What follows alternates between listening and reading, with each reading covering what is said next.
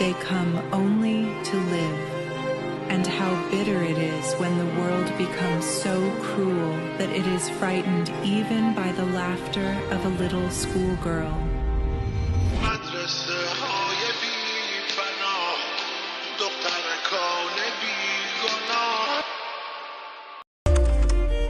The morning that began with the school bell ended with the sound of an explosion.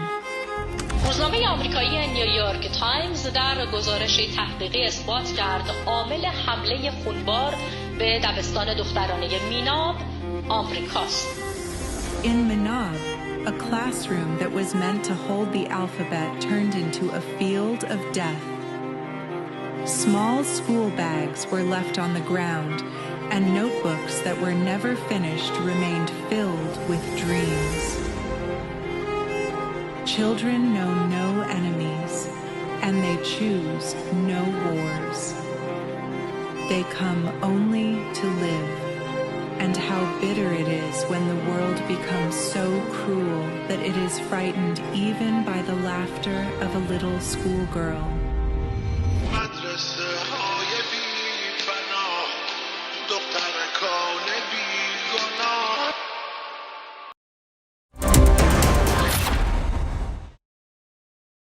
थोड़े में ज्यादा स्वाद यही तो है इसकी खास बात। वाओ मम्मा, क्या स्वाद है? अरे मेरे राजा।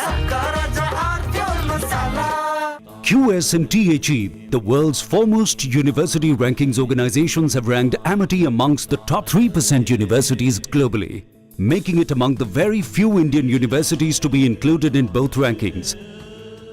Yet another top ranking for Amity University. चमकी चाट से क्या बना है? सैंडविच, लस्सी और छाछ और हर घूंट में चमकी चाट, ड्राई फ्रूट और दही बड़े। चमकी चाट से स्वाद बढ़े। असली स्वाद सिर्फ चमकी चाट।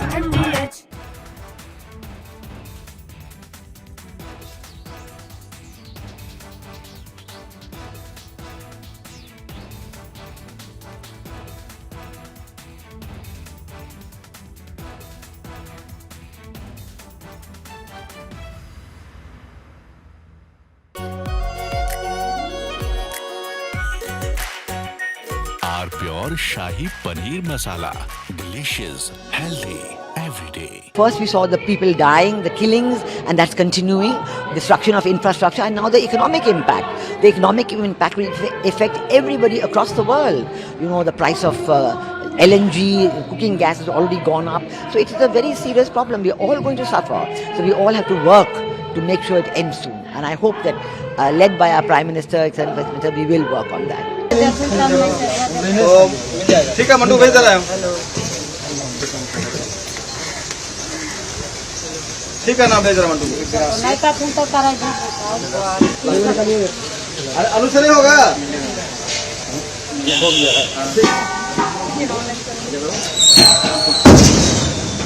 ये तुम तो कमाल किया तो नीचे। अब तुम फिर गाड़ी ले पूर्ण वाला। ना लोगों ने गाड़ी मार रहा है।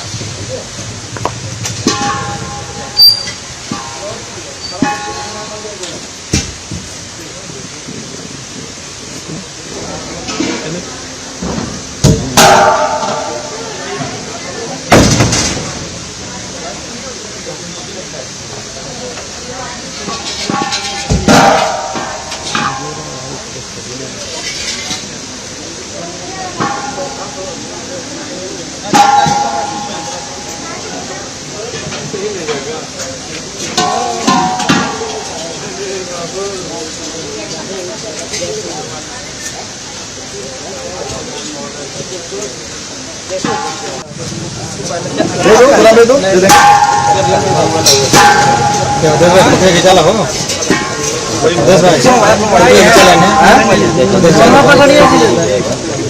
ठीक है ना हम बात करेंगे क्या हुआ ठीक है ना भैया बोलेंगे आप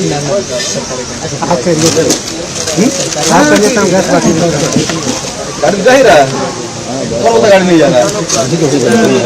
गाड़ी तो चारों गाड़ी निकला हुआ है। आप बताएं लोग ये FFCCS मतलब फाउंड्री फॉर कोऑपरेटिव सोसाइटी।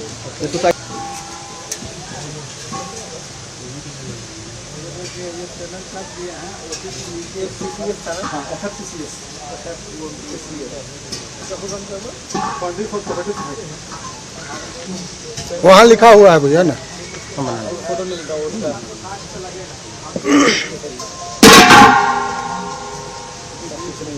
आज के लिए केवल है, गाड़ी आ जाएगा दूसरे खत्म। अभी तो राकेश आया था। हाँ राकेश आया था, भाई भाई कोई दिक्कत नहीं यार, तुम बाइक चलाना चला मुलाकात होती रहेगी। हाँ बोला भाई भाई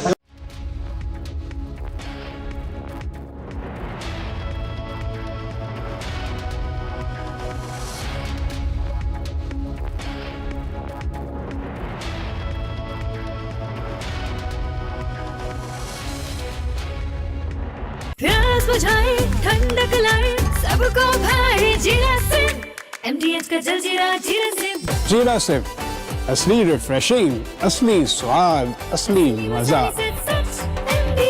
MDH रानी इस घर में कुछ है जो टूटता नहीं। ये पिलर कभी नहीं टूटेगा। रुंगटा स्टील TMT से बना। रुंगटा नहीं तो घर स्ट्रॉन्ग नहीं। रुंगटा स्टील TMT बार एकदम सॉलिड। प्योर सूजी पास्ता उबालो मिलाओ और खाओ, 8 मिनट में तैयार। क्या टेस्ट है सबका राजा hardcore masala. First we saw the people dying, the killings, and that's continuing, destruction of infrastructure, and now the economic impact. The economic impact will affect everybody across the world. You know, the price of LNG, cooking gas has already gone up. So it is a very serious problem. We're all going to suffer. So we all have to work to make sure it ends soon. And I hope that led by our Prime Minister, etc., we will work on that. ठीक है mandu भेज दे रहे हैं। ठीक है ना भेज रहे हैं मंडू। अनु से नहीं होगा।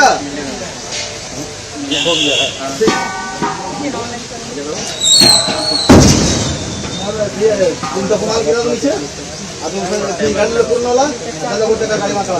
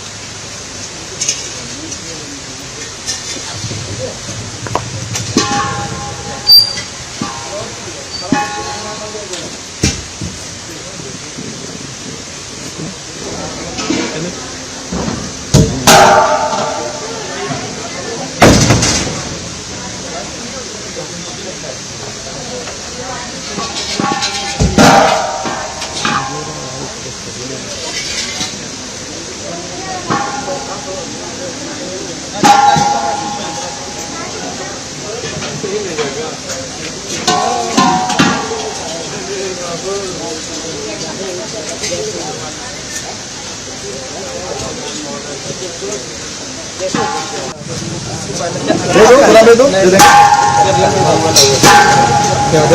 चला हो 10 ठीक है ना हम बात करेंगे क्या हुआ। हाँ ठीक है ना भैया बोलेंगे आप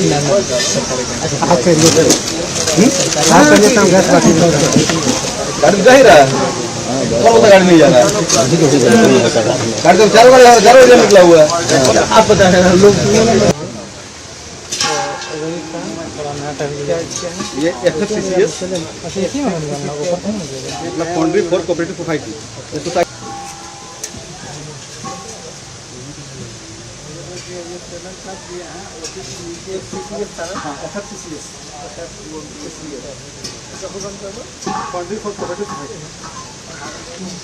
वहाँ लिखा हुआ है भैया ना।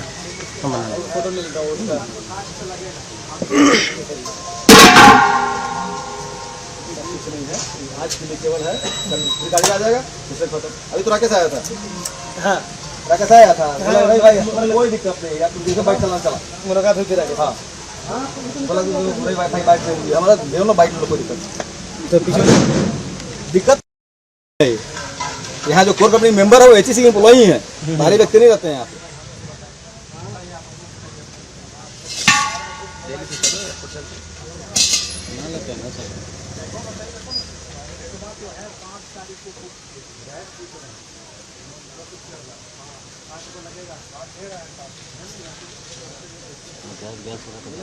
बोलो 60 रुपये लाएगा 50 रुपये लाएगा करेगा बोलो बोलो समझो ना फिर बोलो कोई बात नहीं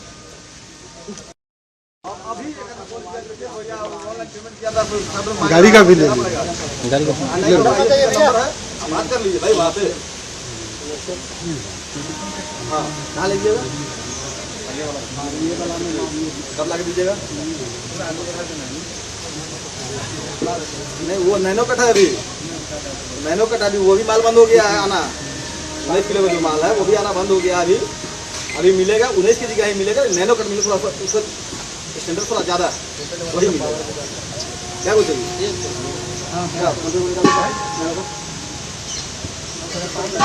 And if you look at the oil sector as a whole, since oil is a very important commodity for the global economy, and since India is so heavily dependent on oil from, that region, 60% of crude oil that we purchase comes from the Persian Gulf area. Therefore, Strait of Hormuz becomes very, very important for us. However, my own sense is that, price of oil may go up, crude oil may go up, maybe $80 per barrel, maybe $85 per barrel, for short term, maybe 8 days, 9 days, 6 days or 10 days and so forth. But I don't think we really need to worry too much about at this stage. The two reasons for that. Number one is I think they have done the geopolitical math that how long the operation, the military operation by the United States and Israel is going to last. And my own sense is not good.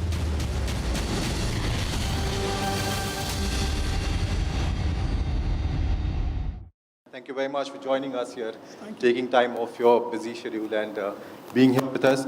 We've been talking about modernization and in fact the topic of discussion today is innovation and indigenization.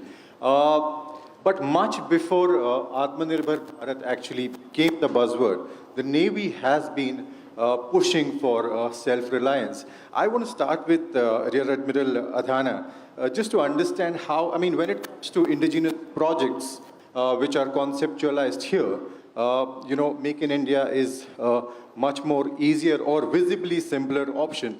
But when it comes to procurements, when it really comes to refit projects, could you elaborate how is it to really fit the concept of Make in India or Atmanirbhar Bharat? Well, you brought out that the concept of Atmanirbharta is nothing new to the Navy. We've been at it for last 6 decades. And the schemes which are there by the government of India, namely the Make schemes, the IDEX schemes, then there's TDF scheme, and we can do research and development projects under revenue scheme as well. So depending on the requirement which are thrown up by our professional directorates, depending on the pain points which are projected by our dockyards, that actually gives us the roadmap as to which are the equipment and the systems which need to be indigenized.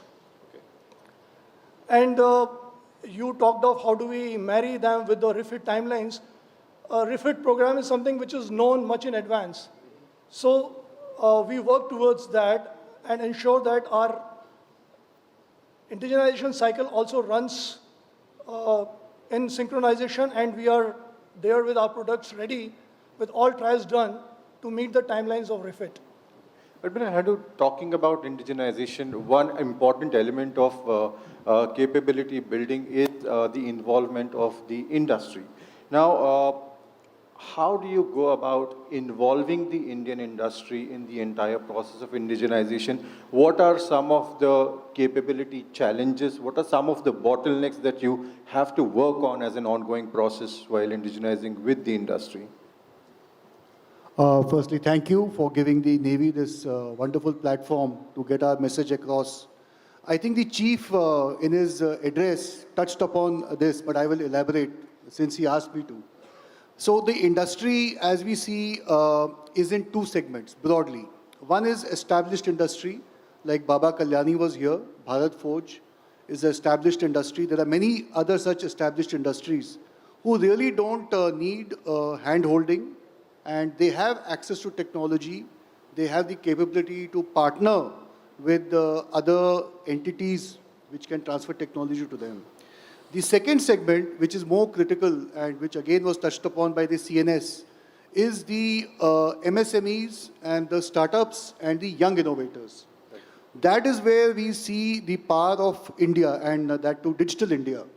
And it is in this segment that we enhance our focus and enhance our drive through schemes such as IDEX, NIIO schemes, TDF schemes like was brought out. So broadly, it is in these two categories.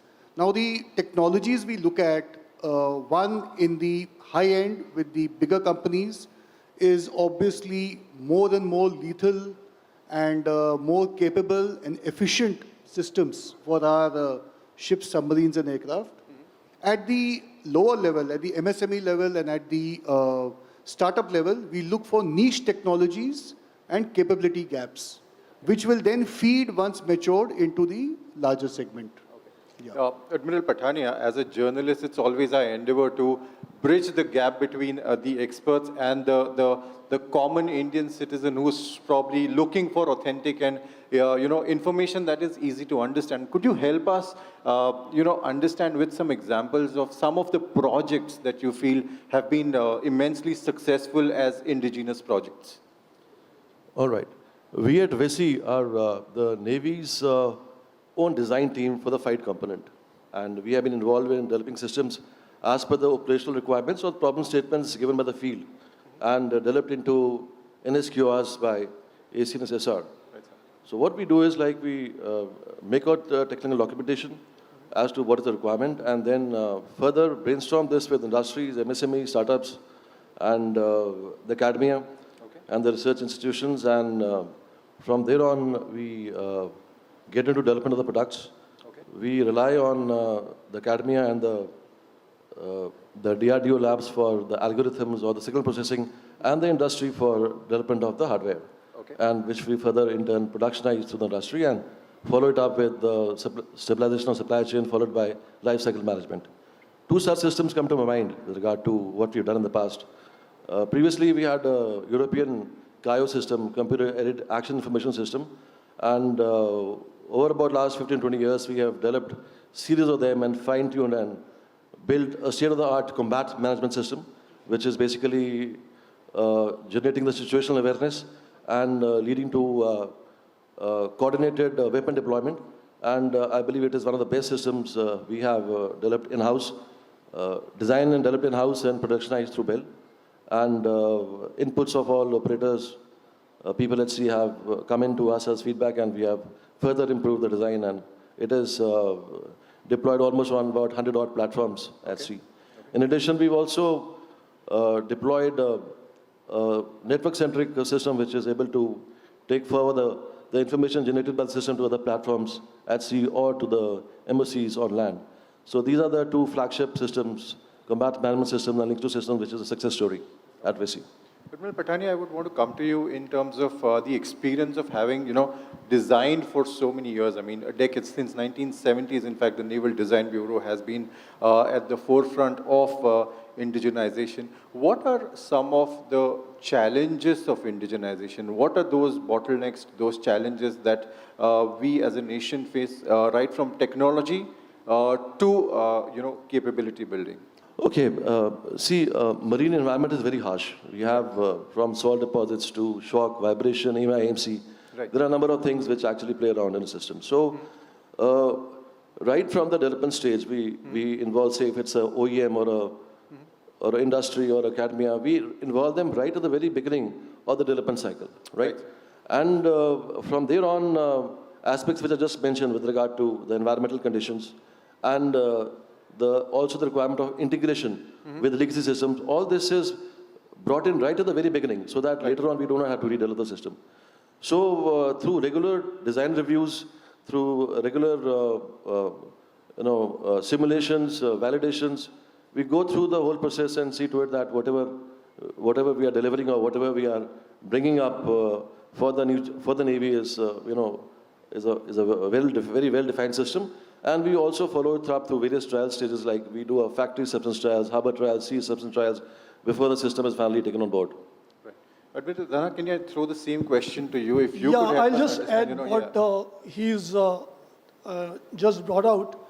See, it is not very easy to, it is, as it is said that, why can't we indigenize and be completely Atmanirbhar? The metallurgy, as Baba Kalyani had brought out, the systems which are built by the European, navies, they've been built for their waters. Right, sir. And their waters at best are brackish. Whereas our environment is very, very hostile, very saline environment where the metallurgy which is required is different, right? So you have to design and indigenize systems which can withstand, our environment. So that is a challenge. Right. And what are those initiatives, or what are those, that you've been undertaking to overcome those challenges? So we have to have the right metallurgy, to have equipment, systems, sub-assemblies designed for our environment.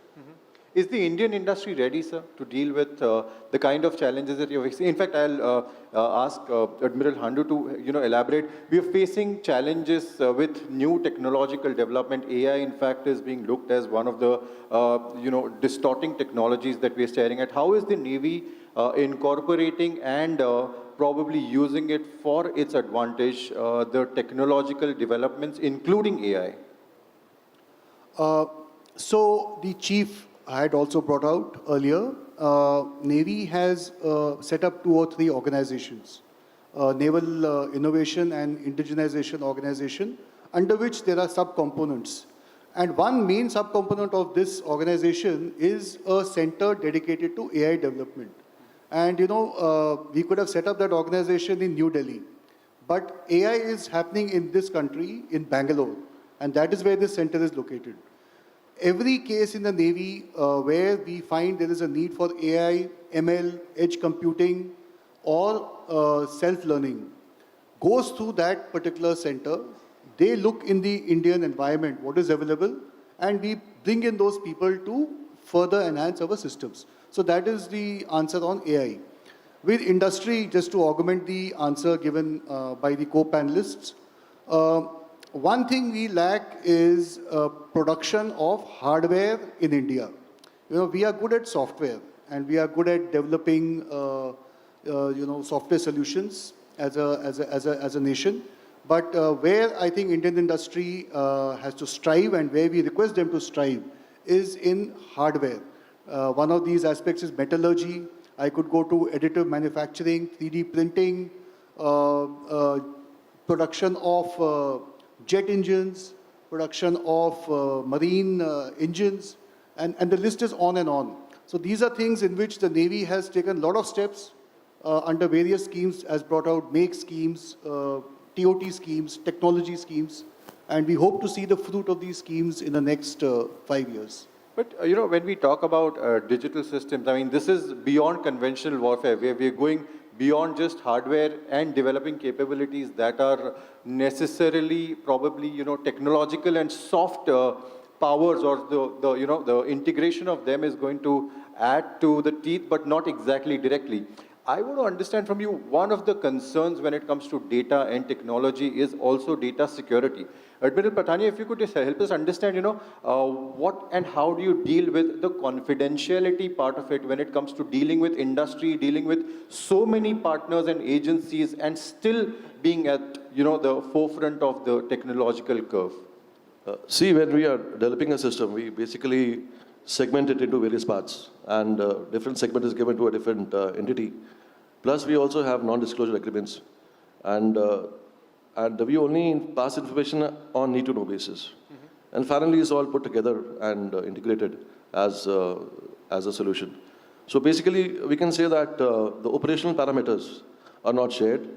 The technical envelope, basically the technical performance envelope is shared, and which is enough for the industry to develop a system, and we are also hand-holding them.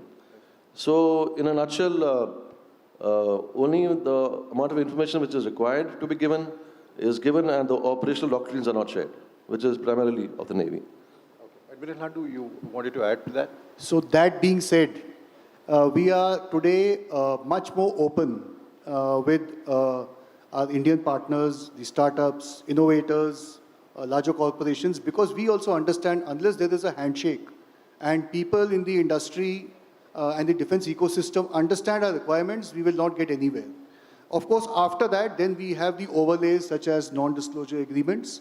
But I can assure your audience through this forum that the Indian Navy is much more agile in projecting its requirements and making sure that products are tailored to our needs. Okay. Admiral Adana, does quality, you wanted to add something, sir? No. Okay. Just basically when it comes to dealing with so many agencies and developing technology, quality becomes one of the most important, and that's especially something that's going to be making your capabilities completely foolproof when it comes to dealing with operational preparedness. I want to understand, how does the Navy deal with the qualitative aspects of it? What are those measures that are taken, or what are those initiatives that are taken to ensure that the quality of the platforms or the technological systems that we're integrating is up to date and up to the standards of the Navy, sir? So the quality and performance of any system or equipment is non-negotiable for a warship. So whenever we are developing any system, the quality assurance agencies, they are involved right from the word go. The quality assurance plans, the approved technical procedures, testing of the raw material, everything is done, and right from the conception till inception of that equipment, these agencies are part of it. So the procedure that is followed automatically ensures that when the equipment is ready, it meets all the specifications which are required by the Navy.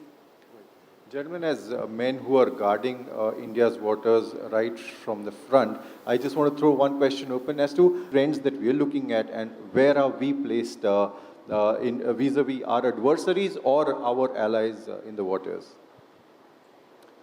So I will answer this question in 2-3 segments. Firstly, in terms of offensive vectors, long-range offensive vectors, you are aware, which we have recently used, the BrahMos is one of our prime weapons. So I think in that field, we are very well set. In matters of underwater warfare, we have complete expertise of operating underwater in the Arabian Sea and the Indian Ocean. Because other navies who come from external oceans and external seas are not suited to operate their equipment here.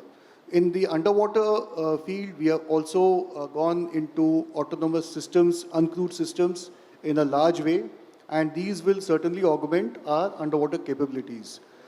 In terms of surveillance, other capabilities such as electronic warfare, communications, we have developed extremely robust and extremely impressive in-house capability through our DRDO labs, through DPSUs and other partnerships. Admiral Sopti brought up previously that in terms of numbers, we should be 180 plus in the next 10 years. And also answered a question about net capability of a Navy. I would say that even if we are fifth in numbers, given our combat efficiency, given our ethos, and given the fact that we mostly operate indigenous weapon sensors, I would rate the net combat potential of the Indian Navy much higher. Okay. Any further comments on this, sir, from your side? See, other area where we need to develop is, that was also alluded to by our Chief of the Naval Staff also, is the propulsion systems.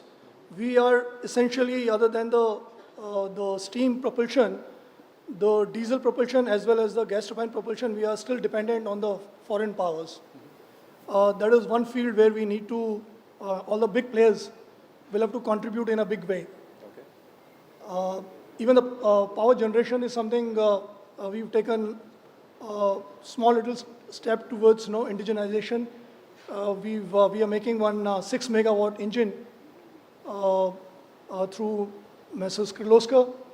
So these kind of initiatives we have to be at always to make sure that whether it is propulsion or power generation or platform management systems, we are we have the strategic autonomy available to us. We are not dependent on anybody. Right. Admiral Pathania, in fact, just to ask you a concluding question, we are looking at times where warfare has completely changed from what we read in history books to what we are seeing right now. Drones are flying. We are almost at the cusp of a sci-fi warfare-like situation. What are some of the future technologies that you feel are going to be shaping the face of modern warfare, and that you feel are the requirements of a modern force such as the Indian Navy? Okay, I will take this on from the last question. I feel some of the latest platforms which we built, 15 Bravo, 17 Alpha, and P-75, I feel they are amongst the best. The weaponry they have is state of the art. Now, with regard to what we are looking in future, we are looking at AI ML in a big way. And that's basically because we want to, say for example, in cybersecurity, we want to do anomaly detection, intrusive protection, adaptive firewalling of our communication networks so that we are not attacked.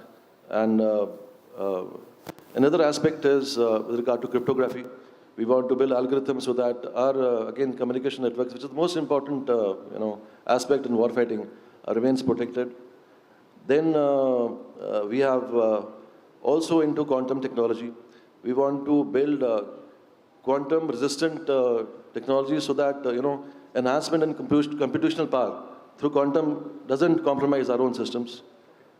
We are into decision support systems through data analytics. For that, we are building our data lakes within the Navy.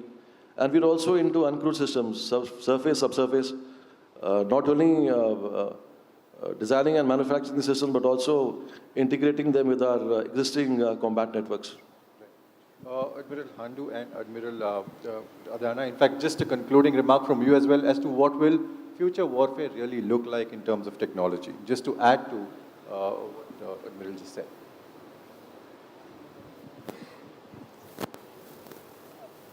This was also brought up by our TNS that the warfare, the nature of warfare is actually, transformed quite a lot from what it used to be 2 decades back. The warring parties are now trying and using the standoff weapons. There's a lot of use of, cyberspace for denigrating the, war fighting capability of your enemy. And the propulsions have become more efficient. They become more reliable. Your sensors have also, undergone a lot of changes. The space-based assets are used, very, very effectively nowadays. So this is what we've seen, this is the transformation we've come to see in the last 2 decades. And we are quite aware of this, and we are trying to innovate, trying to indigenize so that we have required hardware and capability backed by the capacity to fight tomorrow's wars with tomorrow's weapons rather than fighting, the wars with yesterday's weapons. Your comment, sir. So we have already established that the Navy is now a shipbuilder's Navy. We don't buy any ships from outside. So the challenge now, the next step for the Navy in that term would be to make platforms stealthier, more efficient, with leaner manning, and to make them more in tune with, the future. In terms of war-fighting capability, precision is a key. We need to have more and more precision in the delivery of ordnance. Quantum was mentioned. Quantum is the new buzzword in terms of computing, in terms of cryptography, in terms of radars. So in all this, there are schemes running within the Navy, sponsored by the Navy, with participation of the academia to take this forward. Uncrewed systems, land, air, surface of the sea and subsurface. And I would say even in the upper atmosphere. The Navy is looking at all these capabilities in a very, very quick and expeditious manner to develop all these in-house. One thing which we would aspire for in the future, which is also being worked on, is directed energy weapons and microwave weapons, for which DRDO has got a very good scheme. And finally, I would bring out that one aspect which the Navy is focusing on very intently is the undersea domain. While we have complete transparency as to what is happening on the surface and in the air, it is the underwater domain and underwater domain awareness that would be the key to the Indian Ocean in the coming decade. Thank you. Wonderful. Gentlemen, thank you very much for joining us, taking time off your busy schedules and being here with us. Thank you.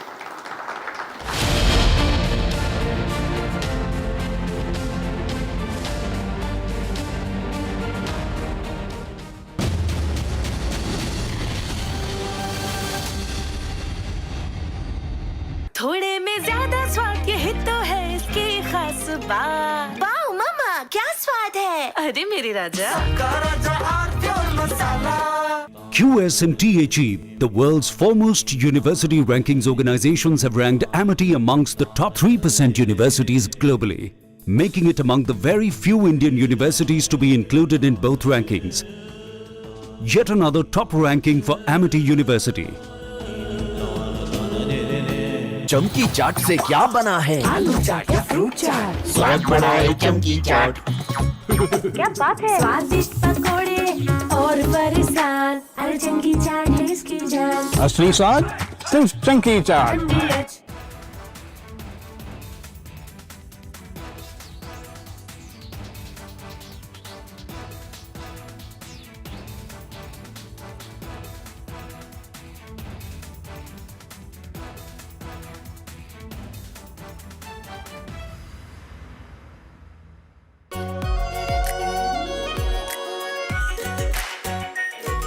Pure Shahi Paneer Masala. Delicious, healthy, every day. First we saw the people dying, the killings, and that's continuing, destruction of infrastructure, and now the economic impact. The economic impact will affect everybody across the world. You know, the price of LNG, cooking gas has already gone up. So it is a very serious problem. We're all going to suffer. So we all have to work to make sure it ends soon. And I hope that, led by our Prime Minister, etc., we will work on that. ठीक है mandu भेज रहा है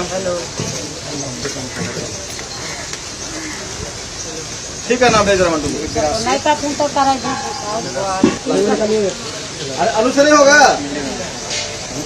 हो गया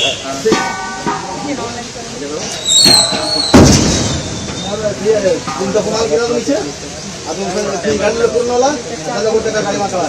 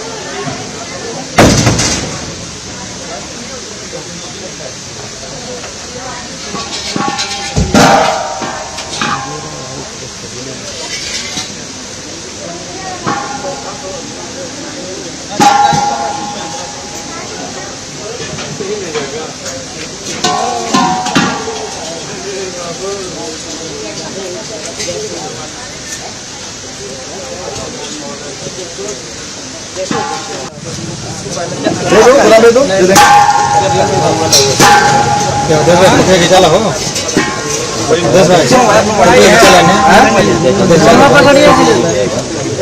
ठीक है ना हम बात करेंगे भैया कहीं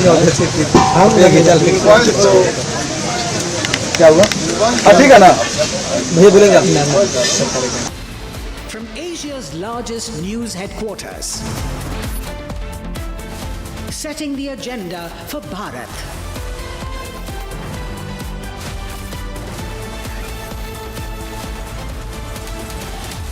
You're watching Republic.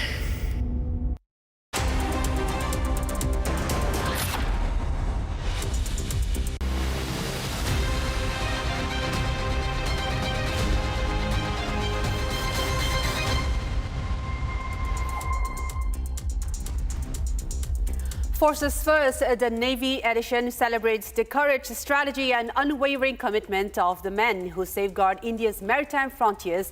This weekend, Republic Media Network brings together some of the most distinguished voices from the Indian Navy to reflect on leadership, service and the evolving role of maritime power in shaping India's future. From operational excellence at sea to strategic vision that secures the nation's interests across oceans, this special gathering features insights from naval leaders who have commanded with distinction and served the country with honor.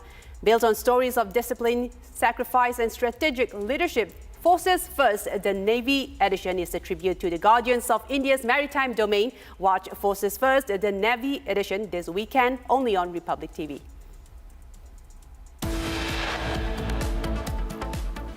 Indian Navy escorts LPG carrier Shivalik and Nanda Devi through the Strait of Hormuz amid West Asia war. US President Donald Trump calls on allies to send warships, says Hormuz will be open one way or the other. Trump also threatens Iran oil infrastructure after US bombs Kharg Island military sites vital to Iran's oil network. After US attack of Iran's Kharg Island, Iran has vowed to retaliate, says will destroy US allied energy infrastructure.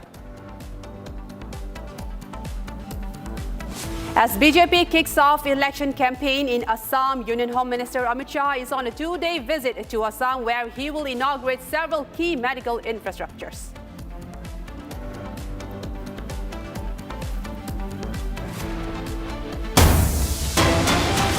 All right, we have breaking news coming in. Saudi Arabia's Ministry of Defense intercepted and destroyed 7 drones targeting the Riyadh and eastern regions. The drones, viewers, were shot down in Al Kharj Governorate and the empty quarter, with 1 drone intercepted near the diplomatic quarter in Riyadh. This is part of a series of attacks with over 24 drones intercepted in the Saudi airspace so far. This is a visual on your screens of Saudi Arabia confirming that they have intercepted 7 drones so far, which were targeting structures in Riyadh and eastern regions of the country.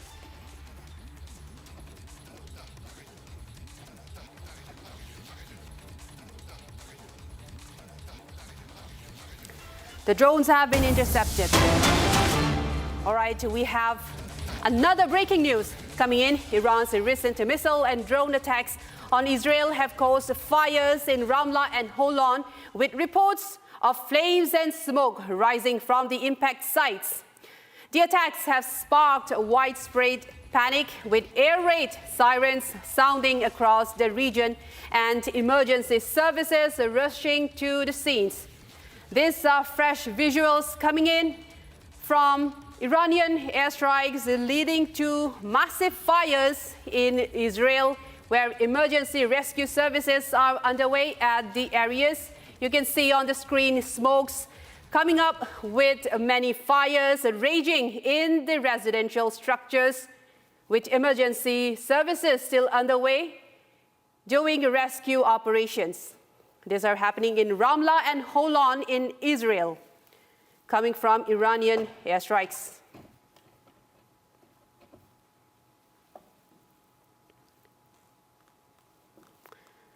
All right, we have these visuals, fresh visuals from Israel, resulting from the Iranian airstrikes and targeted these structures with many fires, massive fires in this region where emergency services are still underway rescuing many civilians in the region.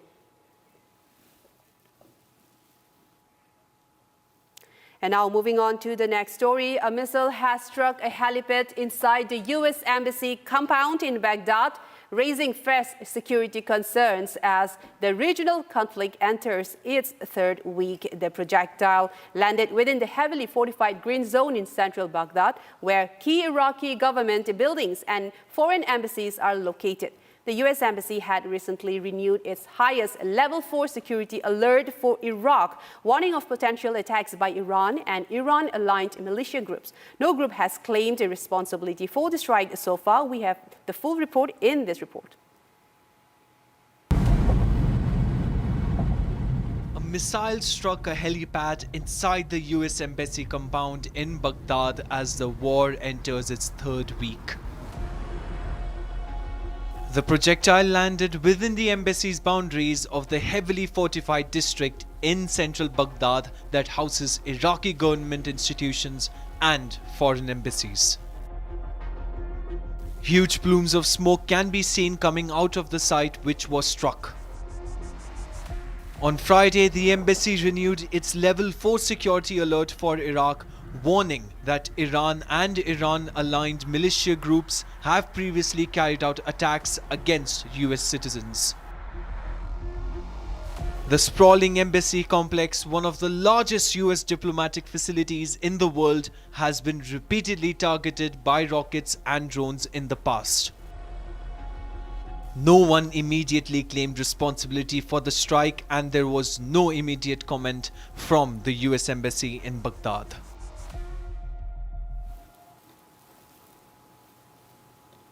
The war along Israel's northern front is intensifying once again. Fresh Israel's airstrikes in southern Lebanon have left multiple civilians and health workers dead, raising serious concerns about attacks on medical infrastructure. According to Lebanon's health ministry, strikes in Sidon and the Bint Jbeil districts have killed doctors, paramedics, and civilians as rescue operations continue through the rubble.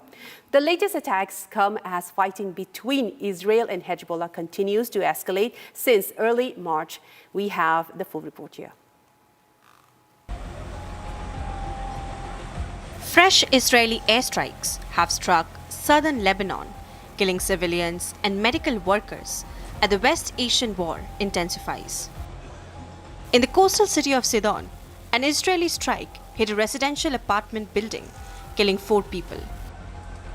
Thick smoke rising from the damaged building as rescue teams search through debris. Emergency responders clearing rubble while efforts were underway to locate possible survivors. In another overnight strike, a healthcare center in the village of Burj Kalayua in the Bint Jbeil district was hit. Lebanon's health ministry says that the attack killed 12 medical workers, including doctors, paramedics, and nurses who were on duty. Authorities say that the death toll could rise as rescue teams continue searching for missing people. The strike marked the second attack on Lebanon's health sector within just a few hours. Earlier, another Israeli strike hit a paramedic center in the southern village of Suana. 2 paramedics were killed in the attack, while 5 others were injured. Lebanon's health ministry has condemned the strikes, accusing Israel of continued violence against healthcare workers. According to Lebanese authorities, at least 18 paramedics have been killed since the latest round of fighting began. Overall, 773 people have reportedly died in Lebanon since clashes between Israel and Hezbollah reignited on March 2nd. The renewed cross-border conflict has raised fears of a wider regional escalation across the already volatile West Asia.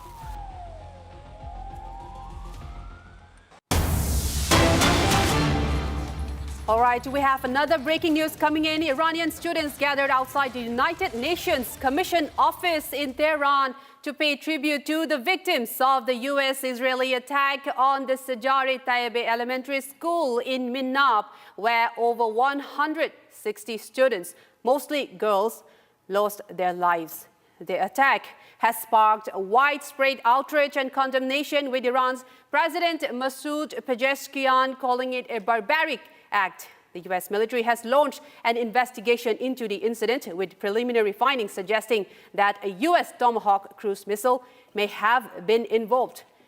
These are the visuals on the screen, where students and Iranian nationals have come out to the United Nations office condemning the brutal Tomahawk missile attack in the elementary school in Minab, where 160 civilians, mostly students, mostly girls, were killed.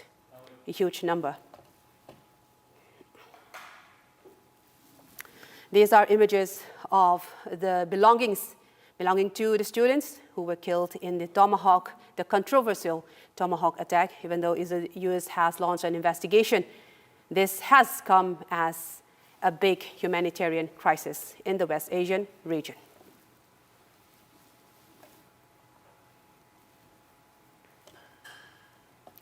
And now, moving on to the next story of the day, U.S. President Donald Trump has said the war involving Iran will continue for as long as necessary, claiming American and allied forces are making significant military gains. Speaking to reporters before boarding Air Force One, Trump also said the U.S. Navy could begin escorting tankers through the Strait of Hormuz as tensions erupt global energy supplies. He added that oil and gas prices could sharply reduce once the conflict ends, even as Washington has deployed additional forces to the Middle East amid the escalating confrontation. Let's take a look at this report.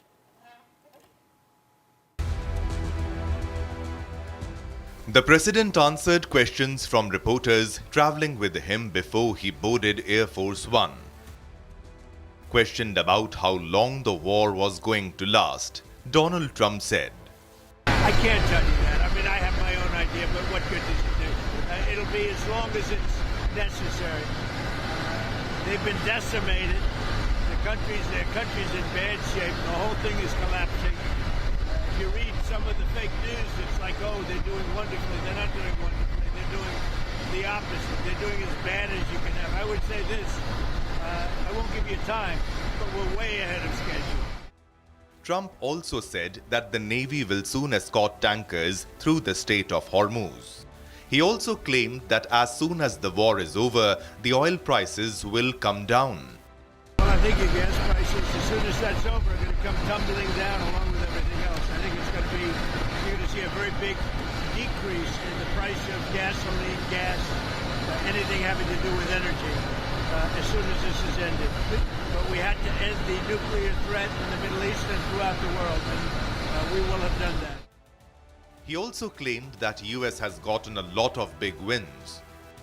So the situation in Iran is going very well. A lot of big hits today, a lot of big wins today, as you probably have heard militarily. And I think it's going very well, and very good control. We'll see what's happening with the Straits. They continue to try and sabotage their own country in the Middle East, but it's been very, very strong militarily. Like always, Trump claims that Iran's military forces are gone. Well, to me it means very simply that we are in a position of dominance that nobody's ever seen before. And whether or not they're able to say the words or whether or not they're able to even fight, their Navy is gone, their Air Force is gone, most of their military is gone, their big threat is gone in every way.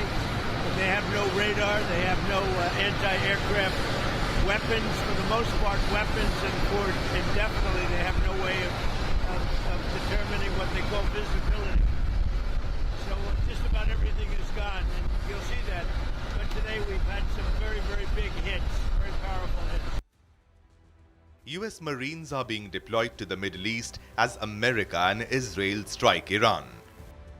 As the Strait of Hormuz remains effectively closed, sharply reducing energy supplies and threatening to destabilize economies around the world, Trump is still adamant to get what he wants.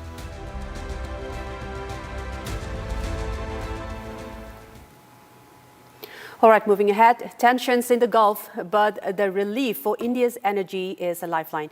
2 Indian-flagged LPG carriers have successfully crossed the strategic Strait of Hormuz and are now heading safely towards Indian shores. We have more in this report. Take a look. In a major development amid rising tensions in the Gulf region, 2 Indian-flagged LPG carriers, Shivalik and Nanda Devi, have safely crossed the crucial Strait of Hormuz. Both vessels transited the strategic waterway late last night and are now moving toward India under close monitoring. Some ships destined for India have been able to cross through the Straits of Hormuz. 2 Indian ships, Shivalik and Nanda Devi, crossed the Straits of Hormuz and are now headed to ports in India. Each of the ships is carrying in excess of 46,000 metric tons of LPG, cumulatively 92,700 metric tons, as was referred by my senior colleague here. Several of our ships remain in standby in the Gulf region. We propose to continue to remain in touch and coordinate with all concerned countries to ensure a safe and unimpeded transit for them in an effort to ensure our energy security. The ships are carrying a massive 92,700 metric tons of LPG. Each tanker transporting over 46,000 metric tons, a crucial supply for India's energy needs. The vessels are expected to dock at the western Indian ports of Mundra Port and Kandla Port, with arrivals scheduled for March 16th and March 17th. Shivalik और नंदा देवी ये भारतीय Indian flag vessel थे। शिवालिक और नंदा देवी ये LPG carry करते हैं, LPG carriers हैं। इन्होंने आज अर्ली मॉर्निंग, देर रात में early morning straight of Hormuz cross किया सेफली और ये भारतवर्ष की तरफ बढ़ रहे हैं। इनमें करीब 92,700 मेट्रिक टन एलपीजी है और इनका अराइवल पोर्ट मुंद्रा और कांडला होगा। Meanwhile, several other Indian-bound ships remain on standby in the Gulf. India continues to cooperate with regional partners to ensure safe passage through one of the world's most sensitive maritime routes amid the West Asia war. With tensions high in West Asia, the safe transit of Shivalik and Nanda Devi offers a crucial boost to India's energy security.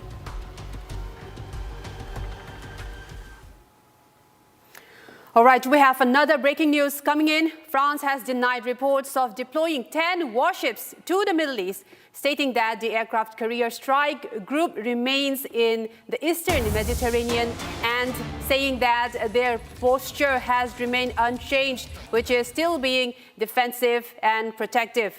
This comes after US President Donald Trump has urged allies to help keep the Strait of Hormuz open.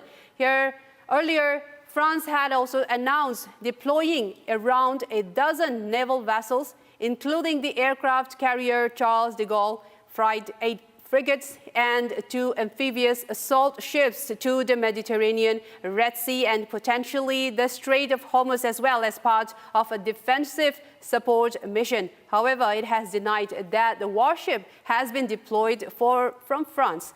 Here are the visuals on your screen of other vessels and of structures being bombed. However, France has still denied that they have sent warship while maintaining that they still keep their defensive posture with regards to the West Asian war.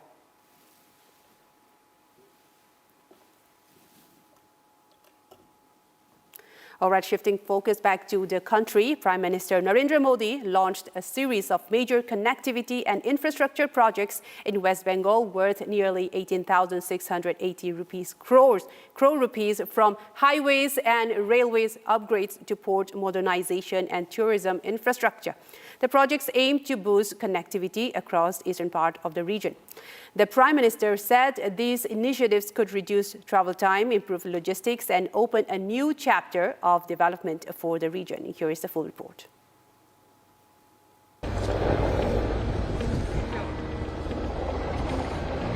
Prime Minister Narendra Modi launched infrastructure projects worth nearly 18,680 crores in West Bengal. The projects mark a new chapter in India's development, driven from eastern India. Kolkata की धरती से पश्चिम बंगाल और पूर्वी भारत के विकास का नया अध्याय लिखा जा रहा है। सड़क, रेलवे और पोर्ट इंफ्रास्ट्रक्चर इनसे जुड़ी 18,000 करोड़ रुपए से अधिक 18,000 करोड़ रुपए से अधिक की परियोजनाओं का शिलान्यास और लोकार्पण हुआ है। A key highlight was the 231-kilometer Kharagpur-Moregram economic corridor. The 4-lane corridor is expected to reduce travel distance by nearly 120 kilometers and cut travel time by 7 to 8 hours. The highway will pass through several districts including Paschim Medinipur, Bankura, Hooghly, Purba Bardhaman, Birbhum and Murshidabad. The corridor will also connect major national highways. The Prime Minister also raised the foundation for the Dubrajpur bypass and additional bridges over the Kangshabati and Shilabati rivers. In the rail sector, 6 stations were redeveloped under the Amrit Bharat station scheme. A new express train service between Purulia and Anand Vihar terminal was also flagged off. 2 railway projects were dedicated to the nation, including a 3rd railway line between Belda and Dantan. An automatic block signalling system between Kalaikunda and Kanimohuli was also launched to improve rail operations. The Prime Minister also focused on port and river infrastructure. साथियों, सड़क और rail connectivity जितनी महत्वपूर्ण है, उतनी ही अहम भूमिका port और वाटर ट्रांसपोर्ट भी निभाते हैं। कोलकाता और हल्दिया जैसे बंदरगाह लंबे समय से पूर्वी भारत के व्यापार के प्रमुख केंद्र रहे हैं। हल्दिया डॉक कॉम्प्लेक्स इसका मशीनीकरण हो रहा है। इससे कार्गो ऑपरेशन और तेज होगा, बंदरगाह की क्षमता बढ़ेगी और व्यापार के लिए नई सुविधाएं तैयार होगी। Projects were also launched to modernize Kolkata's Khidipur docks and expand port infrastructure. A new river cruise terminal and tourism facility was also announced in Kolkata. The projects are expected to strengthen connectivity across eastern India and help revive Bengal's historic role as a major economic hub. All right, moving ahead, political tensions flared in Kolkata after a violent clash between workers of the Trinamool Congress and the BJP. Stones were reportedly pelted and several people, including police personnel, were injured. Police have also registered a case and arrests have been made. We have the full report of the incident. Let's take a look.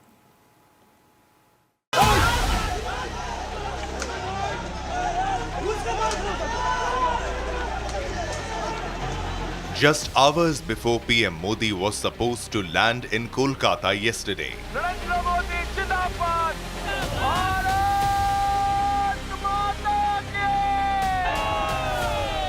tension gripped as clashes broke out between BJP and Trinamool Congress workers, with stones reportedly being pelted during the confrontation.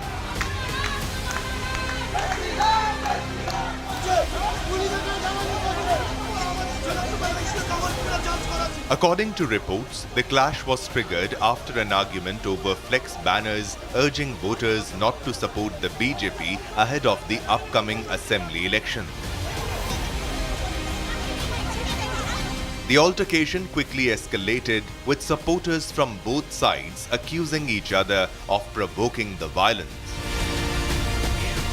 PM Modi in his address also condemned the attack, slamming the ruling TMC government. साथियों, आज भी इस मशाल सभा को रोकने के लिए निर्मम सरकार ने सारे हथियार निकाल लिए। आप लोगों को आने से रोकने के लिए ब्रिज बंद करवा दिए। गाड़ियां रुकवा दी, ट्रैफिक जैम करवाया, भाजपा के झंडे उखड़वा दिए,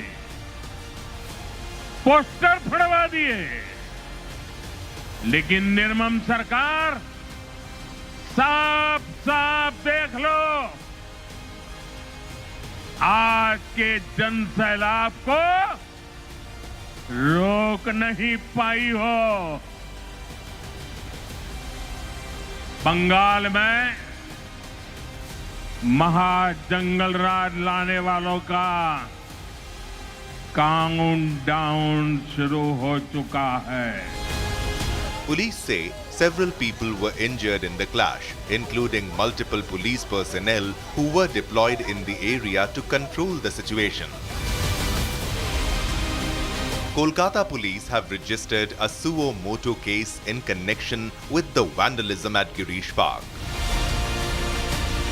4 people have been arrested so far, while raids are continuing to identify and detain others involved in the incident.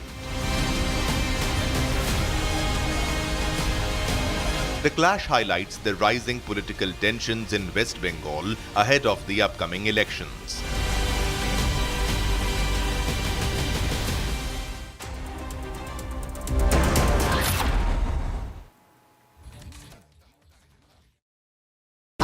Pure सूजी पास्ता उबालो मिलाओ और खाओ 8 मिनट में तैयार। क्या टेस्ट है सबका राजा hardcore masala. QS and THE, the world's foremost university rankings organizations, have ranked Amity amongst the top 3% universities globally, making it among the very few Indian universities to be included in both rankings. Yet another top ranking for Amity University. चमकी चाट से क्या बना है? Sandwich, लस्सी और छाछ हर घूंट में चमकी चाट। अब बताओ स्वाद आया? आया। असली स्वाद सिर्फ चंकी चाट।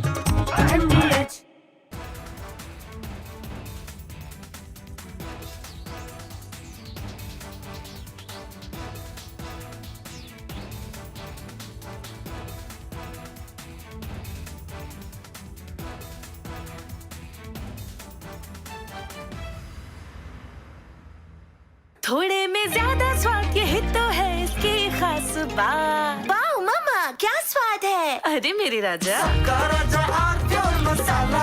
First we saw the people dying, the killings, and that's continuing, destruction of infrastructure, and now the economic impact.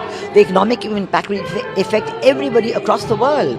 You know, the price of LNG, cooking gas has already gone up. So it is a very serious problem. We are all going to suffer. So we all have to work to make sure it ends soon. And I hope that, led by our Prime Minister, etc., we will work on that.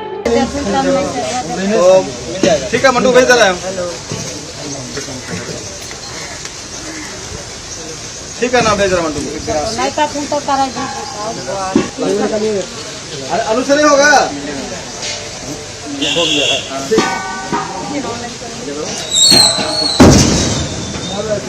तुम तो कुमार गिरा नीचे।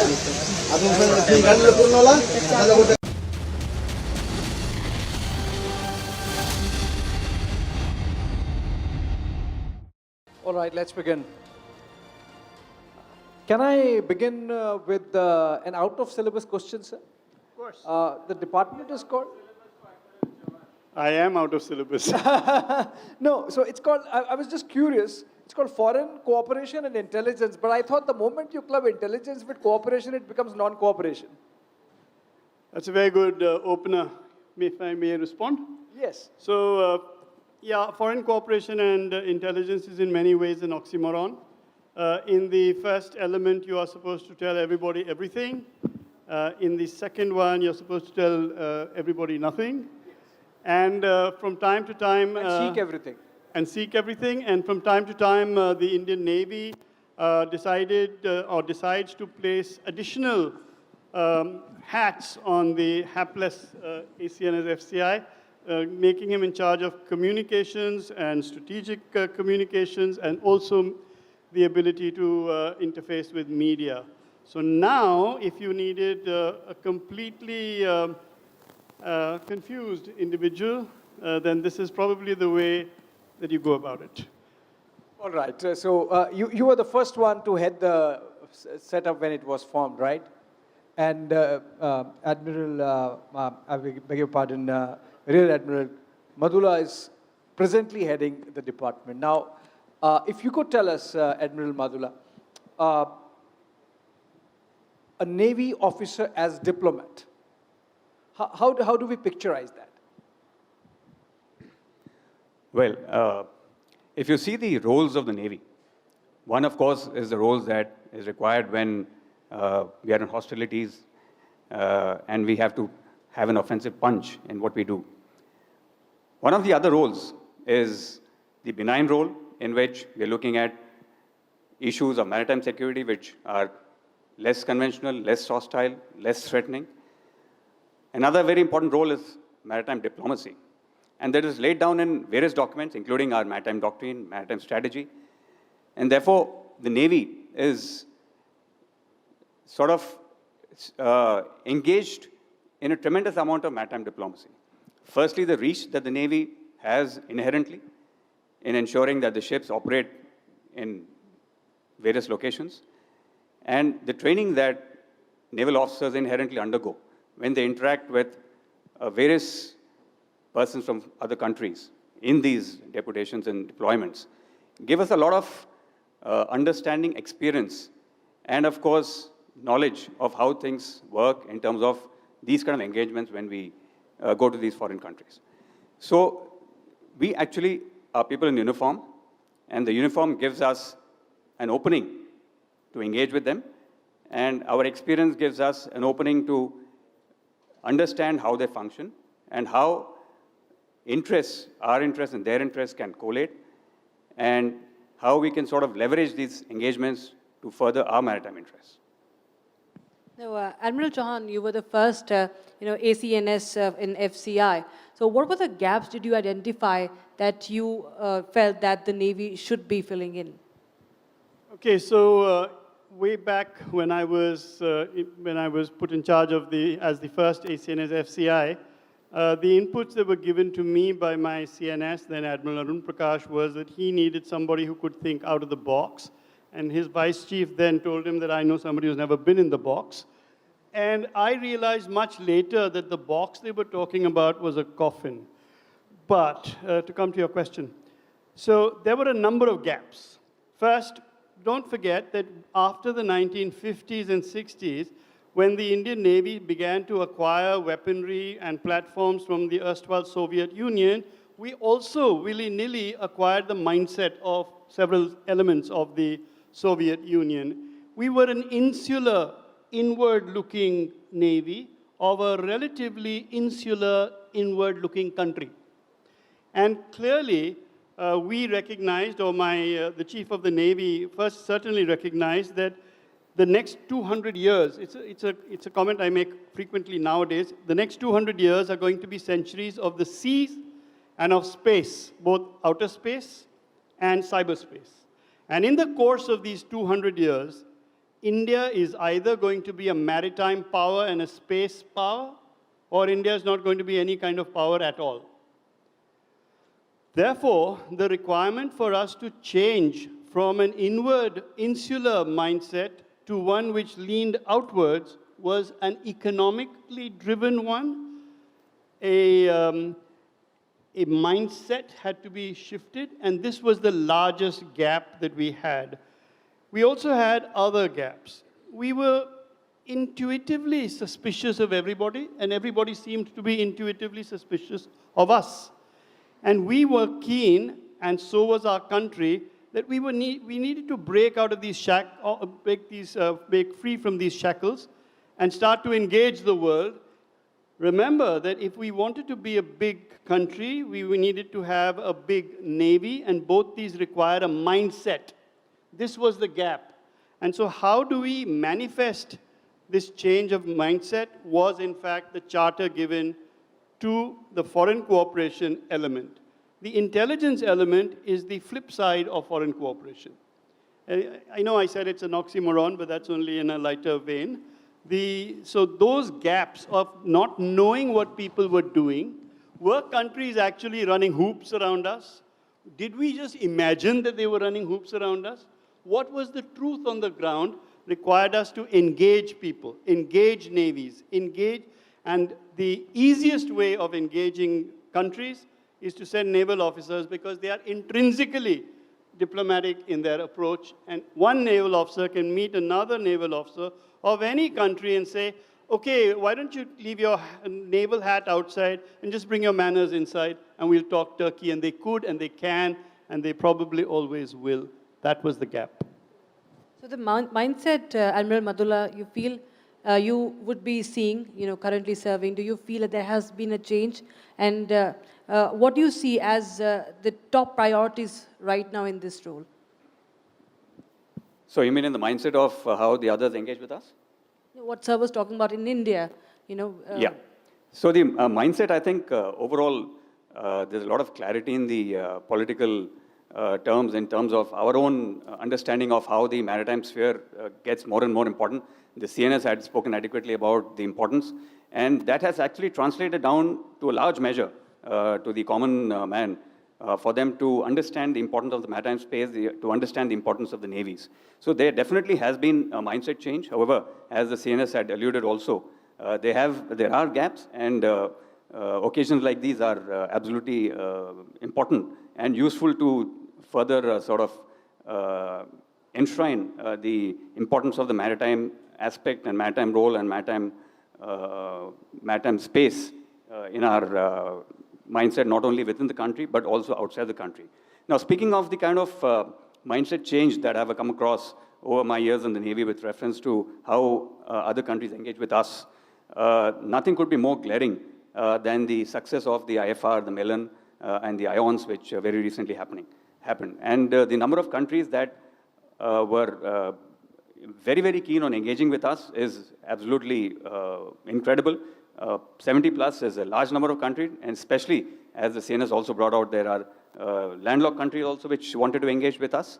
So that shows the amount of credibility that has changed over the years, thanks to my illustrious predecessors like Admiral Chauhan and henceforth, because we've had very, very sustained, not episodic, but very sustained engagement in terms of how we are dealing with other countries, our understanding of what is it that we deal with them, what is it that is a no-no, what is it that they would love to engage with us with. So this has given us a pretty good understanding of where these kind of engagements can lead in helping us develop our maritime interests further. Okay, can I just pick up from there and continue with you, Admiral Madula? When you say 70 nations came together for the IFR and the Milan exercises, and you say this is an outreach, what are they, and when you say that everyone wants to come and engage with us, what has changed, how they are looking India and Indian Navy that they really want to come and engage? A, what they are looking at from us, and why they are so attracted. So when we say that we are the preferred security partner in the Indian Ocean region, I think that comes with a lot of understanding of our own capabilities and our space in the IOR in the current times. So over the years, what has happened is that our capabilities have developed, our understanding of how we are able to provide the same kind of capability and capacity to other nations in the region, that has developed. Our capability of sharing not only information, but technology, that has developed. But most importantly, all this can only work if the kind of inherent trust is there between the two partners. And I think that is where we've really scored well. Because when people interact with us, they interact with us with a kind of transparency which is actually quite encouraging and heartening, because they know that there are very few strings attached in the kind of engagement that we do with them. And the kind of verticals that we work on in foreign cooperation, just to give you an idea, there are 4 pillars under which we work. One is the capacity building, which is sort of translates into gifting of assets, developing of infrastructure in the country that we engage with. The second is capability enhancement, and that deals with development of the personnel in terms of training, in terms of information sharing, and so on. The third is with reference to constructive engagement, in which we engage in bilateral meetings and staff talks and so on. And the fourth is in terms of our collaborative engagement that we do in multilateral constructs. And across these four verticals, I think we've come a long way, and that is the sense that the other partners who engage with us get. And therefore, they find a lot of value and merit in engaging with us in this space. Admiral Chauhan, in the light of what Admiral Madula said, do you get a sense that from where you began and the gaps that you saw which made you set up this unit to the present time when Admiral Madula can so confidently say this is what everyone gets when they engage with us? It's been a long journey and a satisfying journey? Yeah, absolutely. It has been an extremely satisfying journey. We began, I remember, launching a large number of these Navy-to-Navy staff talks, and when they began, there was a lot of hesitation, despite knowing that this was the best shot you had because naval officers were speaking to one another, albeit in different national insignia. So from there, what has been the major change is as Srinivas just said, it has been the building of trust. It is trust building that makes nations and navies talk to one another. There is another factor which was asked earlier in the day, which is how do you make out who's your rival and who's your friend and who should you partner with and who should you stay away from? So let me try and explain this element, and it will probably give you a sense of what I want to say. You know, we engage in this diplomacy effort principally as naval officers, not because naval diplomacy is an end unto itself, but because what navies do in times of peace is they try and shape the probable environment across which they will eventually engage in more naval hard activities. So you shape the probable battle space. To shape this probable battle space, you need to shape the minds of people. And to shape the minds of people, they must recognize you as a credible force that is standing for collective good. This, therefore, when we engage with an exercise, whether it's a passage exercise or it's a pre-planned exercise, neither of these two terms give you any idea about the complexity of the exercise. When we engage in exercises, we first choose, we have to go there. If we have to come to your country and you're separated from us by 500 odd miles, the reason why we come there is to influence your mind by being present in your consciousness. But because we are so far away, we cannot hone our own battle skills because we left behind all the consorts, all our submarines, all our aircraft, all the Indian Air Force, the Indian Army, all those units were left behind. So we look around to see who else can provide that. Of course, if we're looking, say, for example, to see who can provide F-16 aircraft, maybe Pakistan can provide them, but we're not dealing with them. So who else? And then we find who else can provide that. Then we think as a second filter, will our exercising with this particular organization lead to a state where this organization or this country is one which we might go to conflict with? And if the answer is no, then we have one last filter which says, will this country's interaction with us lead to our shortcomings becoming known to our genuine adversaries?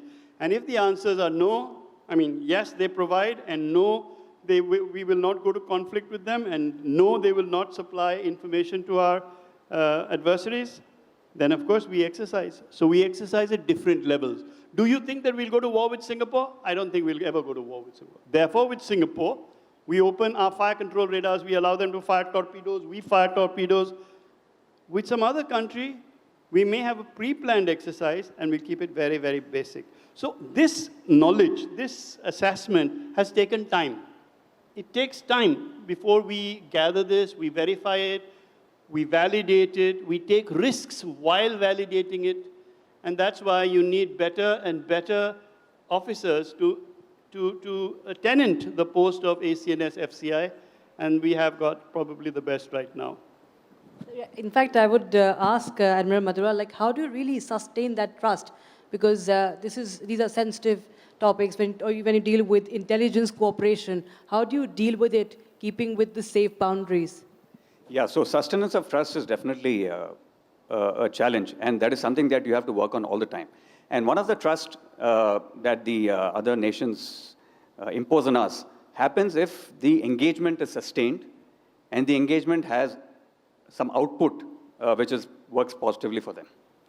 So over the years, what we've realized that initial episodic engagement and what you say is sort of the conference diplomacy kind of thing takes you only that much.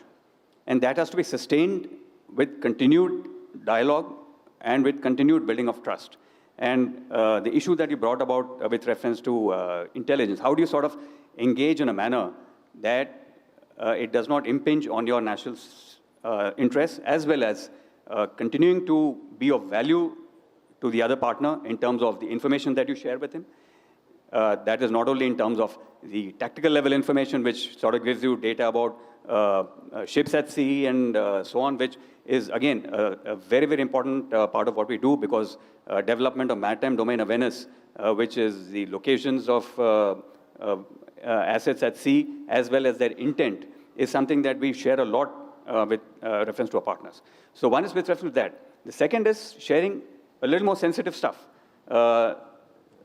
more analysis of the environment issues that are happening, analysis of what are the developments in countries of interest and so on. And the third is, of course, in terms of sharing of technology. So this has to be incrementally developed, and each one of it is calibrated. The whole concept of engagement, keeping the information sec in control, is sort of a calibrated transparency, I would say. So you have to share things, and you have to be transparent about what you're sharing and what you're not able to share. I think that is also important. So if the partner knows that he is going to share and analyze information with me, and not the base information that I get from a source which is sensitive, and he knows it, and I tell him that, then the trust remains there. So it is a long process, and it's a constant process, and I can tell you that the kind of engagement that we've done with a fair number of countries, the trust is mutual, and it really works well for both of us. I have a question for both of you, since you began and you are as of now holding that same place.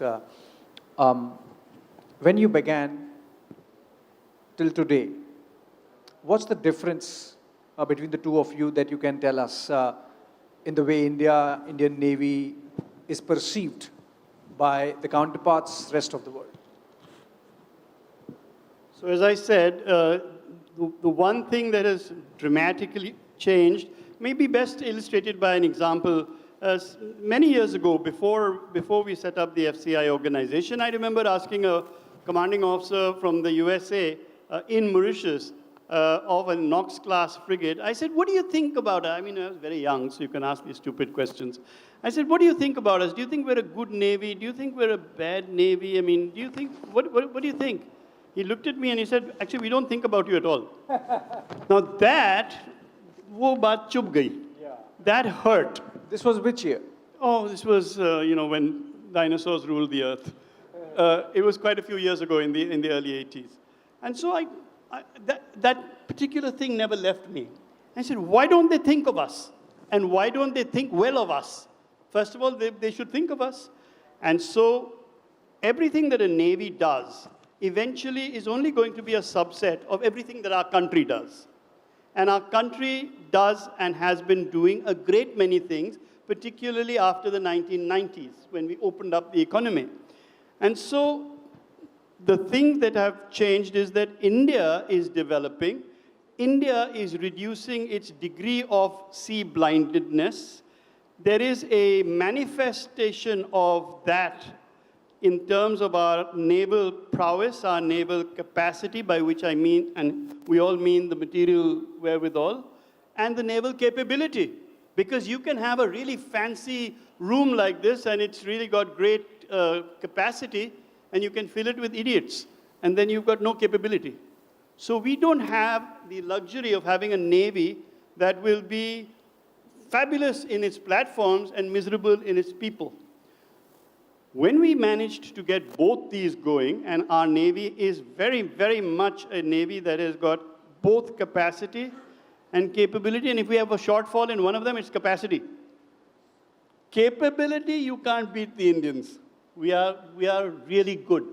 This is recognized over time by other countries. They get influenced positively. They deal with us. When they deal with us, we tell them that, as he just said, we can tell them that this is what we will share with you. This, I'm sorry, we won't share with you because. And then naval officers in particular and countries in general respect that. And that itself counts as honesty. And so countries are now approaching the Indian Navy as no longer a peer competitor. We are not a peer competitor for any navy, barring maybe one or two in the Indo-Pacific and none in the Indian Ocean region. So they look at us as a leader who knows how to lead and not simply a local bully that has supplanted some earlier bully. Yeah. And so the Indian Navy projects and is projected as a force for the good. I know this sounds really childishly simplistic, but it isn't. When people look at you, they look at you, are you a force for good, or are you kind of, sort of, or are you a force for evil? And the Indian Navy is looked at continuously by all navies as a force for good. When we set up IONS, this was the rationale that drove the success of that organization from where we began in 2008 to where we are now. Thanks. Admiral Madula, the example that he gave of an American officer saying, we don't know, we don't care, to the present, what's the scene like? So I didn't get the last word, sorry? What's the scene like? What kind of response you get when you ask perhaps the same question that, what do you think of Indian Navy? Yeah. So I think the force for good is something that people really recognize now. And it's very evident in our dealings with whoever we deal with. And especially very recently, since we had the occasion in which we had so many foreign officers, naval officers, officers from the Coast Guards, maritime security agencies dealing with us in Visakhapatnam. That is something that was the underlying theme of whatever our discussions was. Indian Navy force for the good. And nothing could be more demonstrative of that than the recent, not so recent actually, it happened last year, in which one of our Indian naval ships, which was an offshore patrol vessel, was redesignated as the IOS Sagar. And this actually did a voyage for 2 months in which we had 44 people, officers and men and sailors from 9 different countries. And what we did is we went and carried out surveillance in the EZs of the countries in the IOR. And that is something that was a very unique concept. And when Admiral Chauhan had spoken about force for good, this was exactly that. That we are understanding and we are aware of the lack of resources that very many countries, littorals in the Indian Ocean region have. And they're looking at us to provide, first is the assets to sort of engage with them, to give the experience and knowledge of how to do these kind of things. And third, when you're engaging with them in their own waters, along with them, there's nothing better than that. I think that is something that we've really built upon. Can I quickly add one point here before we continue? Look, very many times we have embarked people from other countries and their navies on our ships. That was not what was the only unique thing about IOS Sagar. We disembarked 44 Indians and we said, you're not coming to our ship as sea riders for a experiential voyage. We will replace our people by you. What level of risk was involved? Very high. What level of trust did it engender? Massive. If we had just taken them as, hi, come along, we're going to survey your EZ and you can come along, one level. If we're going to say we're not there at all, 44 of our actual radar operators, our actual, people in the engine rooms, in the machinery control compartments, in the weapon systems, 44 of our people are going to go away, you will come and replace them. This is trust. But trust doesn't come without taking some risk. Yeah. And so the Indian Navy is not risk-prone, like our country is not risk-prone, but our country is not risk-averse, and our Indian Navy is not risk-averse. We are not afraid. Yeah. This is the main thing. So taking forward from there, Admiral Madula, what, in your understanding, because risk-taking is another sort of skill, to all the young officers who would want to learn about naval diplomacy, what do you think is the most important skill? A, B, coming to the future in next phase of naval diplomacy, what should be the priority? Well, young officers, of course, first and foremost is to build up the credibility. And the credibility, whenever a young officer joins the Navy, the kind of training that we give them in terms of them knowing his job, professional competence, I think there is nothing that can substitute that.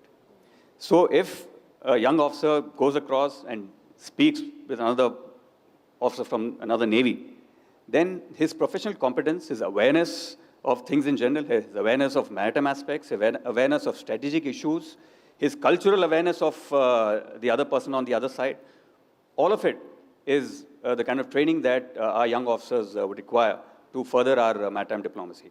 And I think it is extremely encouraging to see that all these aspects are very much present in the young officers. So today I've dealt with a large number of them, and it's extremely heartening to see that. And moving forward, I think what we need to do now is in terms of prioritizing our engagement to yield something which is solid in terms of output. Everything has to be output driven in terms the engagement, like Admiral Chauhan also brought out, that the engagement is to shape a particular opinion so that when you really want him to help you in certain other situations, he will. So how does that work out in the current situation in which, say, we are dealing with benign activities in peacetime? So the engagement will have to sort of give you an interoperability to, say, tackle an HADR operation in which you're working together. The interoperability has to be seamless when you're carrying out anti-piracy operations, when you're carrying out a drug interdiction. So say, for example, taking the thing of a drug interdiction, that is straddling across the spectrum of the engagement that we're doing in the foreign countries. Initially, the first is terms of information of what we need to do, where we need to do. That is shared with the partners. The second, in terms of vessel board search and seizure procedures, which we've instilled and trained the other engagement partner with. Then, in terms of communication exchanges, all this comes down to the final output of getting hold of the bad guy. So that is something that we need to build on, and rather than having talks which are infrequent, we need to have continued engagement in which people like liaison officers in our fusion centers, embedding of our officers in other maritime operations centers, and carrying out joint multilateral task groups like how we are currently engaging with the Combined Maritime Force as in the lead of the CTF 154. All these are something that we need to take forward. All right, I think between the two officers, we have got tremendous clarity as to how Indian Navy goes about being an arm of diplomacy also, apart from being a net security provider in the Indian Ocean region, and of course, safeguarding our territorial integrity and sovereignty.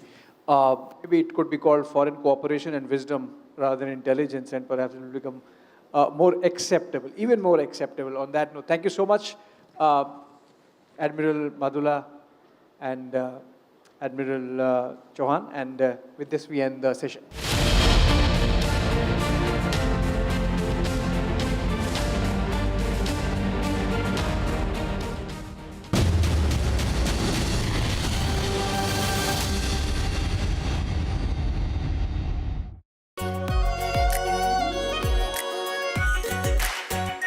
Our pure Shahi Paneer Masala.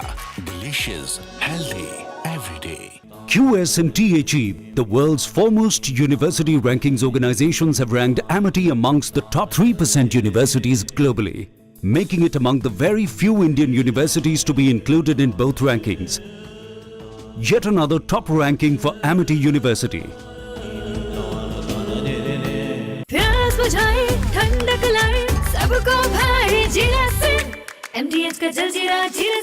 जीरा SIP असली refreshing असली स्वाद असली मजा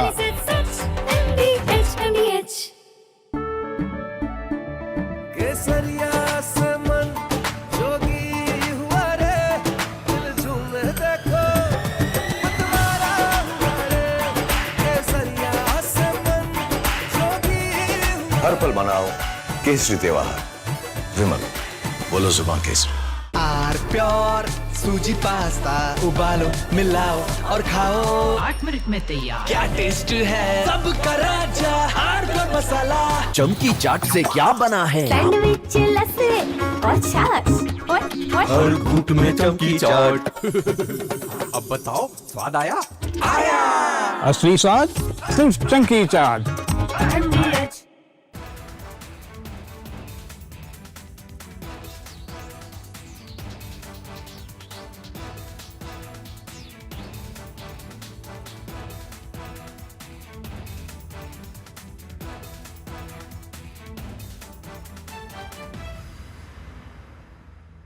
First we saw the people dying, the killings, and that's continuing, destruction of infrastructure, and now the economic impact. The economic impact will affect everybody across the world. You know, the price of LNG, cooking gas has already gone up. So it is a very serious problem. We're all going to suffer. So we all have to work to make sure it ends soon. And I hope that, led by our Prime Minister, etc., we will work on that. ठीक है mandu भेज रहा है ठीक है ना भेज रहा मंडू नहीं तो तुम तो करा अरे आलू से नहीं होगा हो गया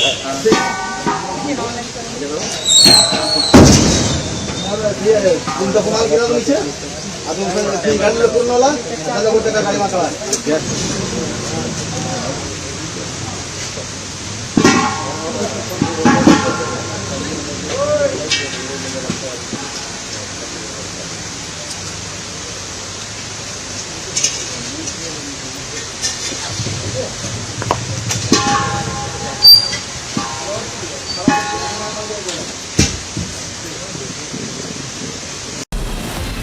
From Asia's largest news headquarters,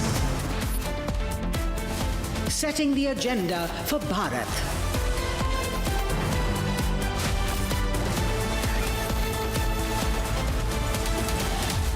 You're watching Republic.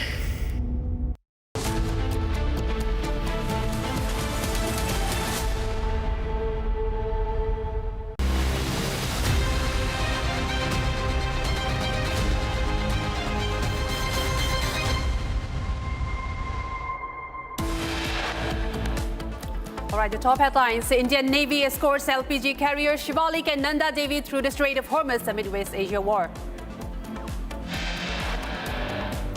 US President Donald Trump calls on allies to send warships, says Hormuz will open one way or the other. Trump also threatens Iran's oil infrastructure after US bombs Kharg Island military sites vital to Iran's oil network. In a big claim, Iran's foreign minister accuses US of launching attacks on Kharg Island coming from UAE, warns Tehran will respond. After US attack on Iran's Kharg Island, Iran has vowed to retaliate, says will destroy US allied energy infrastructure.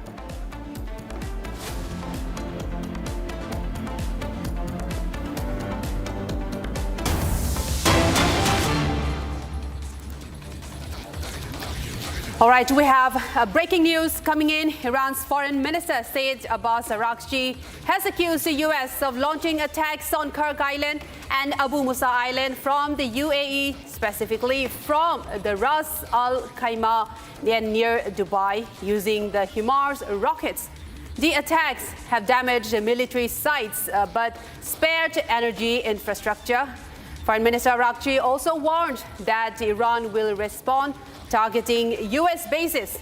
The UAE, meanwhile, has denied involvement with a senior official, stating that they are prioritizing reason and logic amidst escalating tensions in the region.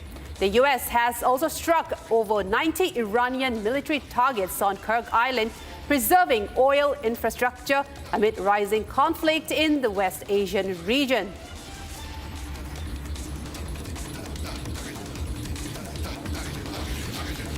This is fresh breaking news coming in as Iran claims that after US has struck the Kharg Island Iranian oil sites, that these attacks are coming from the UAE. Even though UAE has denied of involvement, the strikes have definitely occurred.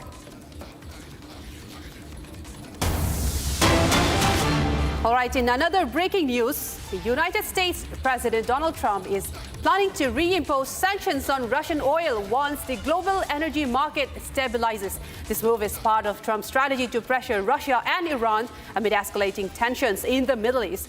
Earlier, the United States had imposed sweeping sanctions on Russia's oil giants in response to Russia's aggression in Ukraine, causing a surge in global oil prices. The sanctions have had significant impacts, with oil prices jumping over 5% and concerns about reduced Russian supply.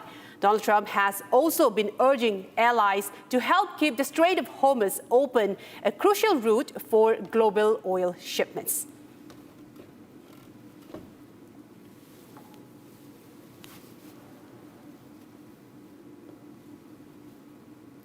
Iranian President Masoud Pezeshkian, while releasing a video condemning the massacre of over 160 children in school in Iran's Minab region, he said that one who claimed to stand for global peace targeted schools, hospitals, stadiums, and cultural heritage sites with ruthless attacks. Let's take a look at the full report here.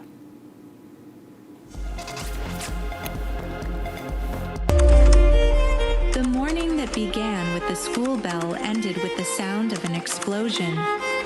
روزنامه آمریکایی نیویورک تایمز در گزارش تحقیقی اثبات کرد عامل حمله خونبار به دبستان دخترانه میناب آمریکاست. In Minab, a classroom that was meant to hold the alphabet turned into a field of death. Small school bags were left on the ground, and notebooks that were never finished remained filled with dreams. Children know no enemies, and they choose no wars. They come only to live, and how bitter it is when the world becomes so cruel that it is frightened even by the laughter of a little schoolgirl.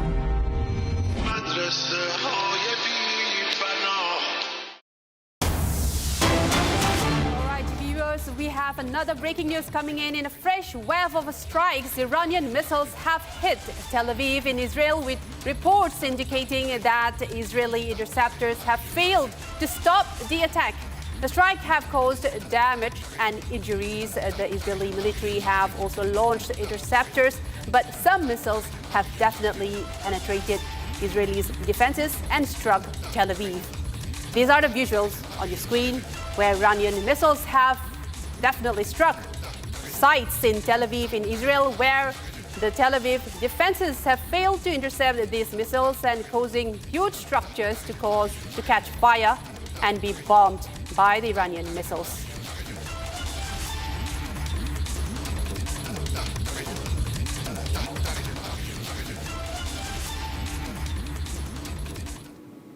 All right, moving on to the next story. Retired Major General G.D. Bakshi delivered a sharp critique of Donald Trump's foreign policy, questioning his blunt territorial claims on Greenland for rare earths and Venezuela for oil as a throwback to an 18th century colonialism in the 21st century. He contrasted Trump's direct "it's mine" rhetoric with the hypocritical moral framing, democracy, human rights used by previous U.S. presidents for interventions in Iraq, Libya, and Iran. General Bakshi condemns Pete Hegseth's calls for no rules of engagement and disregarded for civilian casualties, praising the firm pushback from Russia, Iran, China, and the BRICS nation as vital for global security, sanity, and the rule of law. He also warned that the approaching signals the start of America's great power decline. Let's take a look at the full report. Laugh in bitterness. Haven't you had enough of this before? Don't you learn your lessons? I'm sure the American military does. And Donald Trump had learned the lesson: never get into any protracted, endless wars. Wars without end. Quick in, quick out, air power application, all for the television cameras, take your bow, finish. Go for the next country. And they'll all fall like 9 pins. Venezuela, Iran, Cuba, Greenland. I'm afraid nothing of this tamasha has happened. It was essential for the sake of global security, sanity, rule of law, that Donald Trump be given a strong pushback. And that strong pushback has come from Russia, it has come from Iran. Strong pushback. I do hope that will sober down Donald Trump a bit. He's been, I know previous American presidents also attacked, countries like Iran, Iraq, Libya, etc. But they couched it in verbiage, in language that spoke of democracy, freedom of expression, human rights, etc., etc., etc. It was all hogwash, of course, but I mean, they couched it in that very friendly sounding, highfalutin, moralistic terms. Donald Trump is talking in Hitlerian terms. I need rare earth, I'll grab Greenland. I need Venezuela oil, it's mine. I am the president of Venezuela. Sir, please make up your mind. Are you president of the United States, Venezuela, or are you the president of Iran, who will now designate the next Ayatollah? Can the world lump this nonsense? Can the world go back to the 18th century colonial era of colonialism? America can colonize whichever country it wants because it has the power. At this rate, will we have the African slave trade being resumed? I'm sorry, give us a break. This is the 21st century. And hence it was important for the BRICS nations to push back. And they have. And they have. At least Russia and Iran and China have pushed back very hard. Right? There was Pete Hegseth talking like a Gestapo thug, some Nazi lunatic. He's telling his American soldiers, the Americans are a very decent people, I mean, yes, when their direct interests are threatened, when it's a matter of their honor, they fight like hell. World War I, World War II, those are the examples. But they are a decent lot. He is telling the American soldiery, he is telling the American officers, no rules of engagement. If somebody is drowning some other country's sailor, shoot him in the head. Shoot him in the head. Take no prisoners, murder, kill. Civilian casualties, no problem. 168 poor little girls in school, schoolgirls killed. No skin off my nose. Who cares? Sir, we care. And beyond a certain point in time, the people of America who are decent people and who are a democracy will care. And you are in the wrong year for such totalitarian experimentation, such Hitlerian experimentation. I know you get a lot of Heil Trumps on the television from your entire lineup of secretaries, but the simple fact is that this doesn't go down well with the rest of the world. You have hit all countries that were allied to you particularly hard. Europe, Japan, South Korea, India, anybody who was close to you, you have made it a point to humiliate them, insult them, and now they have reached a stage where they are all pushing back. They are all pushing back. And that would not be a welcome thing for the United States of America. Is the United States a great power in decline? I think at the end of this war, we would clearly see the beginning of that historical decline. Jai Bharat, Jai Hind. All right, moving on to another story. The Iran-Israel war continues to intensify with fresh missile strikes and growing damage on both sides. Homes and civilian areas have been hit as the conflict enters another dangerous phase. Amid the escalating hostilities, the Republic is bringing you exclusive ground reports from inside the conflict zones. Our reporters are on the ground tracking the impact of the war. Let's take a look at this report from Shoham in Israel, where homes were destroyed in a recent missile strike. Take a look. The Iran-Israel war continues to escalate, with missiles and drones striking multiple locations as tensions across the region remain high. Air raid sirens, emergency responses, and damage to civilian areas are becoming a frequent reality as both sides continue to trade strikes. Amid the escalating conflict, Republic is bringing you exclusive ground reports from the war zone, tracking the impact of the strikes and the damage on the ground.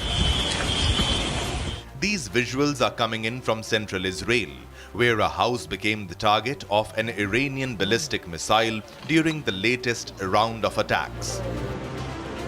You can see here is the home that was attacked by Iranian ballistic missile, and only this room survived. This is a mamad, a protected room with the concrete walls, and it survived the ballistic attack.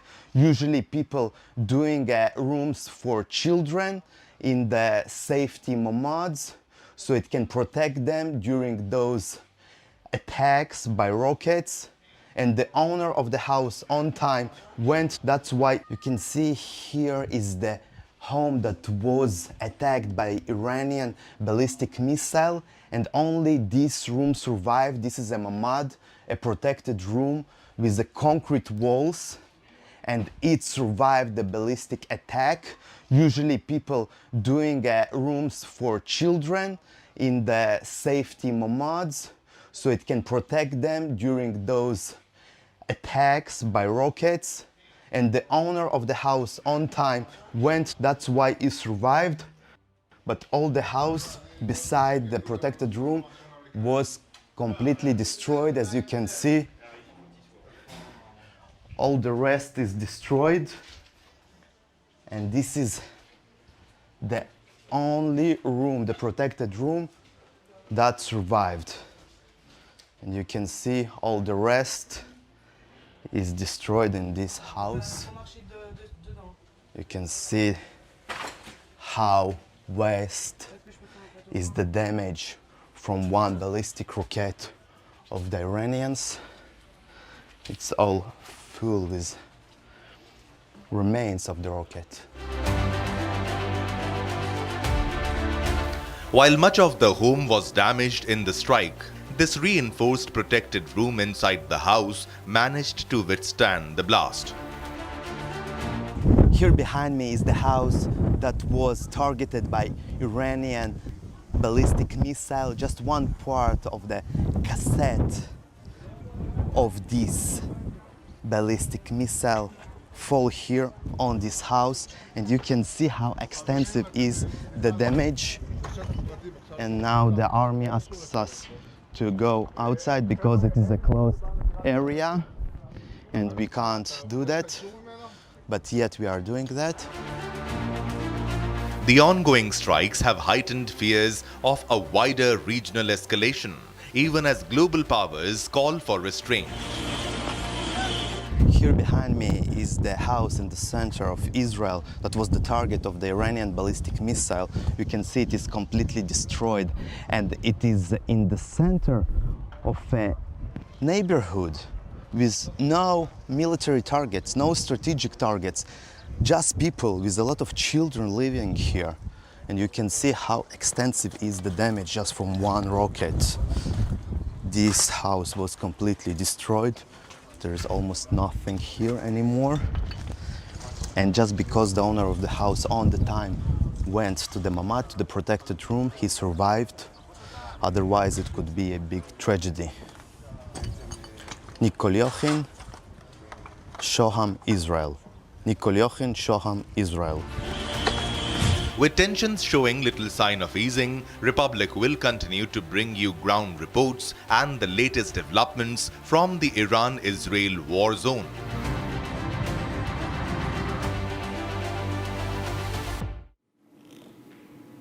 All right, shifting focus back to South Asia, tensions between Pakistan and Afghanistan are escalating sharply after Pakistan said it intercepted drones launched from across the border by the Taliban.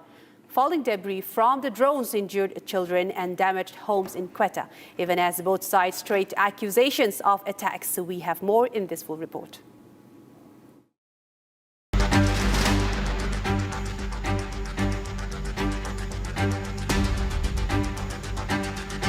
homes were damaged and residents left shaken in Pakistan's southwestern city of Quetta after debris from intercepted drones fell in residential areas.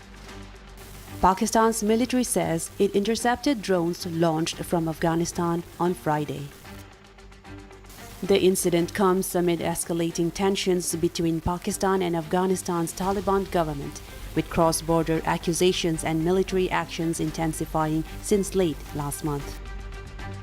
Pakistan's President Asif Ali Zardari has accused Kabul of crossing a red line by allowing attacks targeting civilian areas, warning of serious consequences. The Taliban government in Afghanistan has denied responsibility and instead accused Pakistan of carrying out airstrikes in Kabul and parts of eastern Afghanistan, claiming at least 6 civilians were killed and 15 others injured. Islamabad maintains that its operations are aimed at Pakistani Taliban militants and their networks, not civilians. Despite mediation efforts by China and Turkey, tensions between the two neighbors remain high, raising concerns about further escalation along the border.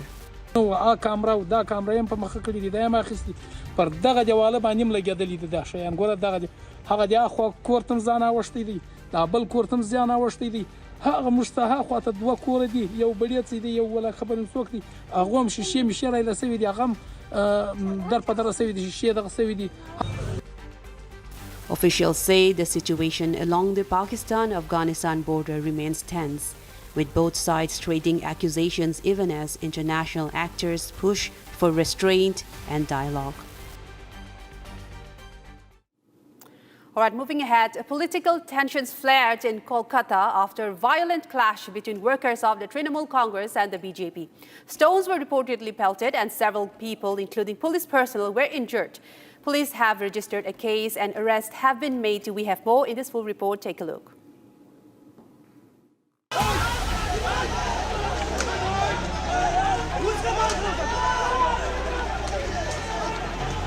Just hours before PM Modi was supposed to land in Kolkata yesterday,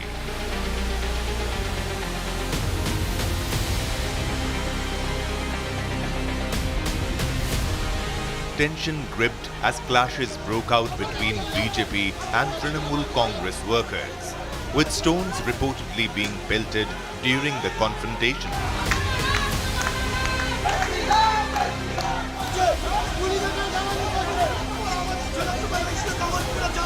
According to reports, the clash was triggered after an argument over flex banners urging voters not to support the BJP ahead of the upcoming assembly election. The altercation quickly escalated, with supporters from both sides accusing each other of provoking the violence. PM Modi in his address also condemned the attack, slamming the ruling TMC government. साथियों, आज भी इस मशाल सभा को रोकने के लिए निर्मम सरकार ने सारे हथियार निकाल लिए। आप लोगों को आने से रोकने के लिए ब्रिज बंद करवा दिए, गाड़ियां रुकवा दी, ट्रैफिक जैम करवाया, भाजपा के झंडे उखड़वा दिए, पोस्टर फड़वा दिए, लेकिन निर्मम सरकार साफ साफ देख लो,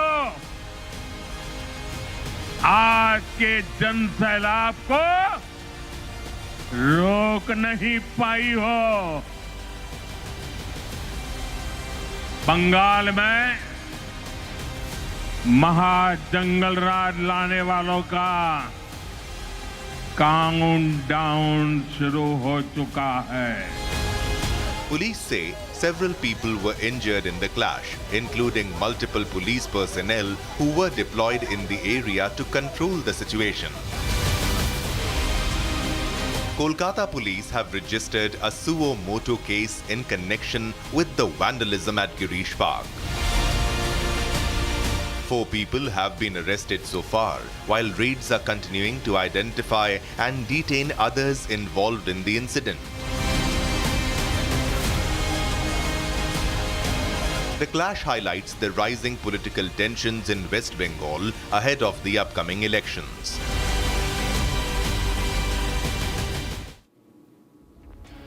All right, coming up after the break, Trump also threatens Iran's oil infrastructure after U.S. bombs Kharg Island, military sites vital to Iran's oil network.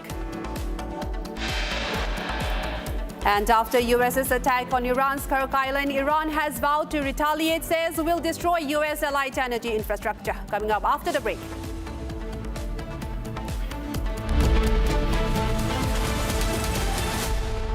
Powered by Century Ply Club Prime. Raho befikar.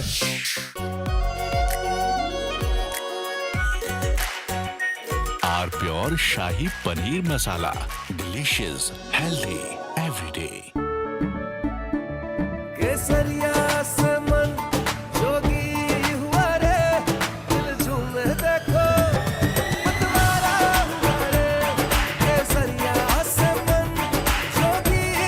हर पल मनाओ केसरी त्योहार।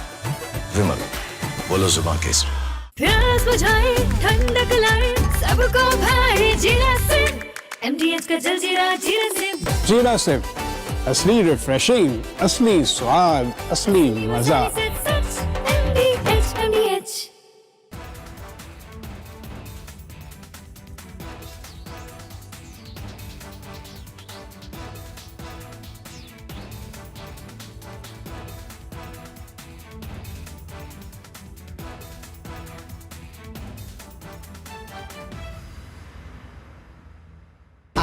Pure सूजी pasta उबालो मिलाओ और खाओ 8 minute में तैयार। क्या टेस्ट है सबका राजा आर प्योर मसाला।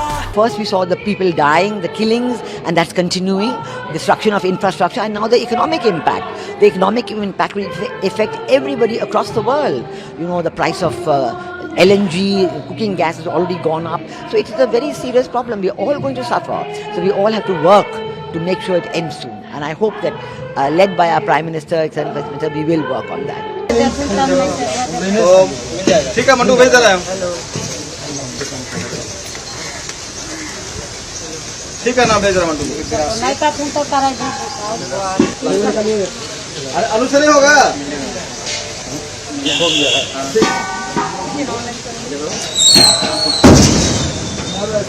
तुम तो कमाल किया तो नीचे। अब तुम गाड़ी में पूर्ण वाला, ना लोगों का गाड़ी में चला।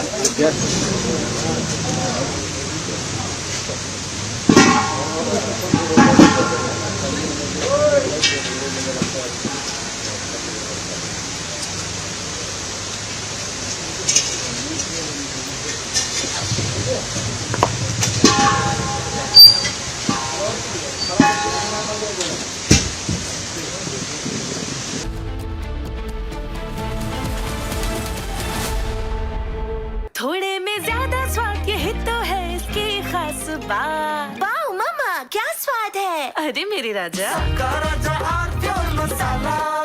QS&THE, the world's foremost university rankings organizations, have ranked Amity amongst the top 3% universities globally, making it among the very few Indian universities to be included in both rankings. Yet another top ranking for Amity University. प्यास बुझाए, ठंडक लाए, सबको भाए जीरा SIM. MDH का जलजीरा जीरा SIM. जीरा सिम, असली रिफ्रेशिंग, असली स्वाद, असली मजा। First we saw the people dying, the killings, and that's continuing, destruction of infrastructure, and now the economic impact. The economic impact will affect everybody across the world. You know, the price of LNG, cooking gas has already gone up. So it is a very serious problem. We're all going to suffer. So we all have to work to make sure it ends soon. And I hope that, led by our Prime Minister, etc., we will work on that. ठीक है मंटू, भेज दे रहे हैं। ठीक है ना, भेज रहे हैं मंटू। अरे आलू से नहीं होगा। हो गया।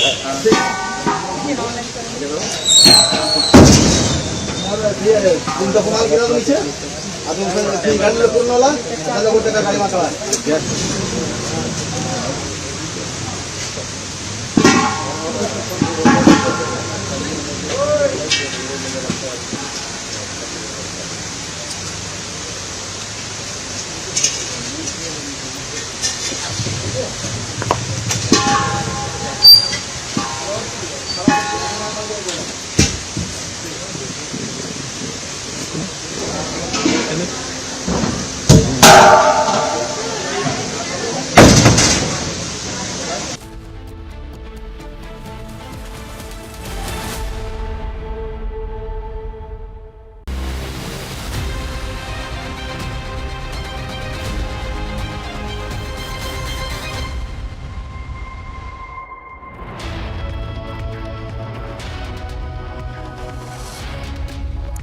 Good morning, viewers. You're watching Republic TV with me, Hina Sharma. Now, the war in West Asia is in its third week, and Donald Trump seems to be caving in to the pressure by the Iranian regime, because now, in a new statement, Trump has said, in fact, reached out to countries saying they should, in fact, send these warships to the Strait of Hormuz to keep the strait open and safe. We get to all the latest in this war and more, but first, the headlines.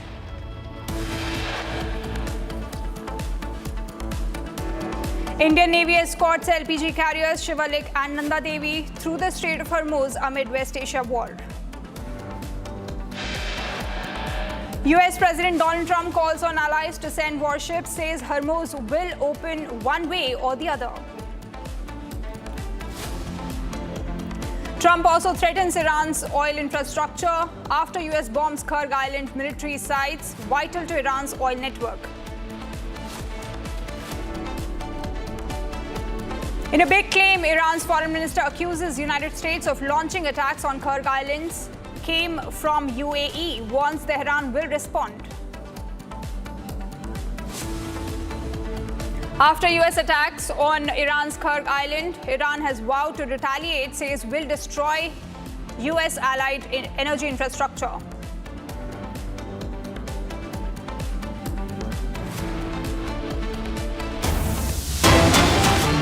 A big piece of breaking news coming in at this point in time, where we are getting information of IRGC targeting US Al Kharg airbase in 51st wave of retaliatory strikes. In fact, IRGC also giving out warnings of attacks on American-linked industrial sites. Islamic Revolutionary Guard Corps has carried out the 51st wave of Operation True Promise 4, launching a barrage of missile strikes against US military installations throughout the region as a reprisal for continuing American-Israeli hostilities. The IRGC also stated that the latest phase of the offensive utilized a strategic mix of liquid fuel and solid fuel missiles. These weapons were directed at US terrorist army forces stationed at the Al Kharg Air Base in Saudi Arabia.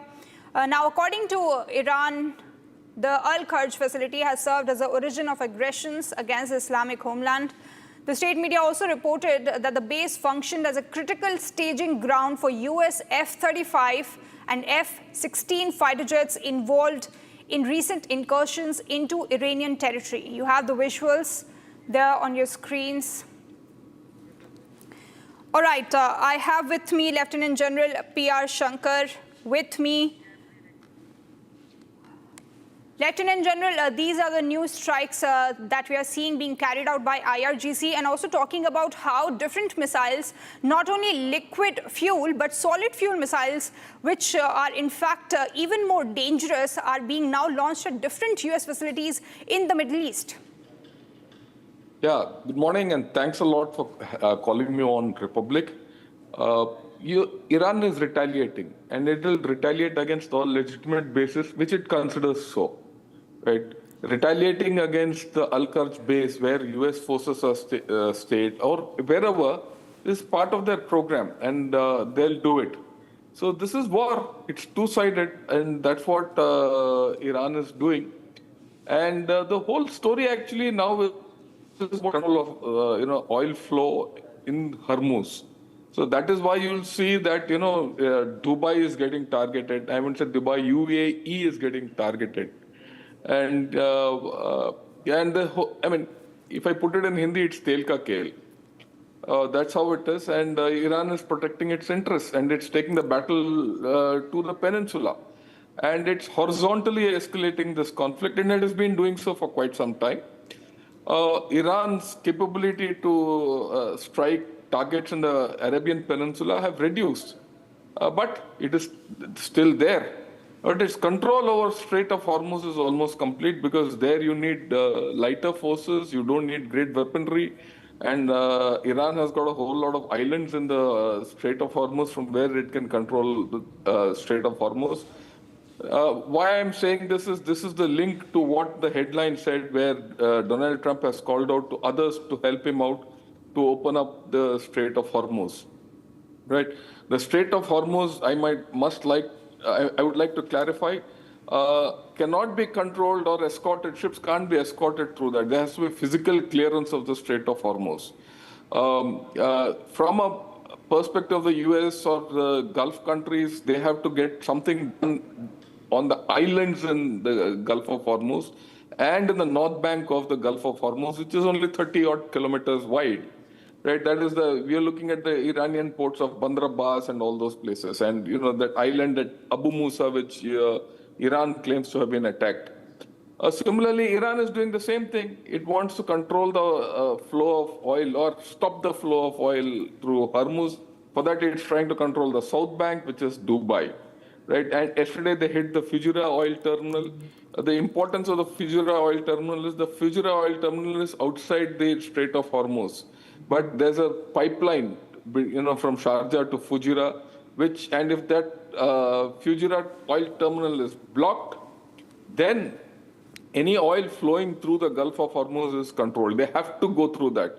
Similarly, attack on Al-Kharj is a central air base within Saudi Arabia. I wouldn't be surprised if now Iran starts targeting the east-west oil pipeline of Saudi Arabia, which goes into a port into Red Sea. So this is a thing which is now getting into a tactical kind of a scenario. So their attack on Al-Kharj is on the cards, and they have to keep up their show going. But having said this, we must also understand that Iran has suffered a hell of a lot of damage, which is not being reported fully in the media. So I just thought I'll put this across. It is not a one-way affair. It is a two-way affair. Over to you, sir. Over to you, madam. Absolutely. Lieutenant General Shankar, please continue to stay with us. We have another piece of breaking news coming in, where we are getting a big breaking news that Iran cites former IRGC official Mohsen Rezai says Strait of Hormuz will remain closed. Iran's state media has cited former Islamic Revolutionary Guard Corps Commander Mohsen to say that the country will keep the strategically vital Strait of Hormuz closed and will not allow US warships to enter the Persian Gulf. Now, the Iranian media reported that he also said that, in fact, blamed Washington for escalating insecurity in the West Asian region, and he emphasized that the strategic waterway will remain shut and no US warship will be allowed to enter the Persian Gulf waters. So this is the latest piece of information that we are getting, Lieutenant General, where we are seeing how the IRGC is, in fact, the commander of IRGC saying that none of the US ships going through the Strait of Hormuz will be spared. Now, this is again an escalation. Now, Trump also reaching out to different countries. Now, Trump, Lieutenant General, earlier claimed that the entire of Iranian Navy is debilitated, is absolutely obliterated, has been taken out completely. But what we are seeing on ground, these statements coming out from IRGC, it appears that their strength is only picking up, and they are not backing off anytime soon. The bulk of the Iranian Navy is down. On that, let's not have any doubts. But Iran has changed its tactics. Iran is now operating probably in small teams with drones and missiles and land-based missiles to control the Gulf of Hormuz. That's why I said, in Hindi, I said it's Tel Ka Kel. And Tel Ka Kel, the control is Strait of Hormuz. The battle today and tomorrow and maybe in the next few days will concentrate around Hormuz. And Gulf of Hormuz at its narrowest is about just 33 kilometers. But more interestingly, there are islands in the Strait of Hormuz, which if you control, you can control the Gulf of Hormuz and the Gulf of Oman and the Persian Gulf, the whole thing. Now, we know that, Kharg Island has been attacked by USA. And they've taken out all the military assets as per them. And it's only the oil assets which are there. The Iranian fear is that, look, this will be captured tomorrow or boots on ground will be put by USA to take over Kharg Island. And to do that, the USA has already moved Marines from their Indo-Pacific command with USS Tripoli, which is an amphibious assault ship, with those 2,500 Marines. Now, these people have to enter the Gulf. And that is why the IRGC says they'll not allow anyone to enter the Gulf. Now, and they are controlling this entirely by occupying these islands. And accordingly, USA has struck at Abu Musa Island, and there are a few more islands, like I think Siri is one of them. All these islands have airports, and they're normally used as resorts and things like that. Now, their IRGC would have occupied them by now, and they would be controlling. So, to enter the Gulf, any warship has to first clear the Strait of Hormuz, including the island of Hormuz, including the islands which are just outside Bandar Abbas port, and in the center of the Gulf, which is Abu Musa and Siri, and all that. So that has to happen. And IRGC is retaliating accordingly.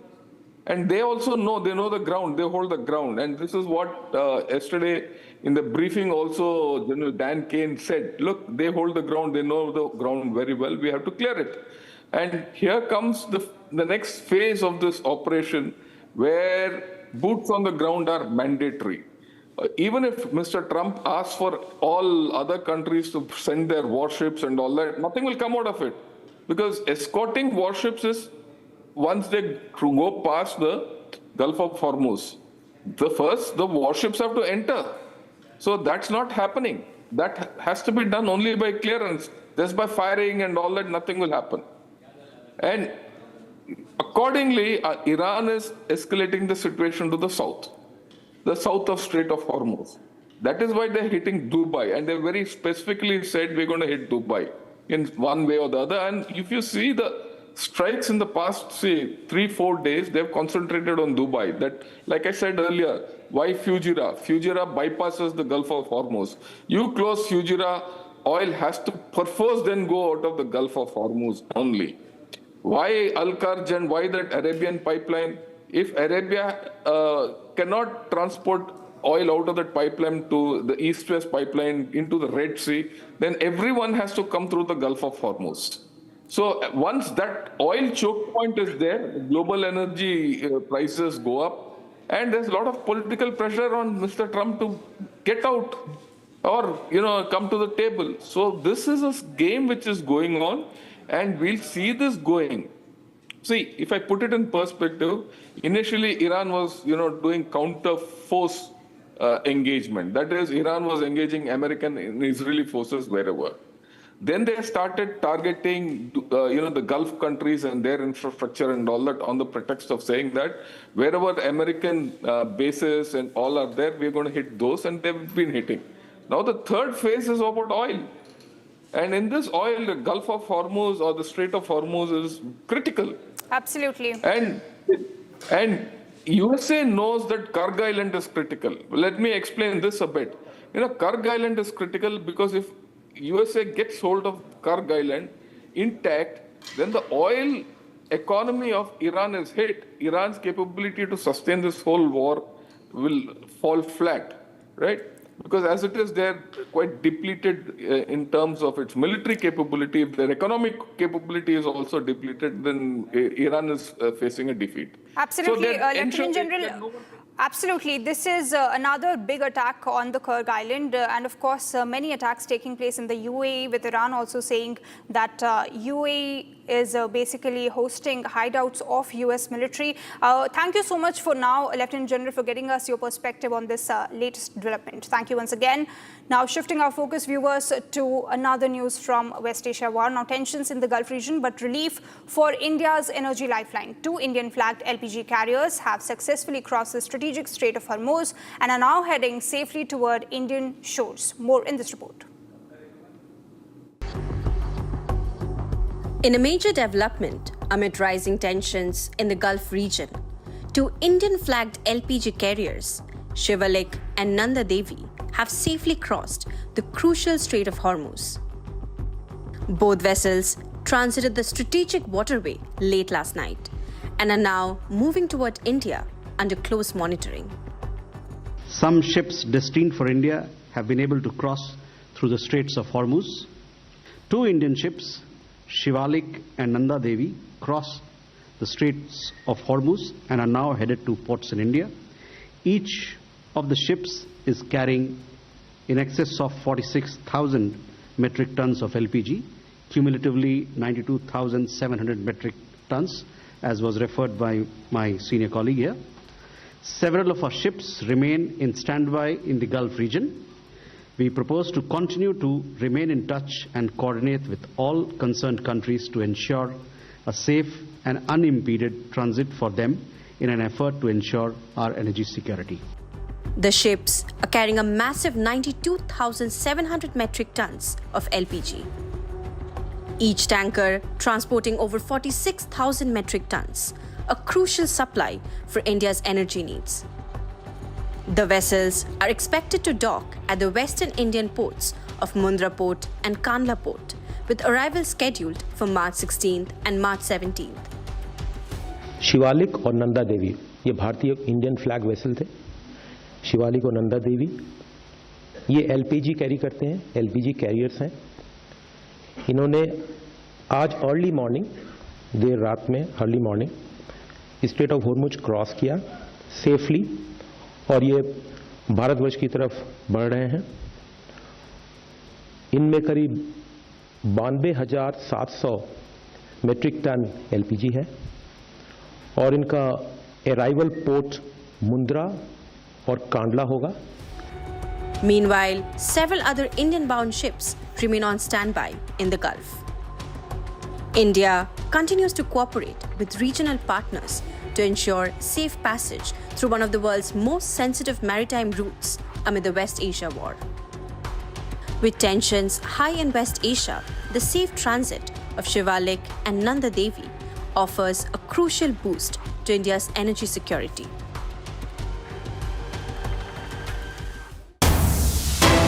Right, another piece of breaking news coming in.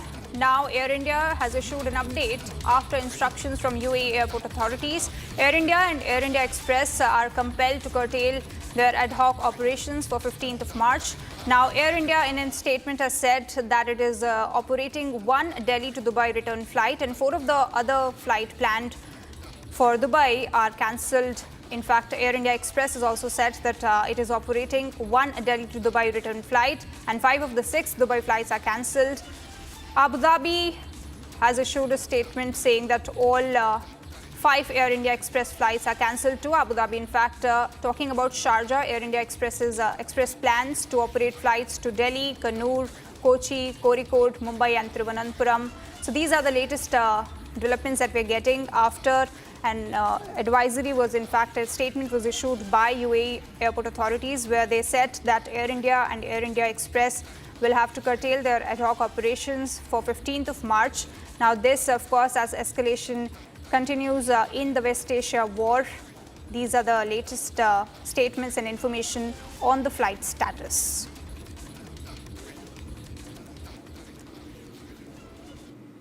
Now, Iranian President Masoud Pezeshkian, while releasing a video condemning the massacre of over 160 children in a school in Iran's Minab, he said that one who claimed to stand for global peace targeted schools, hospitals, stadiums and cultural heritage sites with ruthless attacks. Talking about, of course, the United States. Take a look at this video.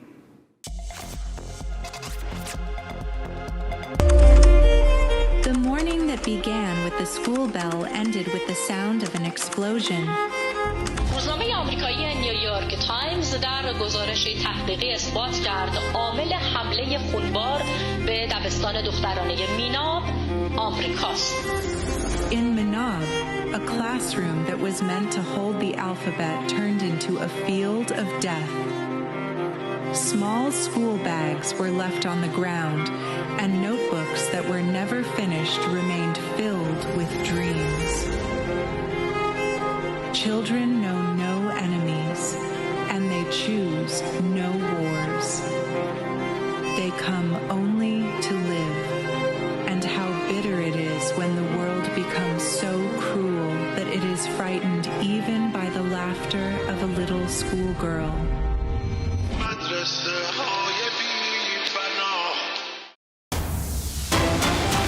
Another breaking news coming in. Donald Trump saying that US forces heavily damaged Iran's key oil export hub, Kharg Island, during recent strikes. Now, in his statement, he said, "We totally demolished Kharg Island, but we may hit it a few more times just for fun." So this is a statement by US President Donald Trump, not only talking about the strikes, but also saying that there could be more strikes and that could be done just for fun. He says that we totally demolished Kharg Island. He also added that the United States could strike it again and hit the island a few more times. Now, remember, viewers, these are the unclassified visuals that were released yesterday, in fact, of the attacks that took place on the Kharg Island. About 15 explosions were reported. You can see the visuals on your screens and how the military facility is located in the Kharg Island. They were demolished. And now Donald Trump talking about that the island could face more attacks in the future just for fun.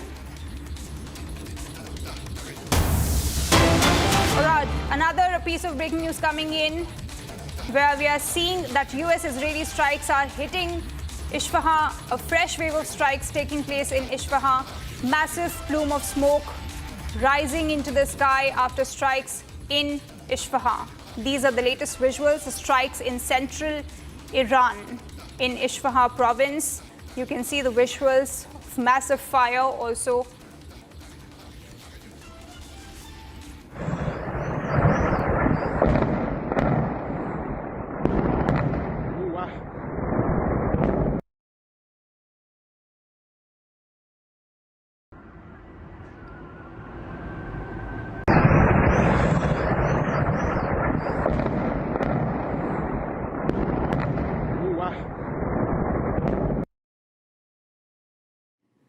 Now, viewers, earlier we saw how satellite images showed the extent of damage to a missile complex in Isfahan, and now more strikes in Isfahan in central Iran.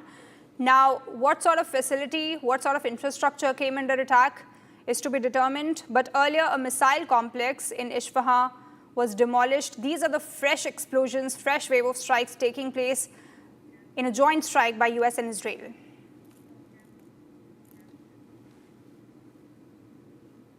Now, political tensions flared in Kolkata after a violent clash between workers of the Trinamool Congress and the BJP. Stones were reportedly pelted and several people, including police personnel, were also injured. Now, police have registered a case and have also made several arrests. Here is a full report on it.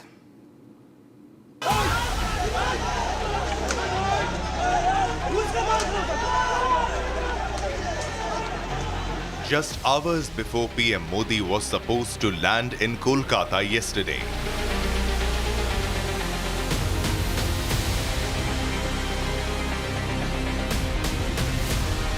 tension gripped as clashes broke out between BJP and Trinamool Congress workers, with stones reportedly being pelted during the confrontation.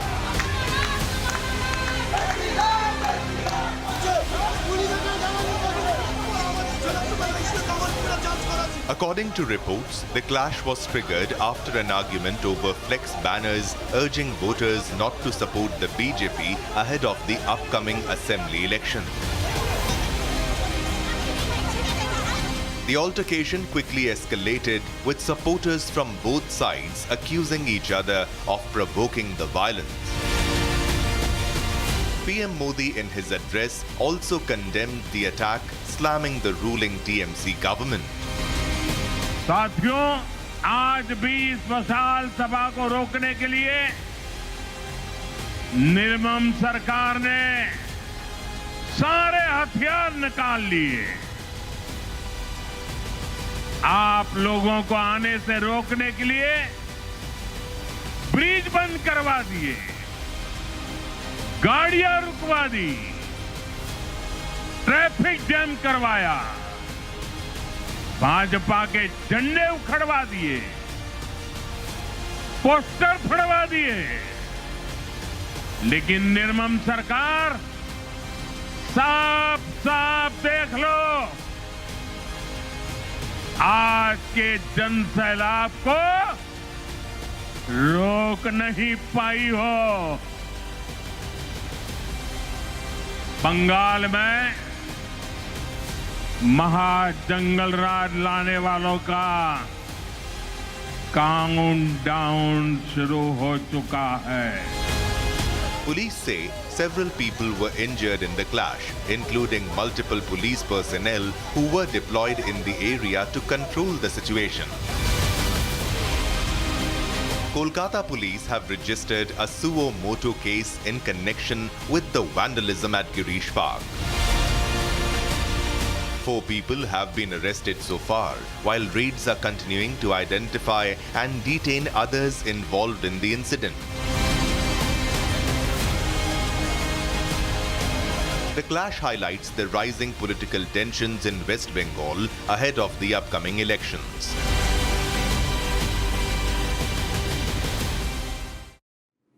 Now shifting our focus to the West Asia war, a missile has struck a helipad inside the US Embassy compound in Baghdad, raising fresh security concerns as the regional conflict enters its 3rd week.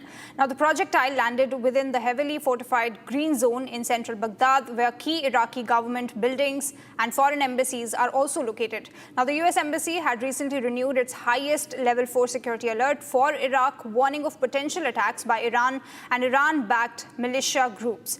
No group has till now claimed responsibility for the strike that took place on the embassy in Baghdad. Take a look at this report.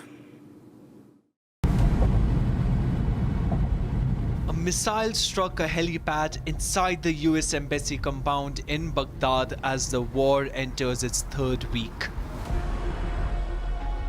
The projectile landed within the embassy's boundaries of the heavily fortified district in central Baghdad that houses Iraqi government institutions and foreign embassies.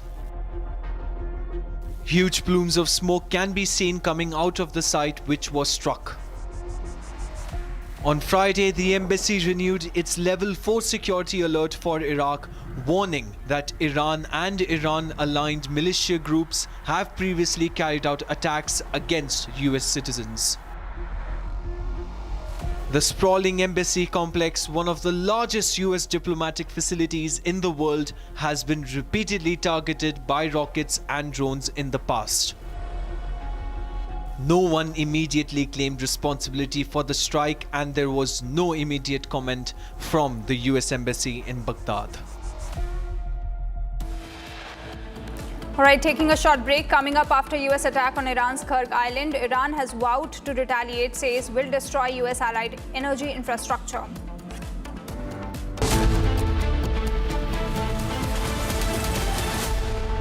Powered by Century Ply Club Prime. Raho befikar.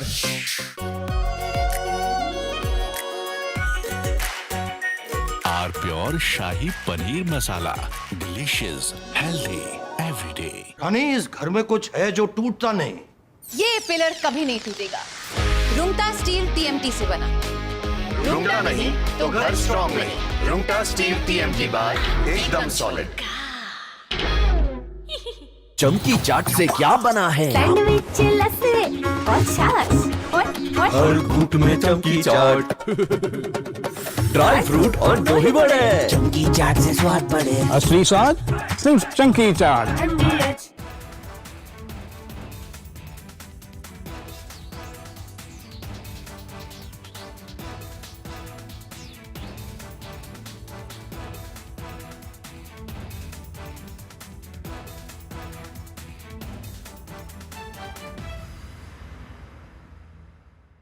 Pure सूजी pasta उबालो मिलाओ और खाओ 8 minute में तैयार। क्या taste है सबका राजा hardcore masala. First we saw the people dying, the killings, and that's continuing, destruction of infrastructure, and now the economic impact. The economic impact will affect everybody across the world. You know, the price of LNG, cooking gas has already gone up. So it is a very serious problem. We're all going to suffer. So we all have to work to make sure it ends soon. And I hope that led by our Prime Minister, etc., we will work on that. ठीक है mandu भेज रहा है। ठीक है ना भेज रहा मंडू। अरे आलू से नहीं होगा।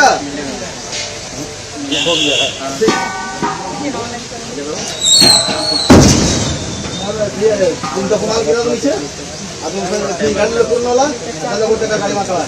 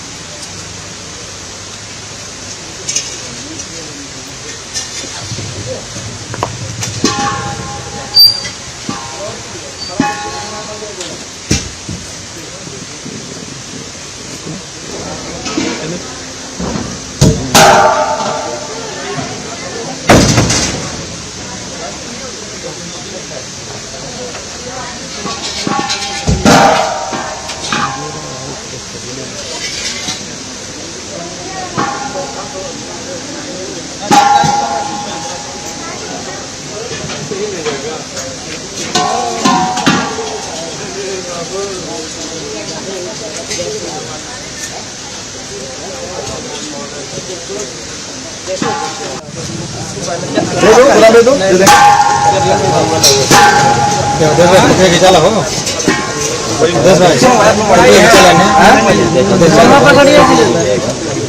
ठीक है ना हम बात करेंगे भैया कहीं नहीं हम लेके चल क्या हुआ From Asia's largest news headquarters, setting the agenda for Bharat.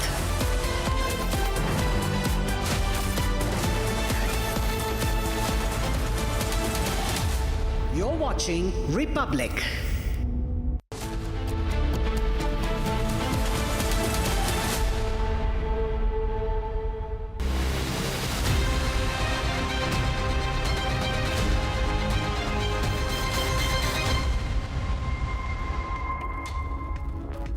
Forces First, the Navy edition celebrates the courage, strategy and unwavering commitment of the men who safeguard India's maritime frontiers. Now this weekend, Republic Media Network brings together some of the most distinguished voices from the Indian Navy to reflect on leadership, service and the evolving role of maritime power in shaping India's future.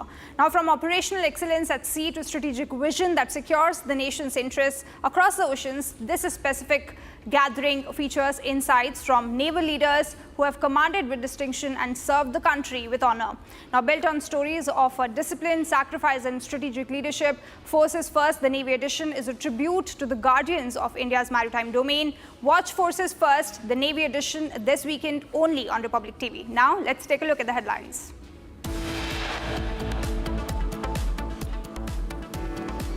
Indian Navy escorts LPG carriers Shivalik and Nanda Devi through the Strait of Hormuz amid West Asia war. US President Donald Trump calls on allies to send warships, says Hormuz will open one way or the other.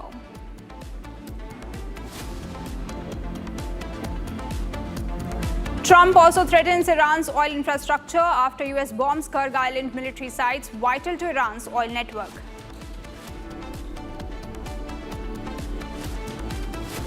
In a big claim, Iran's foreign minister accuses the United States of launching attacks on Kharg Islands, saying that it came from UAE, warns Tehran will respond.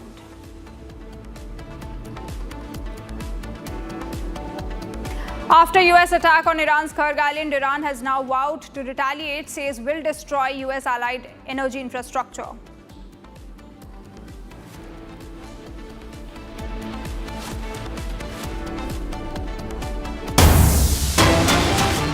Breaking news coming in. Election dates are set to be announced for assembly elections in different states in Assam, Kerala, Tamil Nadu, Puducherry and West Bengal today. Now the Election Commission of India will hold a press conference today at about 4 p.m. at Vigyan Bhavan in New Delhi, and they will announce the poll dates. The Election Commission team has concluded its tour of all the 5 poll-bound states. So a big day today when election dates will be announced for these 5 states. Now remember, there are anticipations that the elections will be somewhere around April or May, but that picture will be cleared today. Of course, the politics is heating up in the state of West Bengal. We have seen how earlier clashes took place between TMC and BJP workers. Now, amid all of these situations, all of these chaos that is brewing in all of these poll-bound states on different issues, whether it's SIR or whether it's polarization politics, poll-bound states will see when they'll go to polls for the assembly elections. Now, today at 4 p.m. is when the Election Commission of India will hold a press conference. They've already told all of these poll-bound states to analyze what dates will be more suitable for these states to go for assembly elections. And at 4 p.m., we'll see when the dates will be announced as to which state will go for polls on which particular date.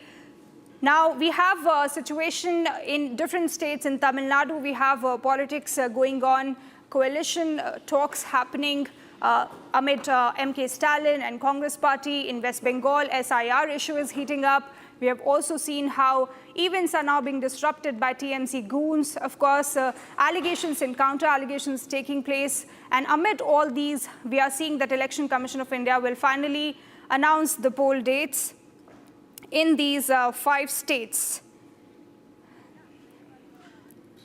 All right. All right, I have reporters on ground to get us more details about this particular development.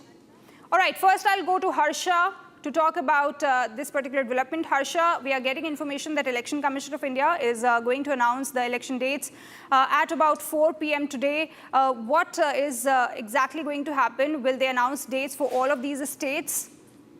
Yes, you rightly pointed out earlier in Republic only we broke that just after Prime Minister Narendra Modi's rally in West Bengal, there will be the announcement by Election Commission of India. Already Election Commission of India have with the entire delegation has been to different states like Kerala, Tamil Nadu, Assam, Puducherry, and also West Bengal was the last delegation tour of CC Ganesh Kumar, and yesterday Prime Minister Narendra Modi's rally. After yesterday Brigade Maidan rally, it was all being nudged that today likely the election will be announced, and it has been announced today at around 4 o'clock. The 5 states election dates will be announced. What is being stated and what are the speculations is that in the first week of April, likely there could be Assam dates, and after 15th of April, the second half of April will be likely the dates for the West Bengal election. If we talk about the Kerala, Puducherry and the Tamil Nadu election, they will be segregated between the first half and the second half, but the dates and the phases are not going to be more.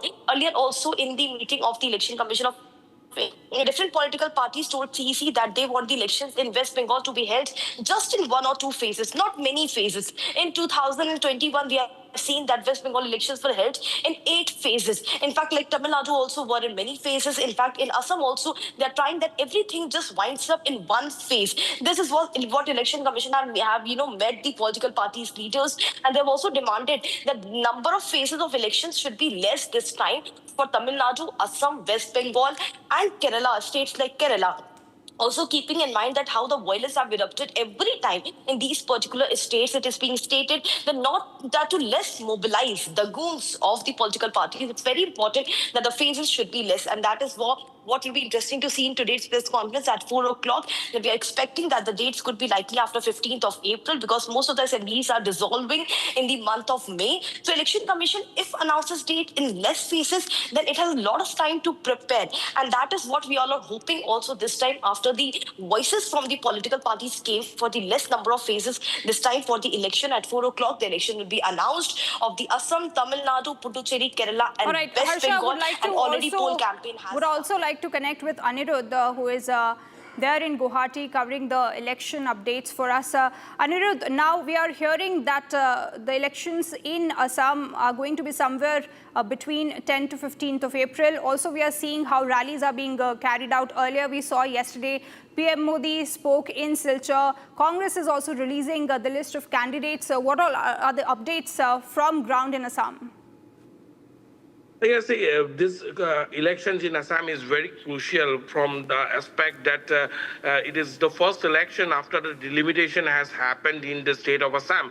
So yes, this election is very crucial, and Bharatiya Janata Party and all of the political parties have been on the ground with their boots on.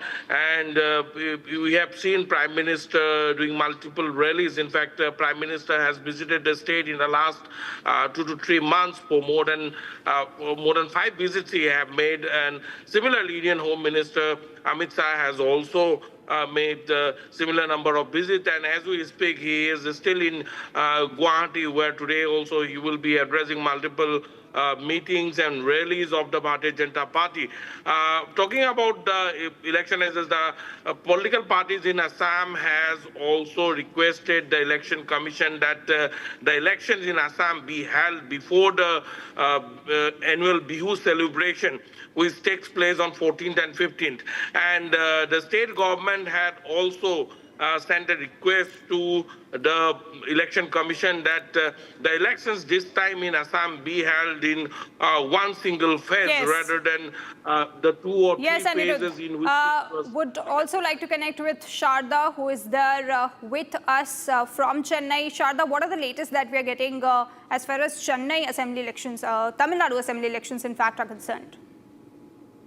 Well, in the south, all 3 states, Tamil Nadu, Kerala and Puducherry, are going in for elections. And as we know, India has been putting up a strong fight in the state of Tamil Nadu. In the last 40 days, Prime Minister Narendra Modi has already arrived at least 3 times. And he has 2 more plans at the end of this month to come to Coimbatore and Tirunelveli, which are the high probable top districts where BJP is going to be contesting. And we know Coimbatore is a stronghold for BJP, and they're going to continue holding on to that, and that's why Prime Minister Narendra Modi is going to be arriving there. Also on that, the DMK and the NDA putting up a large front. We also have Vijay's TVK, which is contesting for the first time, and look like that they would be holding on to the elections alone this time. However, the announcement on TVK's alliance with the NDA is yet to be announced, or whether they are planning to align or going to go separately is something that the TVK leader Vijay has to decide. This elections is very crucial for Tamil Nadu because both the DMK are in the front with the India alliance and AIADMK leading the India alliance in the state of Tamil Nadu. It's likely that there will be a strong fight between the 2 major fronts, but with Vijay being the third front party, whether the vote share is going to be huge or not is what the Tamil Nadu is all looking forward for. And Tamil Nadu has always been a state that's been going in the first phase of elections, and in a single phase, the entire elections for all 234 constituencies be completed. So following today's announcement is when the major political parties will be deciding their alliance seat sharing, especially though NDA and DMK has discussed seat sharing with the alliance parties. The number of seat sharing, whether there'll be power sharing, whether there's coalition government, will all come forward only after this. Anirudh, coming to you now from Guwahati, we are seeing how Congress is releasing list after list. Second list, I think, is due to be released by Congress party. What all seats are the most prominent ones if you talk about Assam? In Assam, there are many crucial seats, and in Upper Assam, particularly in Northern Bank, also there are many crucial seats. The Congress have announced 2 lists so far. The BJP is yet to announce their list. The seat sharing between the BJP and the Ahom Gana Parishad and the BPF and UPPL have almost finalized. This is what we are getting to know. Then the BJP is also having its CEC meeting probably on 17th of this month. They will be holding the meeting in Delhi, and there the list of candidates will be finalized. As far as the 2 lists of the Congress party which have emerged so far, among them one of the most crucial seat has been identified as the Jorhat seat. Jorhat is with the Bharatiya Janata Party right now, but the Lok Sabha member from the Jorhat constituency happens to be Gaurav Gogoi. Yes. And the Congress has surprised everyone this time by filling Gaurav Gogoi for the Assam Legislative Assembly elections. So yes, the fight will be a tough political fight. engagements are due to take place as far as BJP is concerned in Assam. Coming to you now, Sharda, what all political engagements and lineups we are seeing in the days ahead? There'll be a lot of discussions happening as to which candidate will get which constituency seat. Well, if you see Chennai as such, I mean Tamil Nadu on the whole, BJP is now asking for majority of seats. At least 32 would be given to BJP by the AIADMK as the talks that's going on. While ADMK is leading the India alliance with the AIADMK, Edappadi K. Palamiswamy, the Chief Minister candidate. BJP is going in for the second largest party, the National Party. AIADMK and BJP seat sharing is yet to be finalized. The number of seats are yet to be finalized. However, being one of the major parties with the NDA alliance, BJP is likely to get 32 seats. Whereas in the DMK, we saw that the Congress has finalized the seats to number 32 with one Rajya Sabha seat, which was just given to Christopher Tilak, who is from the Southern District. And now with two major parties finalizing their alliance seat sharing, that is Congress and the DMK, now AIADMK and BJP, after the poll dates are announced, will be finalizing the seat sharing. And this time, DMK is going with 21 alliance parties, whereas the NDA is going with 11 alliance parties. So as I mentioned earlier, the fight on the ground is going to be very high. And something that Tamil Nadu is actually looking forward is for TVK's Vijay on what that party would be doing, whether that be an alliance, whether there would be single statement done by actor Vijay to go solo is all that they are waiting for. Following the election date announcement is when Tamil Nadu is going to be heating up for elections just 1 month away, because May 10th is when DMK is going to have its final day for ruling the state government, and only after they win the 2027 elections, whether we'll know whether they'll be coming back or it is India that's going to take power in the state of Tamil Nadu. Right. Sharda, continue to stay with us. Anirudh, would like to come back to you. Now, what all schemes, welfare schemes are we seeing that are being talked about in Assam? Because we are hearing that around elections, 40 lakh women are going to get about 9,000 each under the government scheme in Assam. This is a big announcement by the government right ahead of the elections. Yes, in fact, on 10th of this month, 9,000 rupees were transferred to the bank account of 40 lakh beneficiaries directly by the government. Apart from that, there are several schemes which are much talked about. If we see the Arundhati scheme, under which the rupees 9,000 DBT transfer was made to 40 lakh women, this scheme has been a success in Assam, and we have also seen states like Madhya Pradesh adopting similar measures before the elections last time, and they have succeeded well. And in fact, in Assam, there are many other schemes also which have been able to penetrate into the masses and enable the ruling party to stay ahead of all others. And if we also talk about the political preparedness, poll preparedness of the political parties, then we have seen that the Bharatiya Janata Party has been on campaign mode always, and they had made sure that the Prime Minister, Home Minister and the top leadership of the party keeps visiting the state on a regular basis. However, that preparedness or that kind of seriousness is not witnessed as far as the opposition parties are concerned, particularly the Congress party, and that is what has also been able to enable the BJP to go much deeper among the masses, and the Congress has been lagging behind. And on the other hand, yes. after the Anirudh, stay with us. Sharda, coming to you now. What all announcements can we see as far as Tamil Nadu is concerned? We have already seen how engagements are also taking place, consultations on as to what the manifesto will hold for MK Stalin's party. Well, the DMK is holding on multiple talks inside the party on what the manifesto will contain. The election manifesto of the DMK is mostly forwards to the welfare scheme of the state of Tamil Nadu. We've seen in the last 5 years the poll promises made by the DMK, and now 15 poll promises has been already released by the AIADMK General Secretary Edappadi K. Palaniaswamy, and also Vijay leading the TVK party has announced 8 schemes for women alone just last month, and both AIADMK and TVK are concentrating on welfare schemes for the people, especially that includes money for domestic workers, also welfare schemes as money for people who have graduated but unemployed, and monthly wage for students who are still studying, and these wages are to be given in terms of use in for education and the other supplies that they require for education, whereas the TMK is still holding on meetings with the party leaders who are doing the election manifestos, who are and the planning is still going on.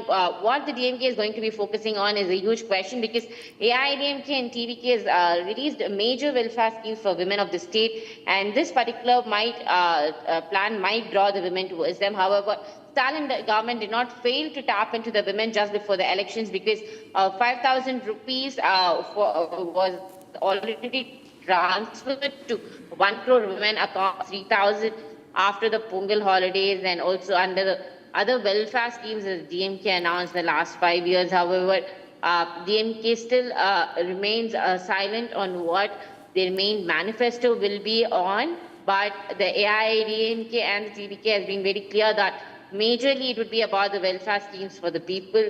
But what all the parties are focusing on is just the welfare schemes. But whether people will be voting back to the DMK or AIADMK just based on these welfare schemes is a big question now, because Tamil Nadu is not new for freebies. Tamil Nadu is not new for welfare schemes. Over the last 50 years, both DMK and AIADMK has been focusing only on the welfare schemes. Whether that be education and employment has always been secondary options. Now, whether these parties under NDA and India Alliance would be focusing on this is the main question.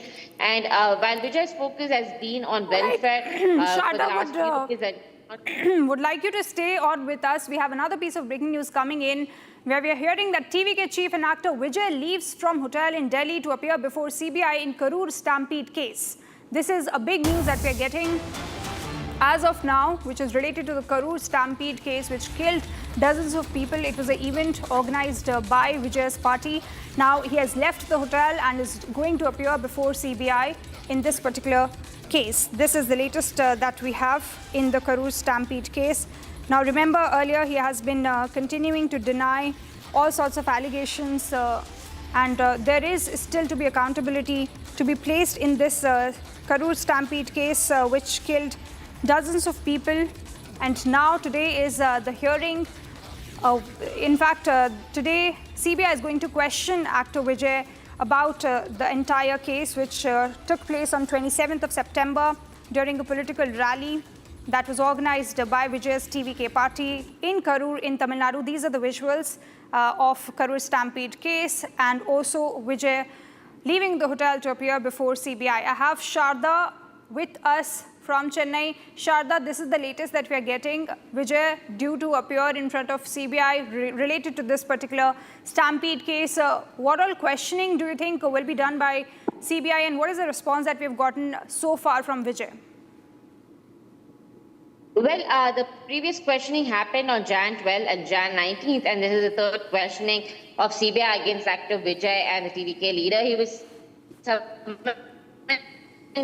by the CBI on March, but as he had certain party works that day to be done, so he's arriving today on 15th. And following this, there'll be a questioning with DMK former Minister Sindhil Balaji as well, who is called by the CBI in Karur stampede probe. And this comes after multiple questionings to Vijay was done the last 2 times. If you remember, the first time when Vijay was questioned, he was questioned by the CBI for 6 hours on the 12th of January, and the second questioning went on for 5 hours on the 19th of January, where he was questioned by the CBI on what actually happened. And an important question being why Vijay was delayed to Karur from Perambalur literally 5 hours than the stipulated time that was given to the people, and that throughout they were standing, which led to the stampede, and with a lot of people crowding. The place was suffocating, and it got the place. All right, Sharda, stay with us. We also have Saurabh right from outside the CBI office.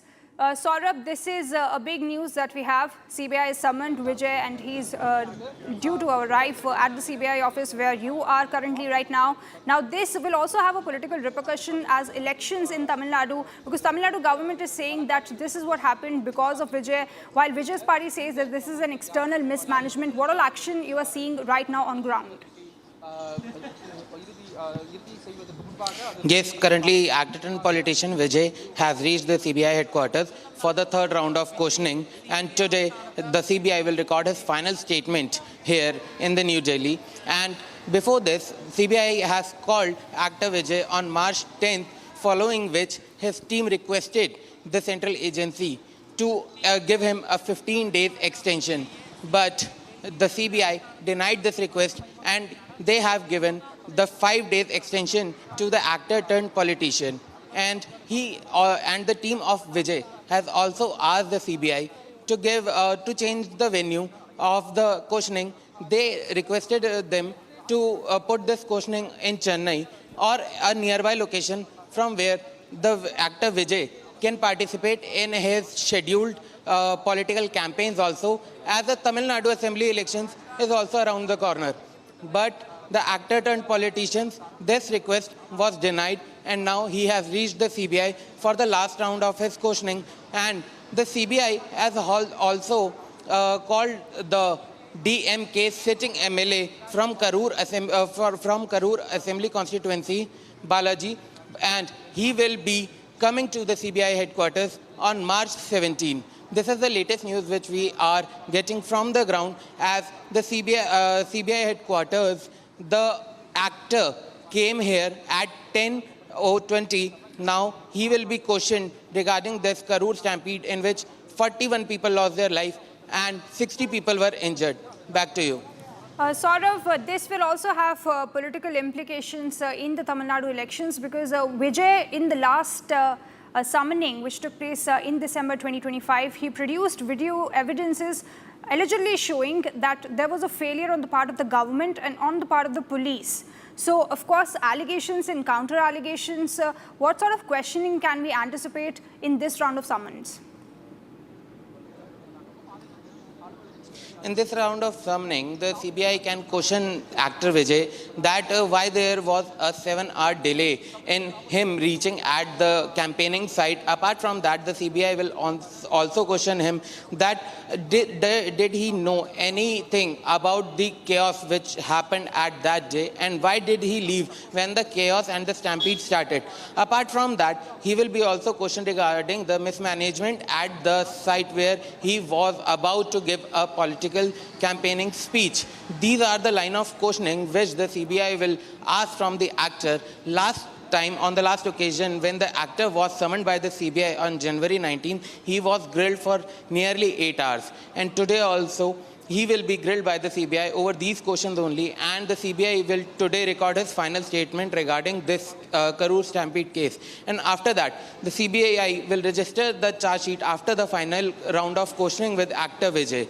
Back to you. Absolutely. Thank you so much, Saurav, for getting us all of these details. Continue to track the story for us. Now, moving on to the Tamil Nadu elections, and in fact, election date announcements that we can see happening today by Election Commission of India at around 4 p.m. I would like to get back to you, Sharda, from Chennai. Now, these visuals that we're also seeing here, where Vijay has left the hotel and is going to be produced in front of the CBI office.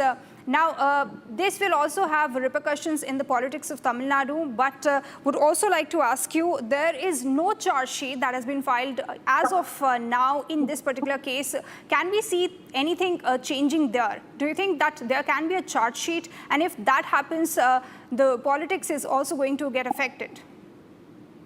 Well, if you see, after the Karur stampede, Vijay has been silent for at least a month before he came out to speak to the victims' family who lost their life in the Karur stampede. It was only after a month Vijay met them in Chennai because he was not able to go to Karur. He brought them here. And after that, his political movements have been completely slow. And also multiple SOPs where Vijay by the TVK, and multiple rules were put on TVK party before they held on a rally or a political meeting. Even today, only 5,000 people are allowed for TVK's rally according to the government's order. However, now with Vijay's TVK party, after the action taken by the Vijay's party, made sure that the people did not completely outrightly support TVK, but had their own opinions whether they would be voting for Vijay or not. On the ground, if we see, there's been multiple changes and multiple opinions by the people of Tamil Nadu on Vijay as well as the party TVK. But whether it's going to be a bring impact on the Tamil Nadu elections is a big question now, because if the CBI is not filing a charge sheet, and if there's Vijay not being even mentioned in the charge sheet as an accused, but being left out, brings in whether TVK was not even responsible for this particular event that happened on September 27 last year. And there's also questioning of the DMK leader Sendil Balaji. So only after the CBI's charge sheet, whether it's going to be the aim accused target Vijay or whether it's going to be Sendil Balaji. After the CBI charge sheet is then, we'll know whether this is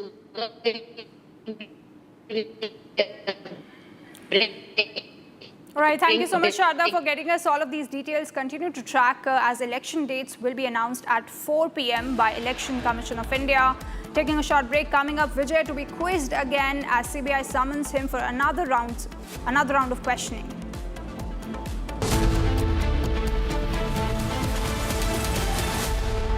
थोड़े में ज्यादा स्वाद ये तो है इसकी खास बात। वाओ मामा, क्या स्वाद है? अरे मेरे राजा, सबका राजा और प्योर मसाला।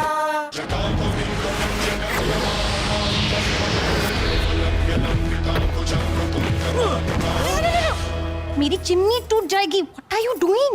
रानी, इस घर में कुछ है जो टूटता नहीं। ये पिलर कभी नहीं टूटेगा। रुंगटा स्टील TMT से बना। रुंगटा नहीं तो घर स्ट्रॉन्ग नहीं। रुंगटा स्टील TMT बार एकदम सॉलिड। चमकी चाट से क्या बना है? सैंडविच, लस्सी और छाछ और हर घूंट में चमकी चाट। ड्राई फ्रूट और दही बड़े। चमकी चाट से स्वाद बढ़े। असली स्वाद सिर्फ चंकी चाट।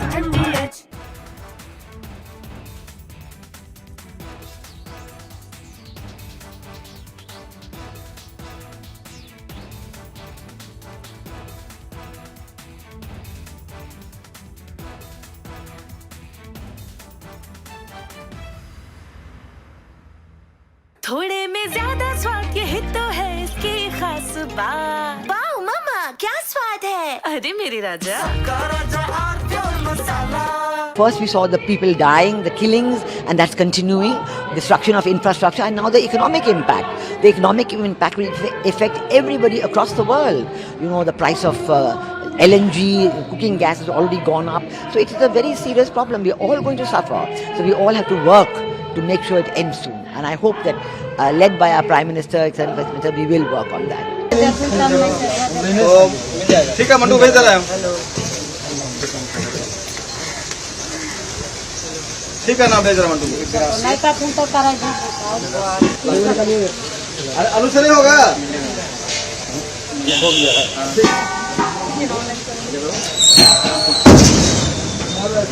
तुमचा कुणाल गिरा तो नीचे अजून गाडीला पूर्ण होला त्याला कुठे का गाडी मागवा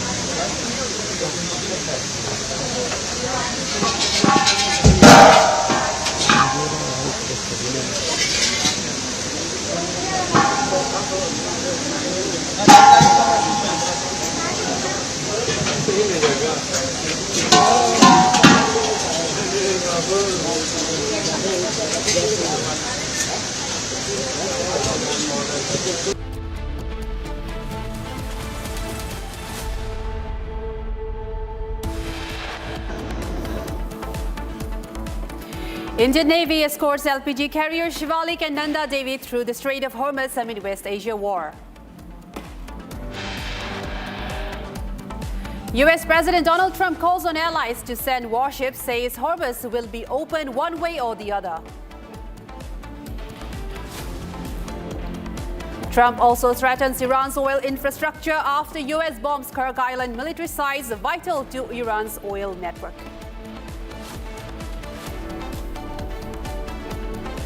In a big claim, Iran's foreign minister accuses US of launching attacks on Kharg Islands came from United Arab Emirates, warns Tehran will respond.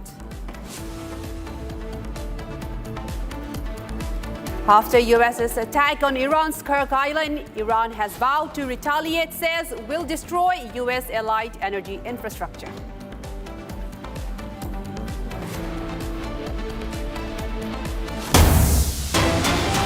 All right, we have breaking news coming in from North Korea. North Korea's leader Kim Jong-un recently oversaw a test of 12 ultra-precision multiple rocket launchers targeting an island 364 kilometers away from the Sea of Japan. The rockets had a striking range of 420 kilometers, putting South Korea and United States troops stationed there on high alert. Kim Jong-un stated that the drill would give enemies within the 420-kilometer range a sense of uneasiness and demonstrate the destructive power of tactical nuclear weapons. The test was likely a response to the ongoing U.S.-South Korea military drills dubbed Freedom Shield, which North Korea views as an invasion rehearsal.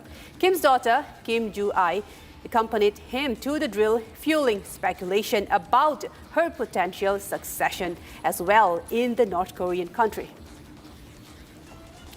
Okay, these are the visuals on your screen, exclusive on Republic, about North Korean leader overseeing tests of long-range rocket drill. This is seen as a retaliatory signature against the Freedom Shield, the U.S.-South Korea military exercise that was held recently. Kim Jong-un has overseen this missile long-range rocket drill as well, and he was accompanied by his daughter and is being seen as a potential succession in line.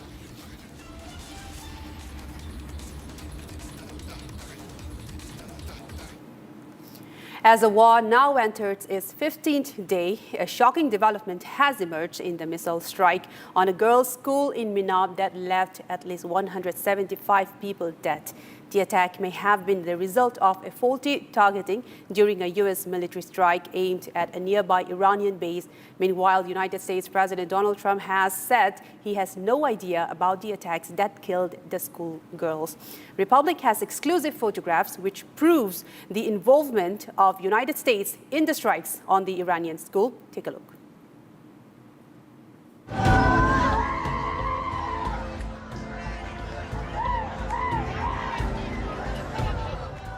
These are visuals of mothers helpless in the face of the West Asia war, inside Iran where their children were killed by a US strike.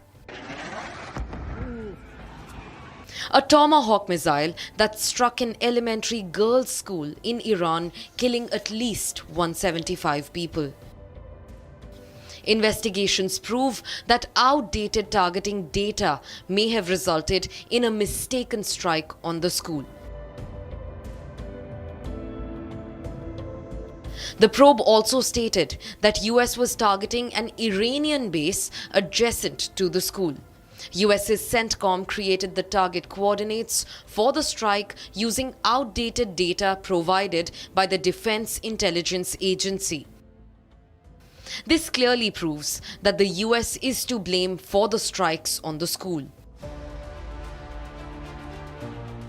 But Donald Trump narrates another story. Trump claims that he had no idea about the attacks. Chief, do you for what? For the strike on the school in Iran. A new report says the military investigation has found it was the United States that struck the school. I don't know about it. In fact, Trump's defense secretary Pete Hegseth claims that Iran struck its own people. I look at the process that's used on dynamic strikes or on boat strikes and others. We have a very high fidelity process in that case. So we don't target, Iran does. We will investigate, we'll get to the truth, and we'll share it when we have it. Republic has accessed exclusive images which clearly show the involvement of the US in the strikes on the school. This photo clearly shows that the missile was made in the US. A US company had manufactured the missile that struck the school in Minab. Another missile used in the strikes on the school was manufactured in Colorado. Iran, in a move to avenge the school strikes, is now launching devastating data wipe attacks on the US. Handala, an Iranian group, has claimed responsibility for hacking tens and thousands of computers of a medical technology company in the US, halting much of their global operations. Meanwhile, Iranian government yesterday released data on civilian casualties since the war broke out. Iran claimed that US-Israel strikes in various parts of the country killed over 1,200 people, with over 200 women and children.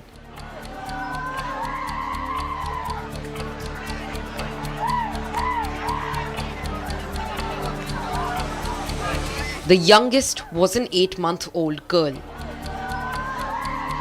This just boils down to one question.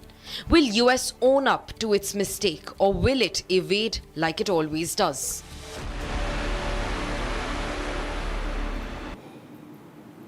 All right, moving on. Iranian President Masoud Pezeshkian, while releasing a video condemning the massacre of over 160 children in a school in Iran's Minab, he said that one who claimed to stand for global peace targeted schools, hospitals, stadiums, and cultural heritage sites with ruthless attacks. Let's take a look at the full report.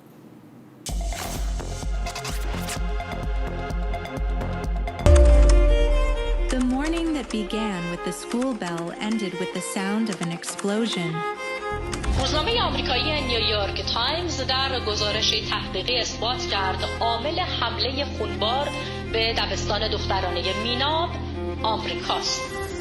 In Minab, a classroom that was meant to hold the alphabet turned into a field of death. Small school bags were left on the ground, and notebooks that were never finished remained filled with dreams. Children know no enemies, and they choose no wars. They come only to live, and how bitter it is when the world becomes so cruel that it is frightened even by the laughter of a little schoolgirl.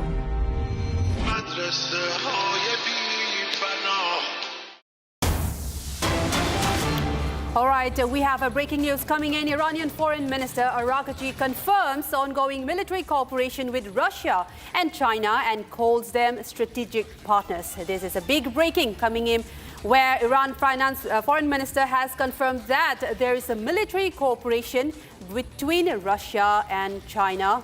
And Iran has called them strategic partners so far in the war in West Asia, especially the attacks from the US and Israel strikes against Iran. Russia and China has been calling for de-escalation, but now Iranian former foreign minister has said that they are strategic partners and that he is confirming cooperation, especially military cooperation with Russia and China. This remains to be seen what the next step will look like, the way forward behind the West Asian war. But this is a big breaking coming in from Iran Foreign Minister Araghchi saying that Russia and China are in fact strategic partners of the Iranian regime, of the country. And so far we have known that Russia and China have been staunchly against these attacks. Russia has called these a violation of humanitarian crisis, and China has repeatedly called for de-escalation as well. And this comes at a time when the war has entered the 15th day. And much to be seen with these two big countries coming in as a strategic partners of the Iranian regime, of the Iranian government.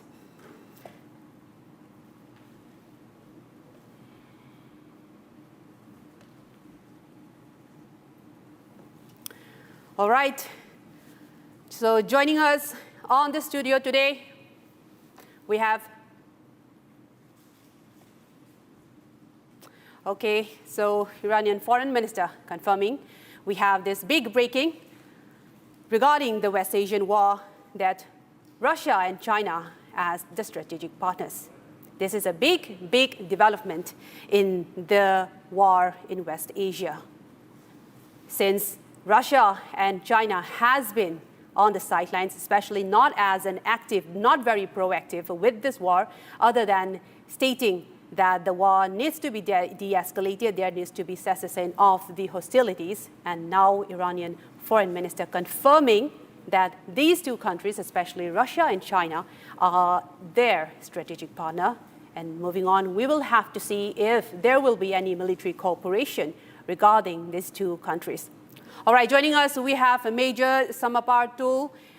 With Republic, we have this development. Major, my question to you is that Russia and China now being announced as the Iranian country's military cooperation strategic partners. What are your thoughts on this development? Can you share your thoughts with our viewers explaining this big development on this issue? I mean, this was known to the Americans and the Israelis all along. In fact, the Americans also said that, this is not possible without the Russian and the Chinese help.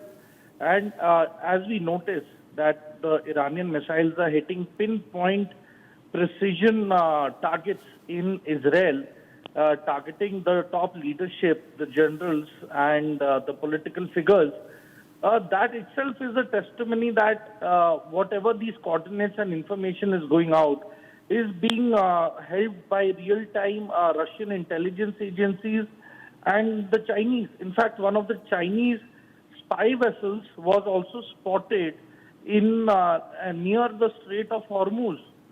So you see, somebody has to call this out openly. They have to confront the Chinese and the Russians diplomatically, and they are to be, requested initially to stay out of this. In case if they don't, and just by unforeseen circumstances, any one of their assets, be it a satellite or a ship in sea, gets hit, then probably it is going to spiral out of control. So yes, it is a very volatile and a very fluid situation. It cannot be taken lightly. And I certainly feel that there has to be a dialogue by the GCC as well with Iran in terms of stopping this war. Otherwise, there is no end to it.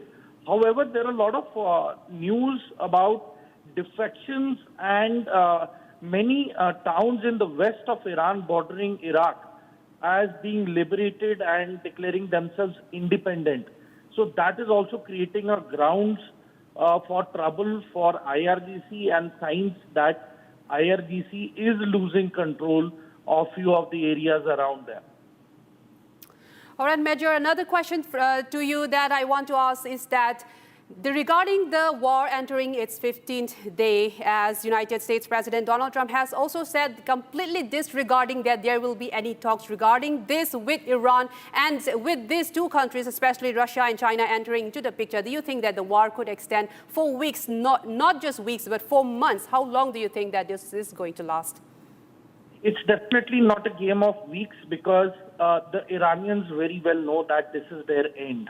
Their end has arrived, and they are at the doorsteps of the end of their rule. So you see, they will go right to the edge. They will go to every length and depths of the earth to fight it out and to remain in there. And, they never gave up the 400 kg of the 60% enriched uranium. They did not give it up. And IAEA had categorically said that if they possess this amount, they are capable of making 10 nuclear bombs.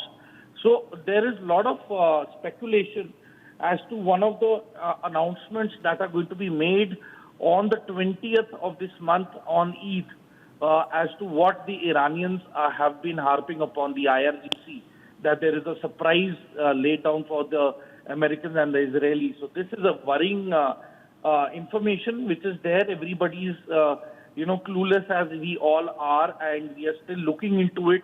We are trying to put in the permutation combination as to what the announcement on 20th of this month would be. But however, let me tell you that there are preparations for the ground invasion. There will be boots on the ground. The Americans know it. The Israelis know it. It is just a matter of time when other nations, example, France and few other European nations, join in to get this over with. Because, see, I certainly feel this is a war of the Crusades, and all the non-Muslim nations of the West have been facing the ire and the wrath of terrorism being funded by the Iranian proxies, be it Hezbollah, be it Hamas, be it the Houthis. So there has been enough terrorism for, almost 40 years. So I think it is good riddance to bad rubbish. And I think it is time to call it a day. What the Americans are correctly doing so. And I certainly feel that all free and democratic nations must back Israel and the Americans in this war against terrorism. I wouldn't say it is a war against Iran. It is a war against a machinery which fuels terrorism in the Middle East and in the world. It is a danger to the freedom and the democracies. And India must side with the Americans and the Israelis. And, we must ensure that this terror funding, this machinery has to be eliminated. It has to go. All right. So I think that is what the process is going on. But good things take time, and I'm sure there will be positive outcomes in the coming weeks or months to come. All right. Thank you so much for joining us, Major. We will definitely get back to you for more latest developments.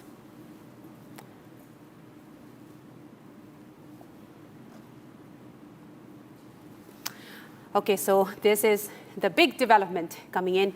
Russia and China joining in as military strategic partner of Iran and coming into the big picture of the world at war at West Asia. So West Asia, especially Iran as a war zone, the war playground of the big nations. But now Russia and China entering the picture, remains to be seen the way forward. What would it look like?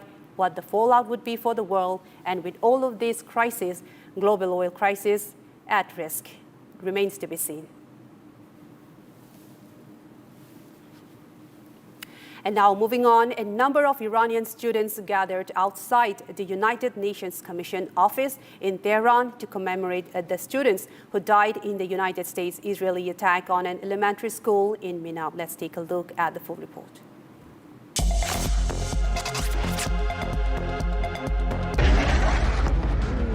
The attack on an elementary school in Iran's Minab has outraged many around the world.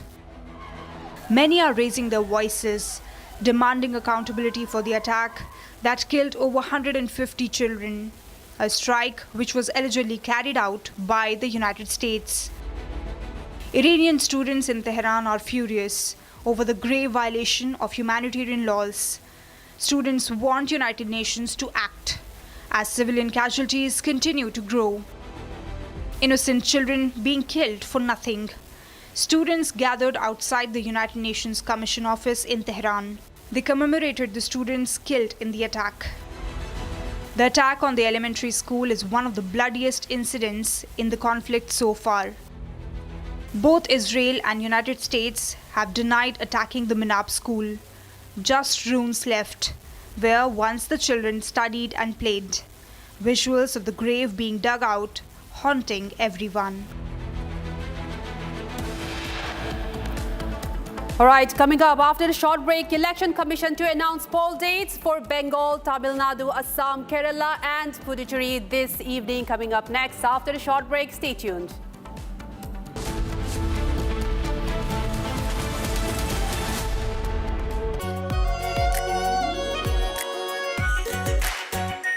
Our pure Shahi Paneer Masala. Delicious, healthy, every day.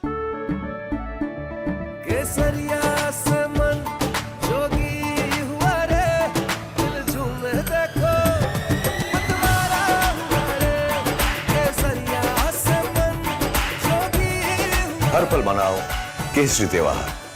विमल, बोलो जुबान केसरी। चमकी चाट से क्या बना है? आलू चाट या fruit चाट, स्वाद बनाए चमकी चाट।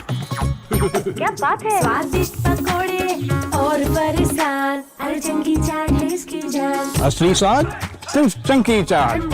First we saw the people dying, the killings, and that's continuing, destruction of infrastructure, and now the economic impact.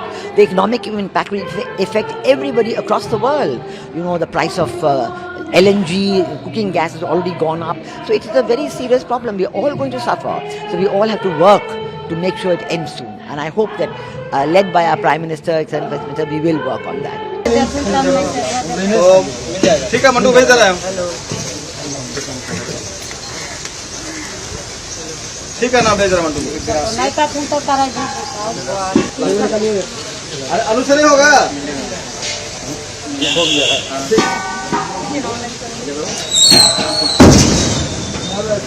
तुमचा कुणाला केला तुम्ही? अजून गाडीला पूर्ण होला माझा गोटे का गाडी माकळा.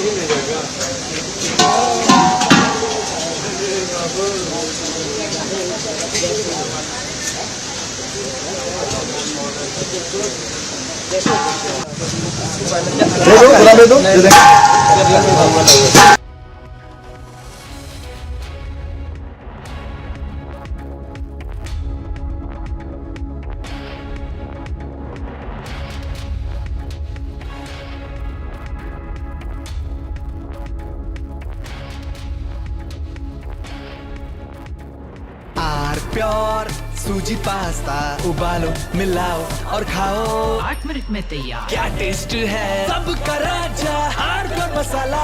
यानी इस घर में कुछ है जो टूटता नहीं। ये पिलर कभी नहीं टूटेगा। रुंगटा स्टील TMT से बना। रुंगटा नहीं तो घर स्ट्रॉन्ग नहीं। रुंगटा स्टील TMT बार एकदम सॉलिड। चमकी चाट से क्या बना है? आलू चाट या फ्रूट चाट, स्वाद बनाए चमकी चाट। क्या बात है? स्वादिष्ट पकोड़े और फरसान, अरे चमकी चाट है इसकी जान। असली स्वाद सिर्फ चमकी चाट।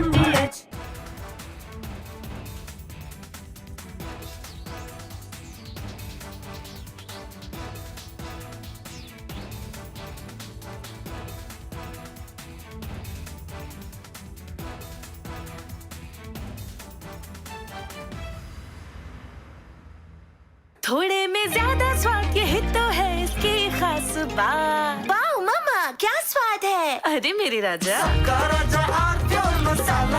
First we saw the people dying, the killings, and that's continuing, destruction of infrastructure, and now the economic impact. The economic impact will affect everybody across the world. You know, the price of LNG, cooking gas has already gone up. So it is a very serious problem. We're all going to suffer. So we all have to work to make sure it ends soon. And I hope that, led by our Prime Minister, etc., we will work on that. ठीक है मंटू, भेज दे रहे हैं हम। ठीक है ना, भेज रहे हैं मंटू। अरे आलू से नहीं होगा।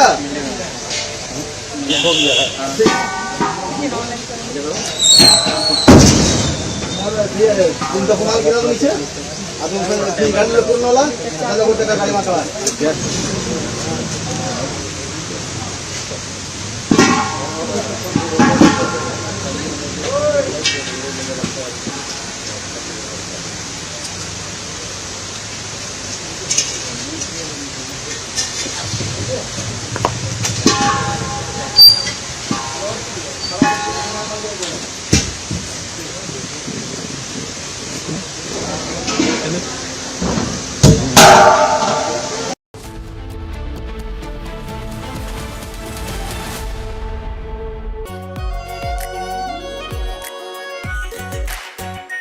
Are pure shahi paneer masala, delicious healthy everyday. केसरिया से मन जोगी हुआ रे, दिल झूमे देखो मतवारा हुआ रे। केसरिया से मन जोगी हुआ। हर पल मनाओ केसरी त्योहार। विमल बोलो जुबान केसरी। प्यास बुझाए ठंडक लाए सबको भाई जिया से इंग्रेडिएंट्स का जलजीरा जीरा सिप जीरा सिप असली रिफ्रेशिंग, असली स्वाद, असली मजा.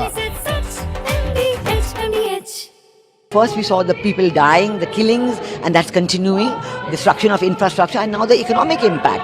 The economic impact will affect everybody across the world.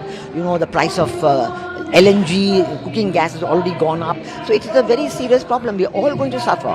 So we all have to work to make sure it ends soon. And I hope that, led by our Prime Minister, etc., we will work on that. ठीक है mandu भेज रहा है. ठीक है ना भेज रहा मंडू. आलू से नहीं होगा. हो गया.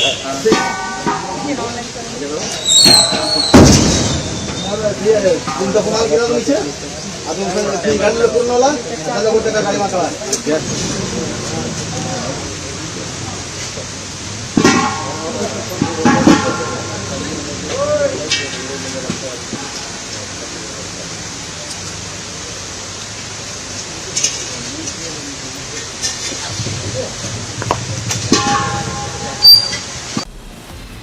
From Asia's largest news headquarters, setting the agenda for Bharat.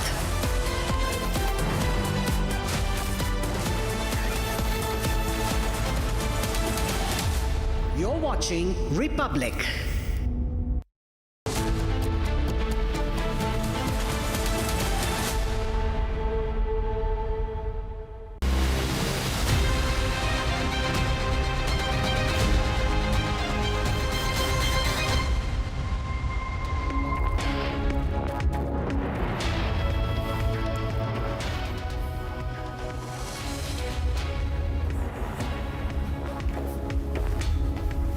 A very warm welcome, viewers. You're watching the Republic TV. This is Shivam Dutt Mehta, and the top focus in this bulletin will be on the elections that will be announced. As per sources, the Election Commission at 4 p.m. will be announcing the dates of polls for 4 states and 1 union territory. We'll get you all the details of that, plus a lot more on what's happening in the West Asian conflict. But first, let's have a look at the top headlines of the hour.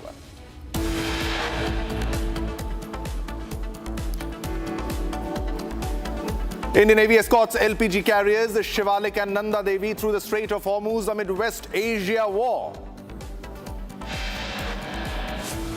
US President Donald Trump calls on allies to send warships, says Hormuz will open one way or the other. Trump also threatens Iran's oil infrastructure after US bombs Kharg Island military sites vital to Iran's oil network. After US's attack on Iran's Kharg Island, Iran has vowed to retaliate, says will destroy US allied energy infrastructure.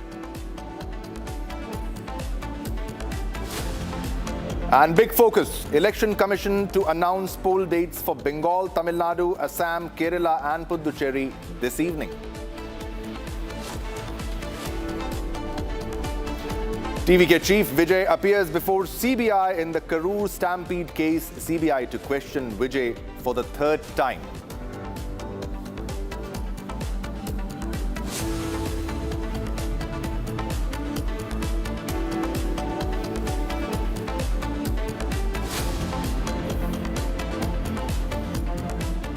All right, viewers, let's begin this bulletin with the biggest focus story of today. The election dates are set to be announced for Assam, Kerala, Tamil Nadu, Puducherry and West Bengal. Today, the Election Commission of India will hold a press conference at around 4 p.m. at Vigyan Bhavan, New Delhi, to announce the polls, the dates of the polls. The Election Commission team has concluded its tour of all 5 poll-bound states, the 4 states and 1 union territory that are bound to go to the polls. And So as per sources, polls in West Bengal may be conducted in 4 to 8 phases. This is the latest that we are getting right now at this moment. The election dates are set to be announced for Assam, Kerala, Tamil Nadu, Puducherry and West Bengal. Biggest development of the day. 4 states, 1 union territory set to go to polls as per the sources. The Election Commission is likely to make the announcement at around 4 p.m. today. So that will be a major focus. We'll get you the exclusive live pictures while the announcement is being made. The Election Commission team has concluded its tour of all the poll-bound states. Now, led by Chief Election Commissioner Gyanesh Kumar, the Election Commission team visited all the states and the Union Territory to take stock of election preparations. Now, as per the sources, elections in West Bengal could be conducted in 4 to 8 phases. Now, in the other 4 states, the plan is to hold election in 1 to 3 phases. The assembly elections held in West Bengal in 2021 were conducted in 8 phases. In contrast, Assam held its elections in 3 phases, while Tamil Nadu, Kerala and Puducherry conducted theirs in a single phase. From a security perspective also, 480 battalions of the Central Security Forces have so far been deployed to West Bengal, a state deemed critical in this regard.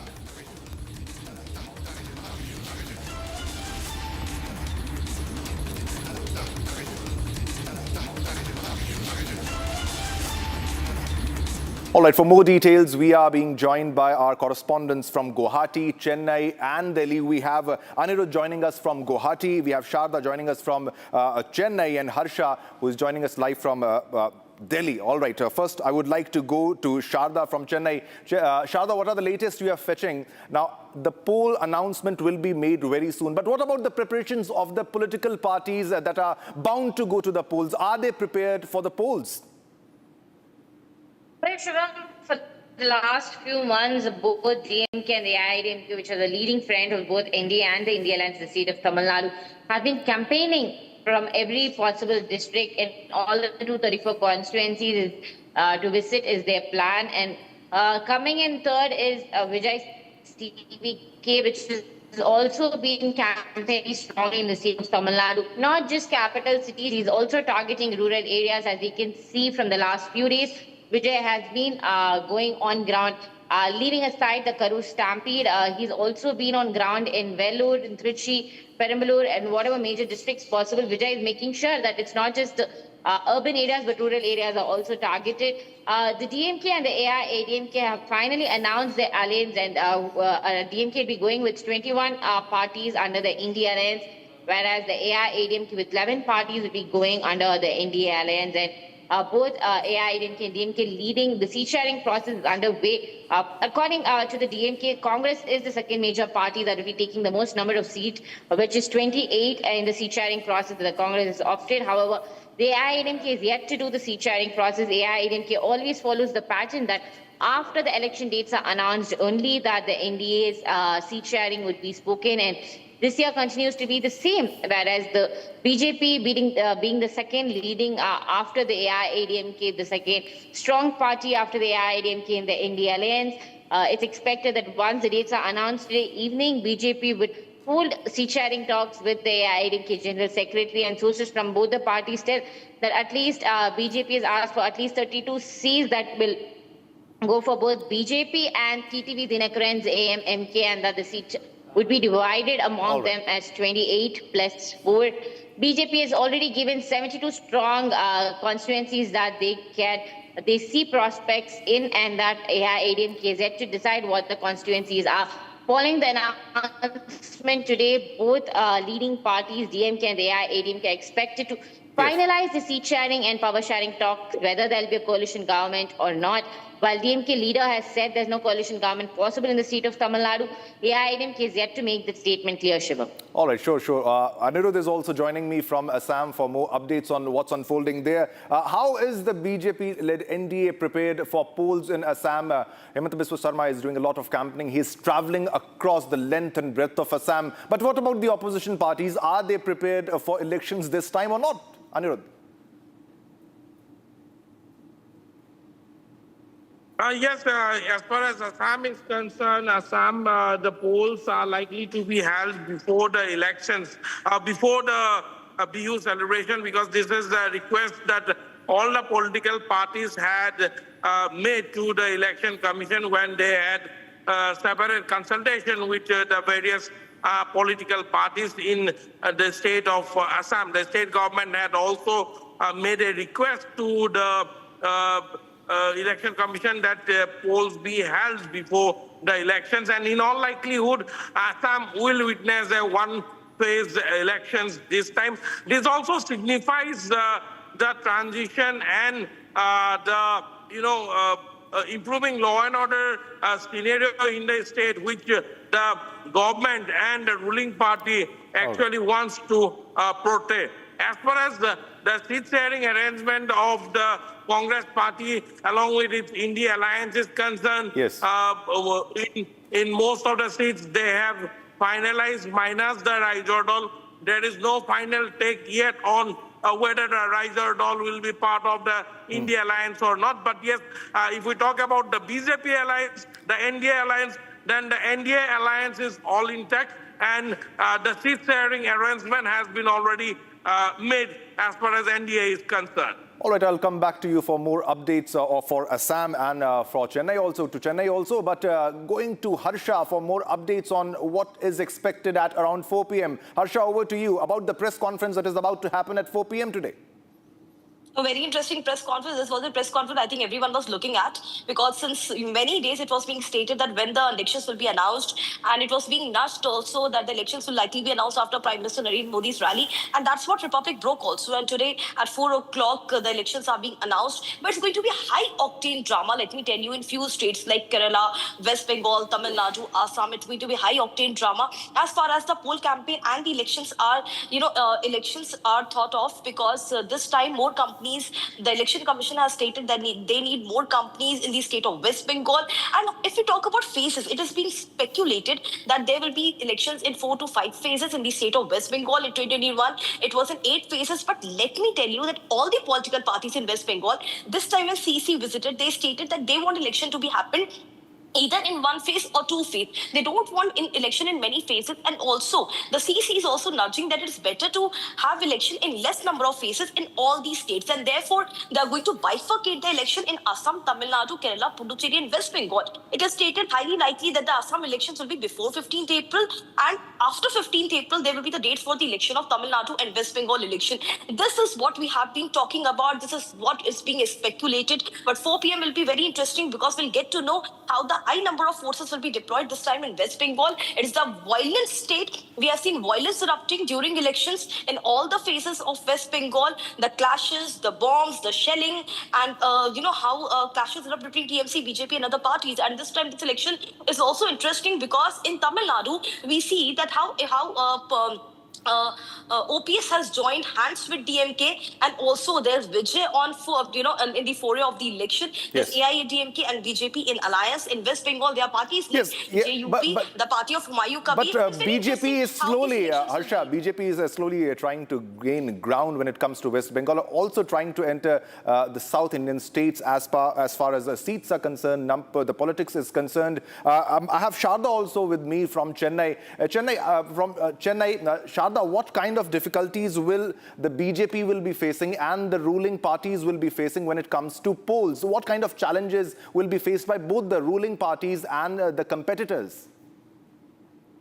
Well, one of the leading parties that we can say in Tamil Nadu is the DMK and the AIADMK. DMK now ruling the state government was on a tussle with the Congress the last few days, but now that power sharing and the seat sharing talks has been snubbed, DMK is now focusing on the campaign, door-to-door campaign especially. But the question comes in where Vijay plays a major role, whether there'll be a break in DMK's vote sharing, whether Vijay would be taking up the votes of youngsters, especially from age 18 to 24, where many people have been supporting him. But Sharda, he's embroiled in a case. He is being questioned. He has been questioned. He's being questioned by the CBI, and he's into a lot of trouble. Do you think, being a new entrant, he would make much of a difference? The CBI's charge sheet, whether mentioning the Vijay as part of the accused or not, will play an important role in TVK's political party's impact in the state of Tamil Nadu, because till date, CBI has only investigated as part of the stampede in doubts whether inquiries being happening, why he was late, and whether he did not know about the chaos, and what was his first reaction, and why was his first reaction after a month, is all the CBI has been questioning. Till date, CBI has not made Vijay the accused in that particular stampede. And following today's investigation and questioning is when we'll know whether Vijay is the main accused according to the CBI investigation or not. And whether his name comes on the charge sheet will make a huge difference in the political battle for Tamil Nadu.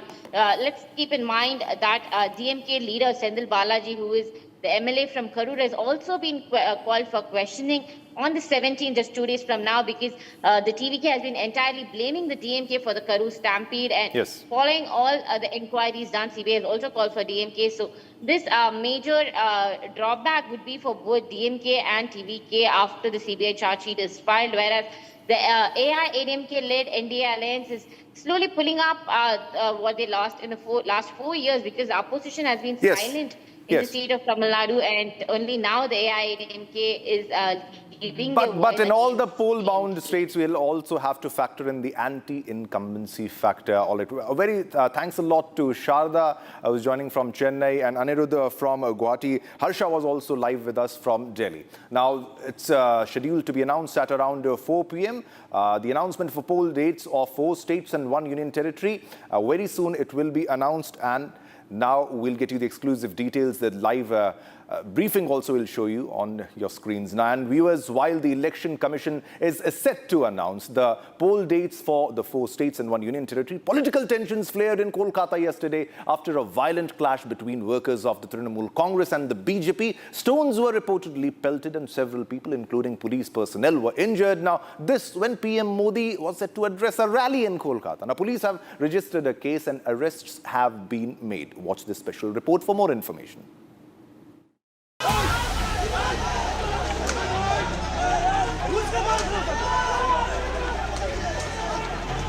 Just hours before PM Modi was supposed to land in Kolkata yesterday,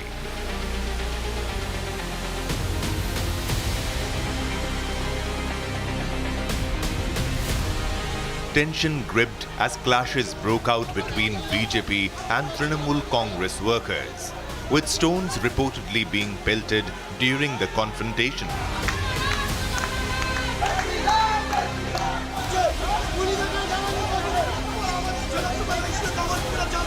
According to reports, the clash was triggered after an argument over flex banners urging voters not to support the BJP ahead of the upcoming assembly election. The altercation quickly escalated, with supporters from both sides accusing each other of provoking the violence. PM Modi in his address also condemned the attack, slamming the ruling TMC government. साथियों, आज भी इस मशाल सभा को रोकने के लिए निर्मम सरकार ने सारे हथियार निकाल लिए। आप लोगों को आने से रोकने के लिए ब्रिज बंद करवा दिए, गाड़ियां रुकवा दी, ट्रैफिक जैम करवाया, भाजपा के झंडे उखड़वा दिए, पोस्टर फड़वा दिए। लेकिन निर्मम सरकार, साफ साफ देख लो, आज के जन सैलाब को रोक नहीं पाई हो। बंगाल में महाजंगल राज लाने वालों का काउंटडाउन शुरू हो चुका है। Police say several people were injured in the clash, including multiple police personnel who were deployed in the area to control the situation. Kolkata police have registered a suo motu case in connection with the vandalism at Girish Park. 4 people have been arrested so far, while raids are continuing to identify and detain others involved in the incident. The clash highlights the rising political tensions in West Bengal ahead of the upcoming elections.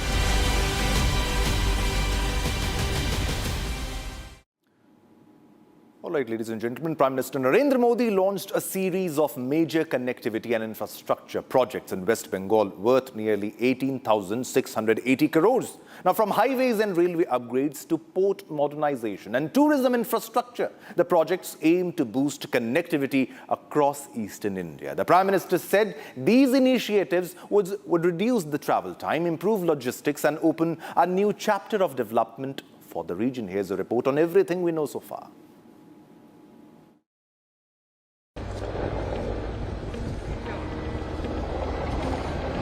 Prime Minister Narendra Modi launched infrastructure projects worth nearly 18,680 crores in West Bengal.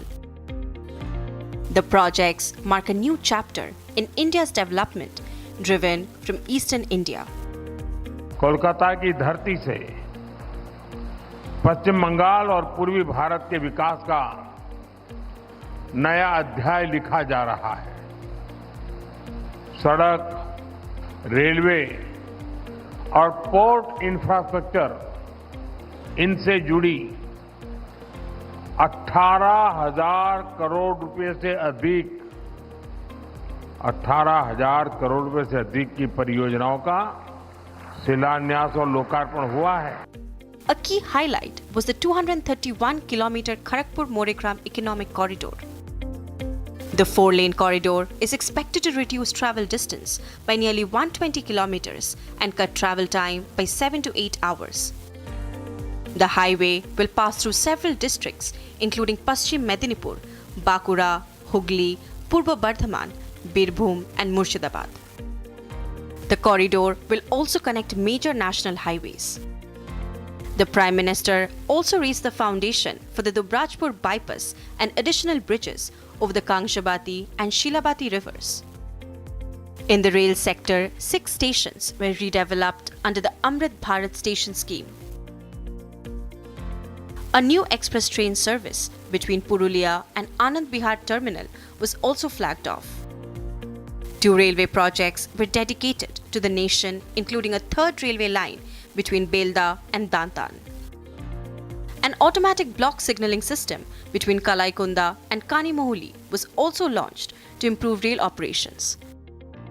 The Prime Minister also focused on port and river infrastructure. साथियों, सड़क और rail connectivity जितनी महत्वपूर्ण है, उतनी ही अहम भूमिका port और वाटर ट्रांसपोर्ट भी निभाते हैं। कोलकाता और हल्दिया जैसे बंदरगाह लंबे समय से पूर्वी भारत के व्यापार के प्रमुख केंद्र रहे हैं। हल्दिया डॉक कॉम्प्लेक्स इसका मशीनीकरण हो रहा है।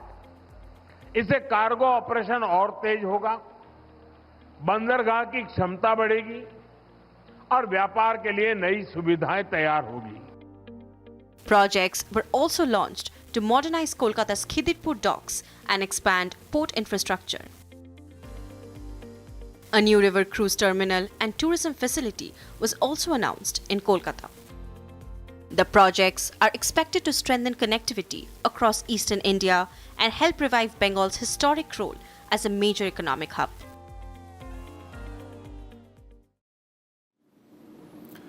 All right, viewers, now from elections in India, now shifting our focus back to the war. Now, a US Air Force B-52 Stratfortress has taken off for its mission during Operation Epic Fury. US Central Command said US forces continue to degrade Iranian military capability. Take a look.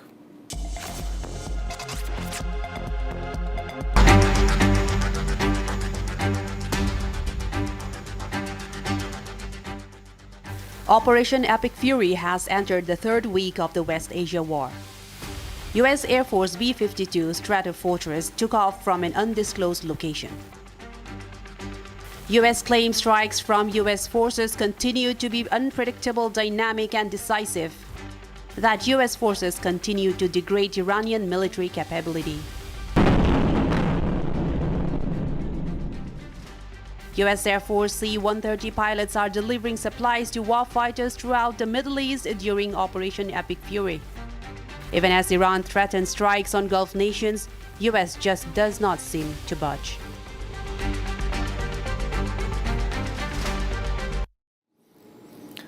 All right, viewers, it's time to slip into a short commercial break. But don't go anywhere, because coming up next, Iranian Foreign Minister IRGC confirms ongoing military cooperation with Russia and China, calls them strategic partners. Coming up next.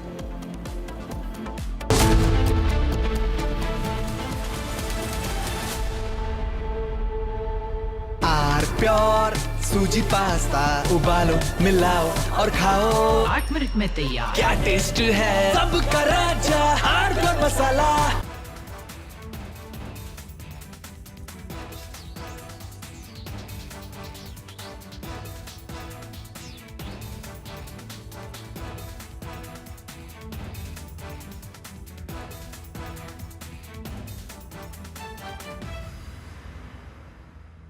चमकी चाट से क्या बना है sandwich लस्सी और छाछ हर घूंट में चमकी चाट अब बताओ स्वाद आया असली स्वाद सिर्फ चमकी चाट First we saw the people dying, the killings, and that's continuing, destruction of infrastructure, and now the economic impact. The economic impact will affect everybody across the world.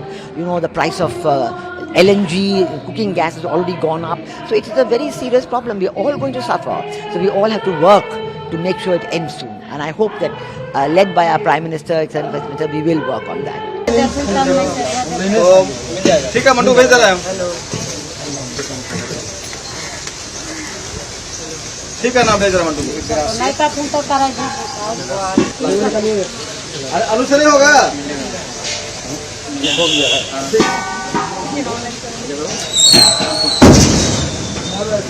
तुम तो कमाल किया तो नीचे अब तुम फिर गाड़ी में पूर्ण वाला ना लोगों का गाड़ी में चला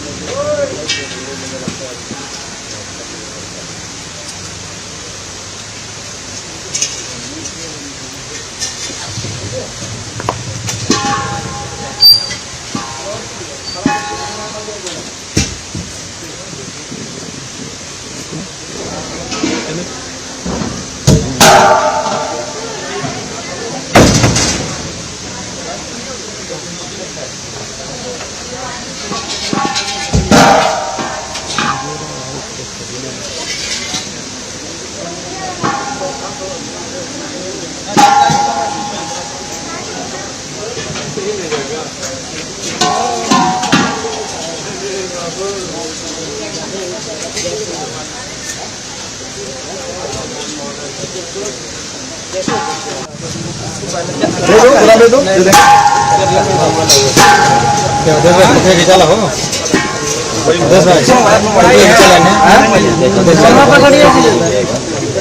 ठीक है ना हम बात करेंगे कहीं क्या हुआ ठीक है ना भैया बोलेंगे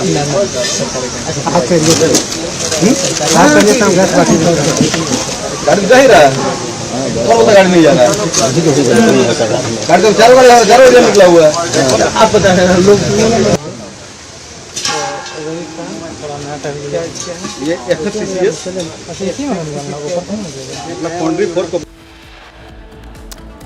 Taking a short break, coming up, Iranian Foreign Minister Abbas Araghchi confirms ongoing military cooperation with Russia and China, calls them strategic partners.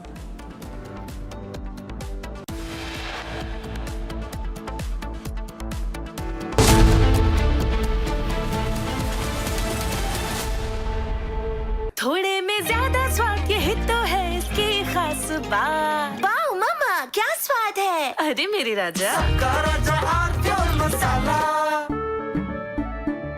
केसरिया से मन जोगी हुआ रे दिल झूमे देखो मतवारा हुआ रे केसरिया से मन जोगी हर पल मनाओ केसरी त्योहार विमल बोलो जुबान केसरी चमकी चाट से क्या बना है सैंडविच लस्सी और छाछ हर घूंट में चमकी चाट ड्राई फ्रूट और दही बड़े चमकी चाट से स्वाद बढ़े असली स्वाद सिर्फ चमकी चाट First we saw the people dying, the killings, and that's continuing, destruction of infrastructure, and now the economic impact. The economic impact will affect everybody across the world. You know, the price of LNG, cooking gas has already gone up. So it is a very serious problem. We're all going to suffer.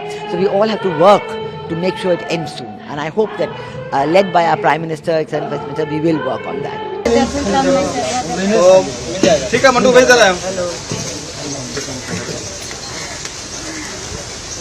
ठीक है ना भेज रहा मंटू नहीं का phone तो करा जी आलू से नहीं होगा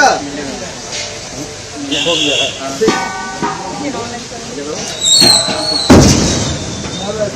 तुम तो कमाल किया तो नीचे अब तुम फिर गाड़ी ले पूर्ण वाला ना लोगों का गाड़ी मार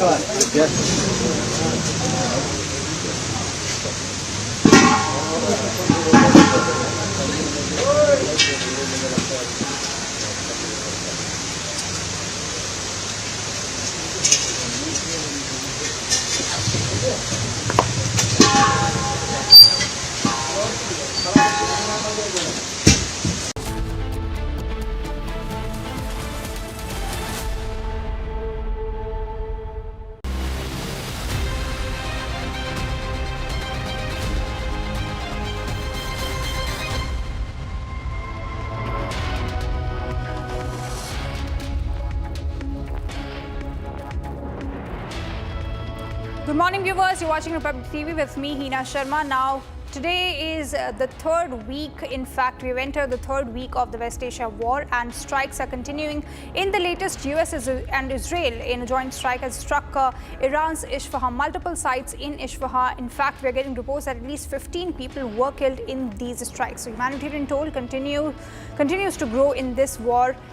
We tell you all the latest in this and more. But first, let's take a look at the headlines. Iranian Foreign Minister Abbas Araghchi confirms ongoing military cooperation with Russia and China, calls them strategic partners. Trump also threatens Iran's oil infrastructure after US bombs Kharg Island military sites vital to Iran's oil network. US President Donald Trump calls on allies to send warships, says the Strait of Hormuz will open one way or the other. Indian Navy escorts LPG carriers Shivalik and Nanda Devi through the Strait of Hormuz amid the West Asia tensions. Election Commission of India to announce poll dates for Bengal, Tamil Nadu, Assam, Kerala and Puducherry this evening. TVK Chief Vijay appears before CBI in the Karur Stampede case. CBI to question Vijay for the third time.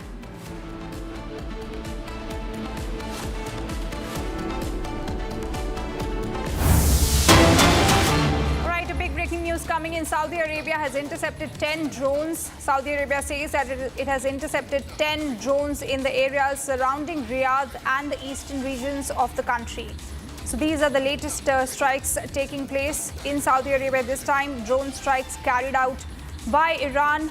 At least 10 drones were intercepted by Saudi Arabia. Now these visuals we are getting you, these are in fact old visuals, which shows how Iranian drones, in fact, are striking multiple areas in the Gulf region.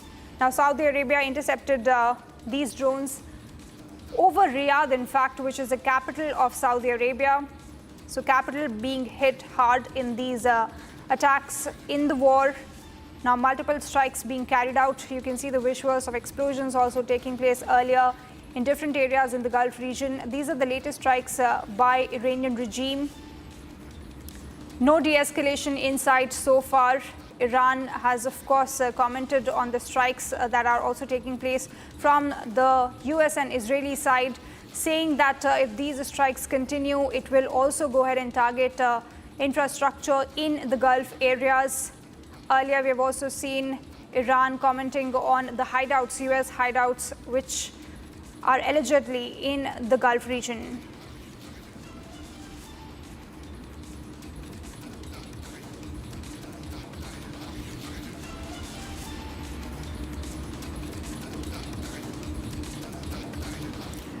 Now, Iranian Foreign Minister Abbas Araghchi has confirmed ongoing military cooperation with Russia and China. Iran has called Russia and China strategic partners in this war against US. Now, viewers, this statement holds much gravity as far as this war is concerned, as it now directly and openly widens the range of this war. Iran has now openly confirmed the alliance with Russia and China, leading to a very big question: will this war escalate and cover even more countries? So Iran Foreign Minister confirming cooperation with Russia and China, calling them strategic partners. Now, what sort of cooperation will see here? Will there be any sort of a logistical support as well? We are already seeing reports how Russia and China are allegedly helping Iran with their intelligence that they are gathering from United States and Israel. And now Iran also coming out and saying that these are our strategic partners and we will continue cooperation with these two countries. All right, I have with me Colonel Rajiv Bagga with me, defense expert. Colonel Bagga, this is big news again. Iran saying that it will, in fact, cooperate with Russia and China, calling them the strategic partners. Now, what sort of implications can we see here in this war? Do you think that there'll be a logistical support? We've already seen reports how intelligence is essentially being provided by these countries to Iran to back Iran in the war against the United States and Israel. Good morning to you. Am I audible? Yes, you are. Yes. Okay, fine. Your question is related to the support which is provided by China and Russia to Iran at this juncture. You know, I am not surprised. It was very well predicted. Rather, they were doing it right from the beginning only, and that too much before the war was planned. And if you remember, there was some amount of a joint naval exercise was carried out by Chinese and the Iranian in this particular region. And when you talk about the kind of logistics support, the best, I will say, the satellite and kind of information intelligence is nobody can match Chinese in present day. That is first aspect. And you know what is the interest of China and Russia? That you need to understand.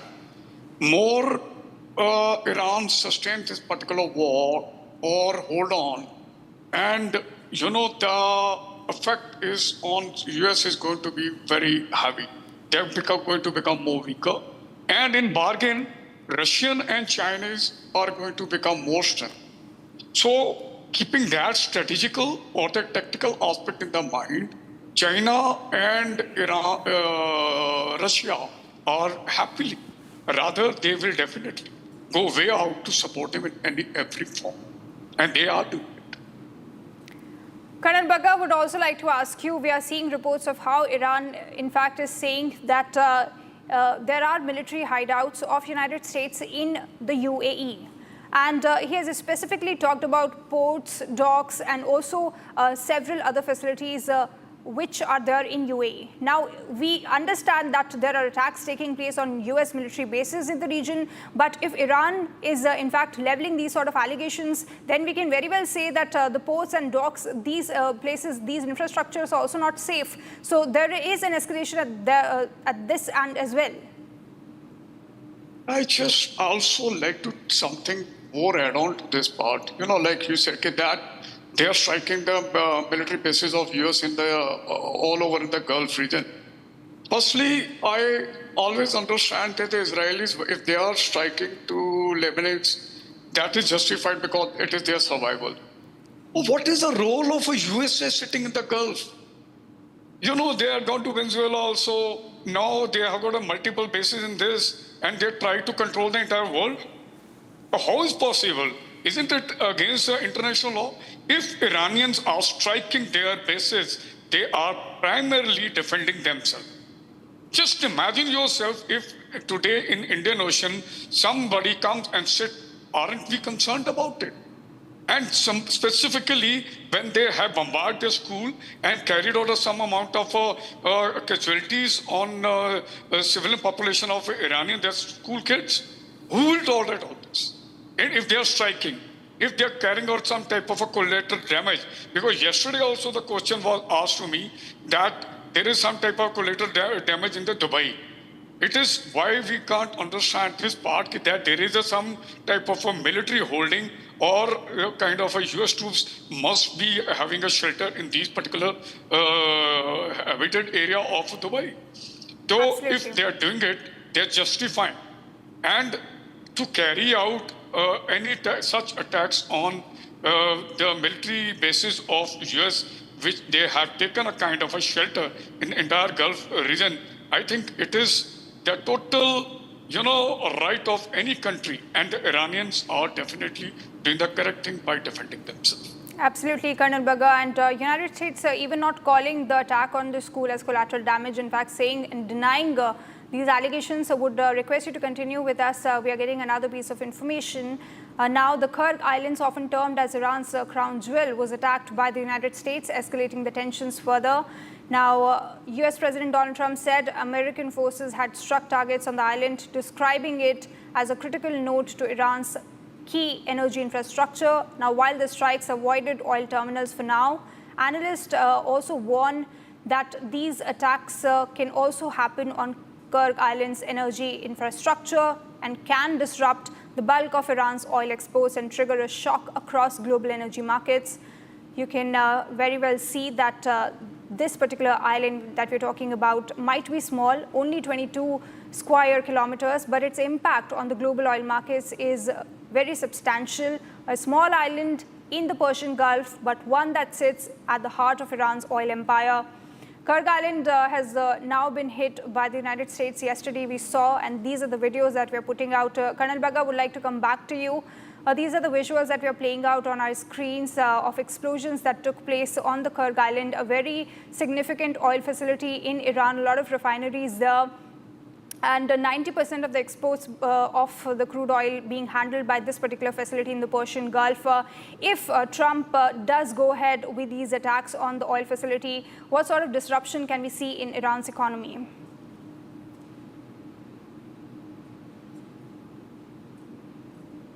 Strait of Hormuz and this particular island, Kharg, if they have attacked, if they carried out any attack on this, as a military analyst, what do you think? Like Iranian must not have been predicted well in advance that this is going to be their prime target. If it is so, they must have shifted that amount of oil which is housing there. Even if they are attacking there, so what? The oil will still remain there. That can be taken out anytime. The only thing which Iran should be concerned about, that physical capturing of this particular island should be prevented. And you know that the US has brought their aircraft carrier along with the 2,000 and 2,500 Marines out there. It is primarily to launch a kind of a land battle.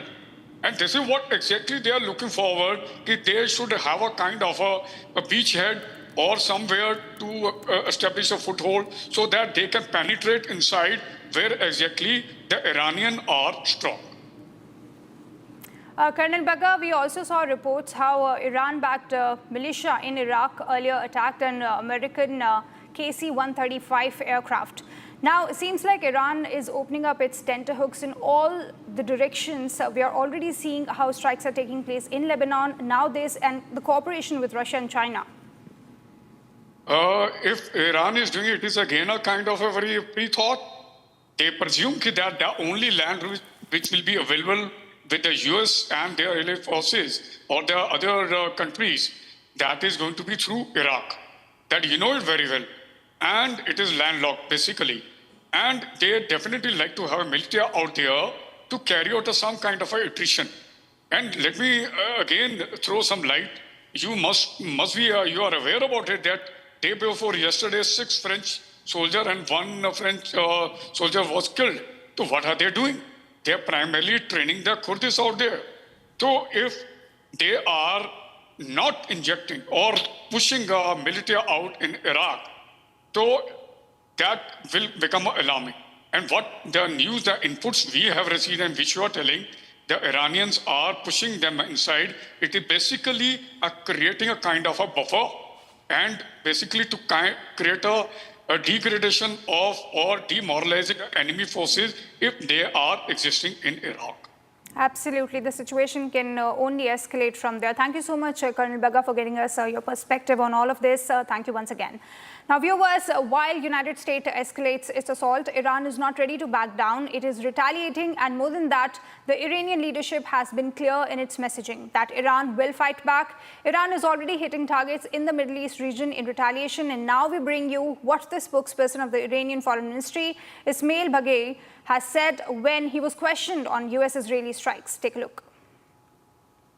As you know, Iran has described the recent US-Israeli strikes on Iran as a violation of its sovereignty and international law. Doctor, how does Tehran assess the situation now, and what is Iran's immediate priority in responding to these attacks?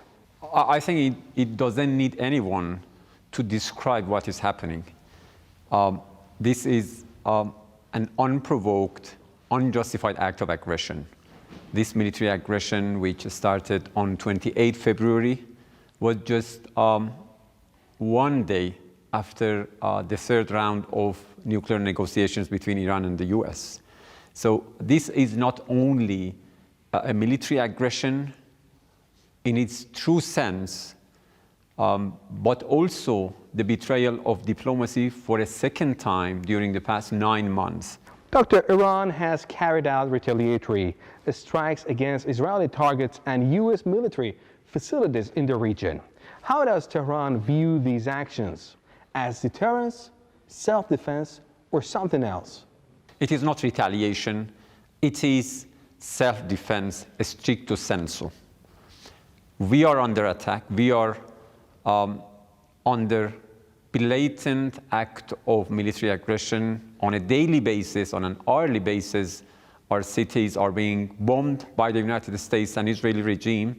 So what we are doing is in exercise of our inherent right of self-defense, which is recognized under Article 51 of the UN Charter.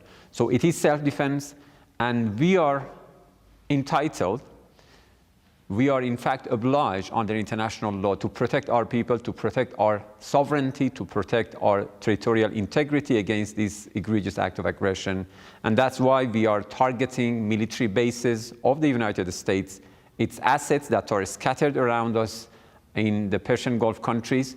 We have already warned them that please do not let the United States abuse your soil, abuse your territory for conducting this military aggression. Doctor, following the death of the former Iranian supreme leader, Iran has moved quickly to ensure leadership continuity. What message does this transition send about Iran's political stability at this moment? I think it's very clear to everyone, to our nation, more than anyone else, that the system works on the basis of a firm constitution. We are a system that has originated from a popular revolution in 1979. So the government, the political system is based on our identity, our history, and the will of the people. Mr. Baghai, many countries are asking for restraint to prevent the conflict from spreading across the Middle East. What role does Iran have to play to maintain regional stability under the current circumstances? I think asking for self-restraint from Iran as a country that is under attack is truly unfair, to put it very mildly. Those countries, especially outside the region, some European countries that request Iran to restrain, in a way they expect Iran to give up its inherent right of self-defense. We are defending ourselves. The Americans are abusing the territories and installations of the neighboring countries to attack Iran, so we have to fight back. So the instability, the insecurity of the region is the direct result of the United States and Israel violation of the UN Charter. So the whole world, the whole international community should really blame the United States and its proxy in the region for this crisis that they have brought upon the region. Doctor, one last question. What's your take on the Security Council resolution that was issued yesterday? I think that resolution was a discredit for the UN system, for the United Nations Security Council. This signaled the fact that the UN Security Council is simply an instrument of United States' narrow foreign policy. You go through the history of the UN's performance. They didn't give even one meaningful resolution during the past 2.5 years of genocide of Palestinians. And I think when a Security Council issues an unfair, unjustified, and unlawful resolution, it would simply mean that we have to rely on ourselves, we have to continue defending our people and our nation, regardless of what they do or say. Doctor, thank you very much. Now, viewers, Major General G.D. Bakshi delivers a sharp critique of Donald Trump's foreign policy, questioning his blunt territorial claims on Greenland for rare earths and Venezuela for oil as a throwback to 18th century colonialism in the 21st century. He contrasts Trump's direct, it's mine rhetoric with the hypocritical moral framing, democracy, human rights used by previous US presidents for interventions in Iraq, Libya, and now in Iran. General Bakshi also condemned Pete Hegseth's calls for no rules of engagement and disregard for civilian casualties, praising the firm pushback from Russia, Iran, China, and BRICS nations as vital for global security, sanity, and rule of law. Now, he also warned that this approach signals the start of America's great power decline. Take a look at this. Laugh in bitterness. Haven't you had enough of this before? Don't you learn your lessons? I'm sure the American military does. And Donald Trump had learned the lesson, never get into any protracted, endless wars. Wars without end. Quick in, quick out, air power application, all for the television cameras, take your bow, finish. Go for the next country. And they'll all fall like 9 pins. Venezuela, Iran, Cuba, Greenland. I'm afraid nothing of this tamasha has happened. It was essential for the sake of global security, sanity, rule of law, that Donald Trump be given a strong push back. And that strong pushback has come from Russia, it has come from Iran. Strong pushback. I do hope that will sober down Donald Trump a bit. He's been, I know previous American presidents also attacked, countries like Iran, Iraq, Libya, etc. But they couched it in verbiage, in language that spoke of democracy, freedom of expression, human rights, etc., etc., etc. It was all hogwash, of course, but I mean, they couched it in that very friendly sounding, highfalutin, moralistic terms. Donald Trump is talking in Hitlerian terms. I need rare earth, I'll grab Greenland. I need Venezuela oil, it's mine. I am the president of Venezuela. Sir, please make up your mind. Are you president of the United States, Venezuela, or are you the president of Iran, who will now designate the next Ayatollah? Can the world lump this nonsense? Can the world go back to the 18th century colonial era of colonialism? America can colonize whichever country it wants because it has the power. At this rate, will we have the African slave trade being resumed? I'm sorry, give us a break. This is the 21st century. And hence it was important for the BRICS nations to push back. And they have. And they have. At least Russia and Iran and China have pushed back very hard. Right? There was Pete Hegseth talking like a Gestapo thug, some Nazi lunatic. He's telling his American soldiers, the Americans are a very decent people, I mean, yes, when their direct interests are threatened, when it's a matter of their honor, they fight like hell. World War I, World War II, those are the examples. But they are a decent lot. He is telling the American soldiery, he is telling the American officers, no rules of engagement. If somebody is drowning some other country's sailor, shoot him in the head. Shoot him in the head. Take no prisoners, murder, kill. Civilian casualties, no problem. 168 poor little girls in school girls killed. No skin off my nose. Who cares? Sir, we care. And beyond a certain point in time, the people of America who are decent people and who are a democracy will care. And you are in the wrong year for such totalitarian experimentation, such Hitlerian experimentation. I know you get a lot of Heil Trumps on the television from your entire lineup of secretaries, but the simple fact is that this doesn't go down well with the rest of the world. You have hit all countries that were allied to you particularly hard. Europe, Japan, South Korea, India, anybody who was close to you, you have made it a point to humiliate them, insult them, and now they have reached a stage where they are all pushing back. They are all pushing back. And that would not be a welcome thing for the United States of America. Is the United States a great power in decline? I think at the end of this war, we would clearly see the beginning of that historical decline. Jai Bharat, Jai Hind.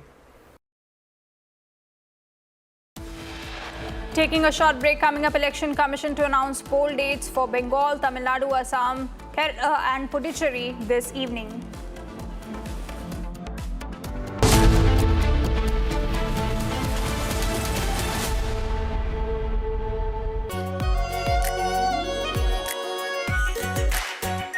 Our pure Shahi Paneer Masala. Delicious, healthy, every day. रानी, इस घर में कुछ है जो टूटता नहीं। ये pillar कभी नहीं टूटेगा। रुंगटा स्टील टीएमटी से बना। रुंगटा नहीं तो घर स्ट्रॉन्ग नहीं। रुंगटा स्टील टीएमटी बार एकदम सॉलिड। प्यास बुझाए, ठंडक लाए, सबको भाए जीरा से। MDH का जलजीरा जीरा से। जीरा से असली रिफ्रेशिंग, असली स्वाद, असली मजा। MDH।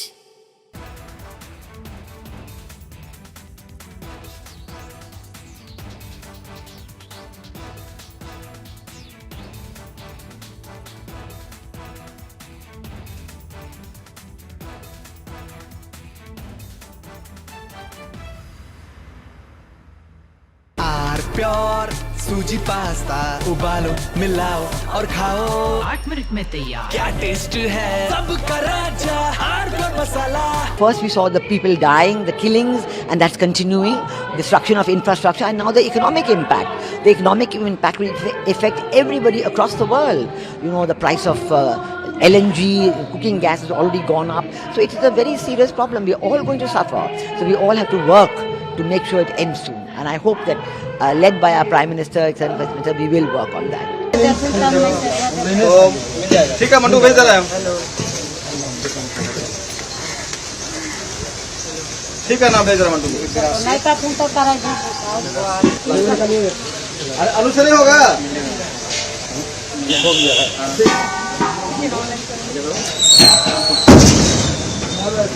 तुम तो कुमार गिरा दो नीचे अब तुम गाड़ी में पूर्ण वाला चलो गोटे का गाड़ी मारवा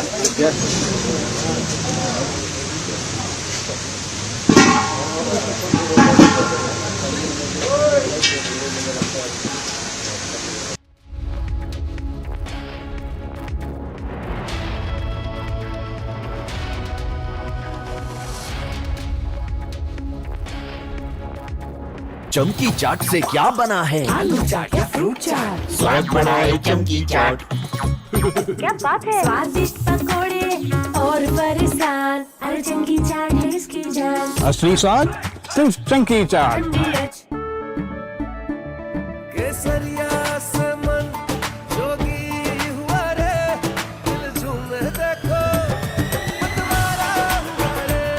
केसरिया से मन जोगी हर पल मनाओ केसरी त्योहार। विमल, बोलो जुबान केसरी। थोड़े में ज्यादा स्वाद, यही तो है इसकी खास बात। वाओ मामा, क्या स्वाद है? अरे मेरे राजा। First we saw the people dying, the killings, and that's continuing, destruction of infrastructure, and now the economic impact. The economic impact will affect everybody across the world. You know, the price of LNG, cooking gas has already gone up. So it is a very serious problem. We're all going to suffer. So we all have to work to make sure it ends soon. And I hope that, led by our Prime Minister, we will work on that. ठीक है मंटू, भेज दे रहा है। ठीक है ना, भेज रहा मंटू। अरे आलू से नहीं होगा।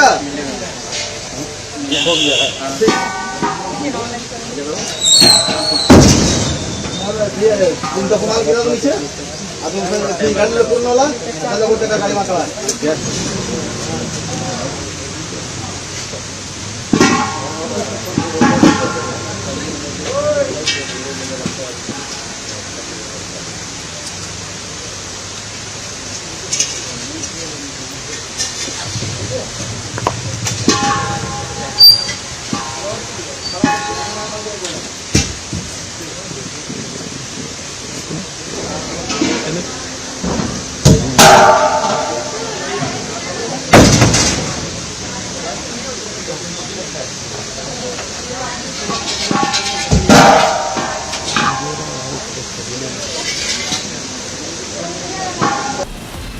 From Asia's largest news headquarters,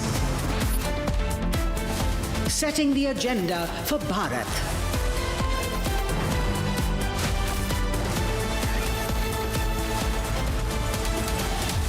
You're watching Republic.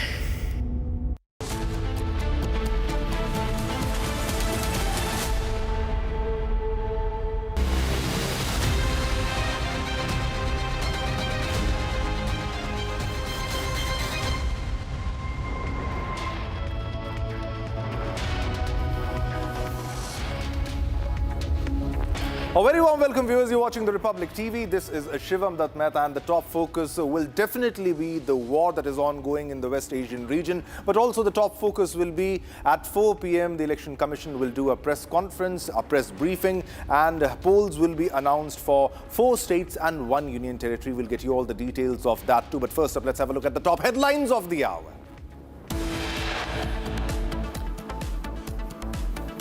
Election Commission to announce poll dates for Bengal, Tamil Nadu, Assam, Kerala and Puducherry this evening. Iranian Foreign Minister Arakchi confirms ongoing military cooperation with Russia and China, calls them strategic partners.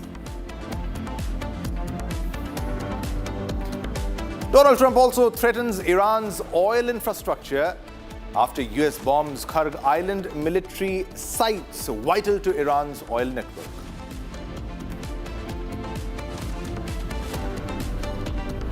US President Donald Trump calls on allies to send warships, says Hormuz will open one way or the other.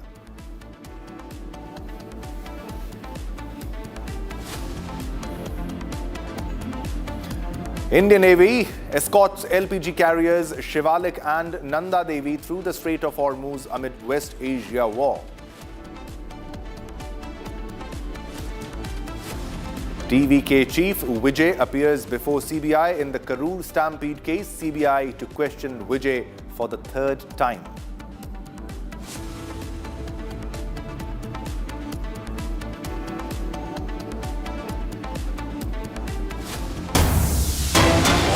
Let's begin this bulletin with a very big breaking news that is coming in right now at this moment, and it's about the West Asia conflict. Now, Iran has released footage allegedly showing missile debris from the February 28th attack on a girls' school in southern Iran, claiming it proves US involvement. Now, the debris is marked Made in USA and Raytheon Company, suggesting a US-made Tomahawk missile was used. Now, the US military has launched an investigation with preliminary findings suggesting outdated targeting data may have led to the strike. Now, remember, Republic Network was the first to show you the pictures of the manufacture of the missiles that were printed on the missiles that struck that location. And now this comes from Iran. Now, this is the latest. This comes from Iran. Now, that Tomahawk may have been used in this strike. Now, the attack had killed 165 people, mostly school children, school girls, and the USA earlier had denied involvement, citing an ongoing investigation. Now, this exclusive visuals from Iran prove US was behind attack on girls' school that killed 165.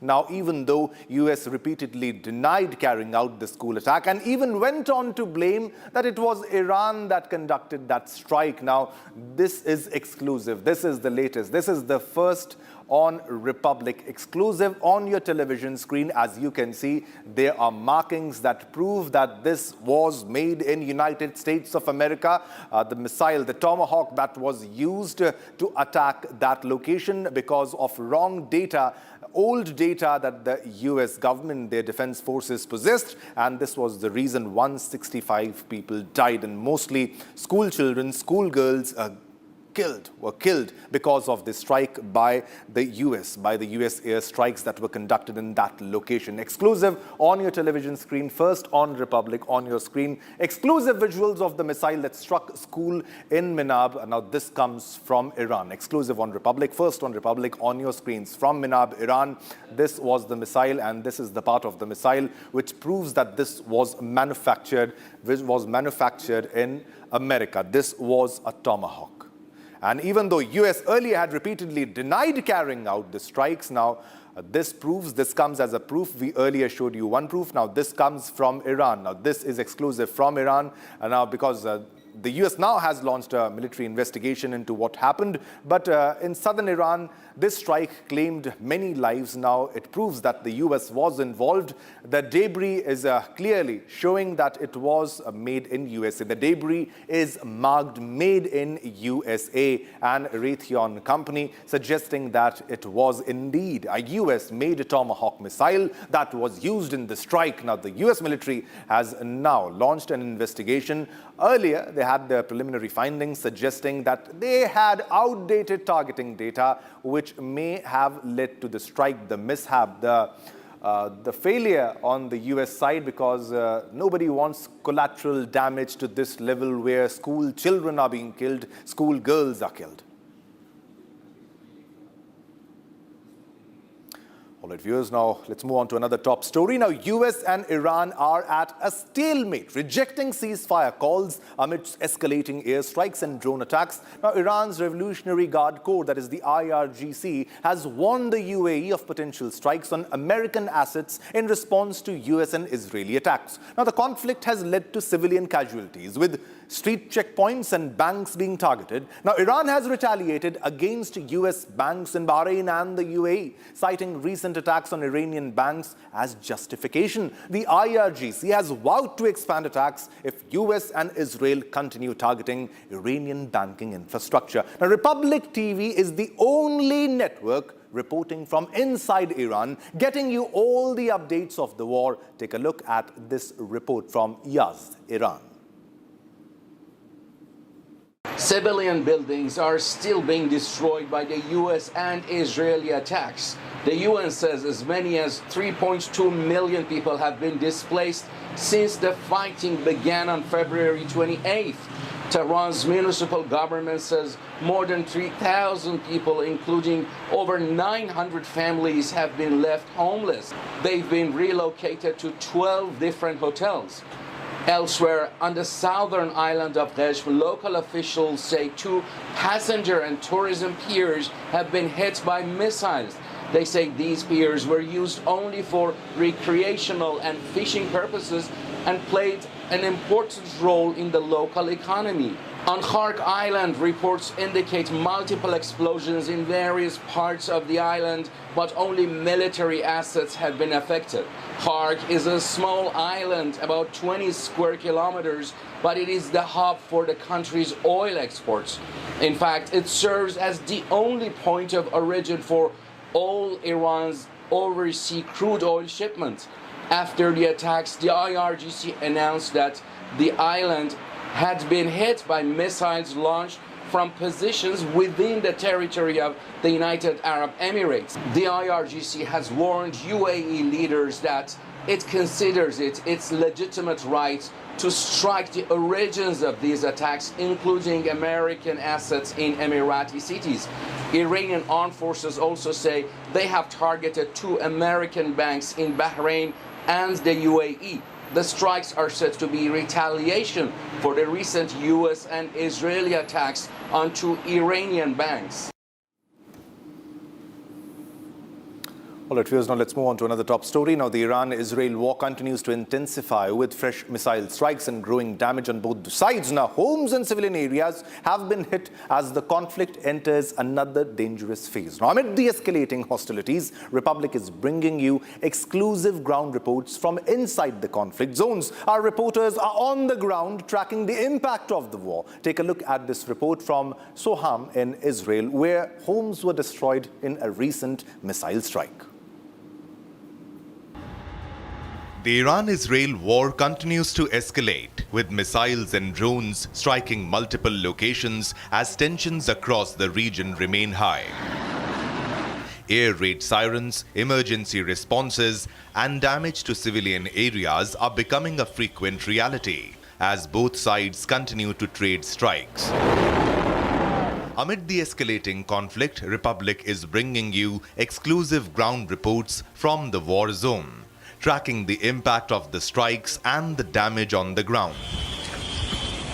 These visuals are coming in from central Israel, where a house became the target of an Iranian ballistic missile during the latest round of attacks. You can see here is the home that was attacked by Iranian ballistic missile, and only this room survived. This is a mamad, a protected room with the concrete walls, and it survived the ballistic attack. Usually people doing rooms for children in the safety mamads, so it can protect them during those attacks by rockets.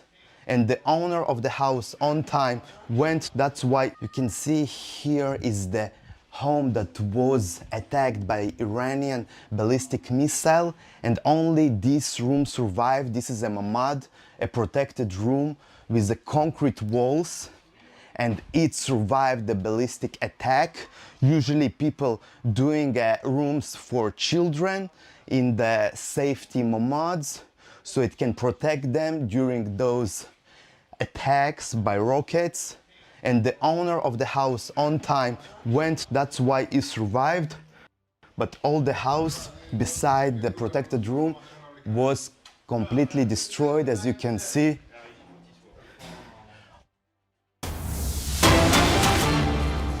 Operative सारी इलाज की व्यवस्थाएं करा दीजिए, तो उनको अपने राज्य से ऑपरेशन के बाद यहां नहीं आना पड़ेगा और टेस्ट के लिए भी यहां नहीं आना पड़ेगा।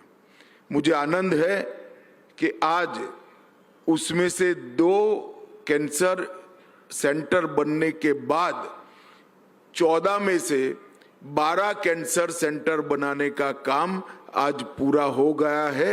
एक प्रकार से कंप्लीट व्यवस्था कैंसर के उपचार की हो रही, और प्रोटॉन थेरेपी जैसी अत्याधुनिक तकनीक जो बहुत महंगी है, देश के किसी भी सरकारी अस्पताल में प्रोटॉन थेरेपी की व्यवस्था नहीं है।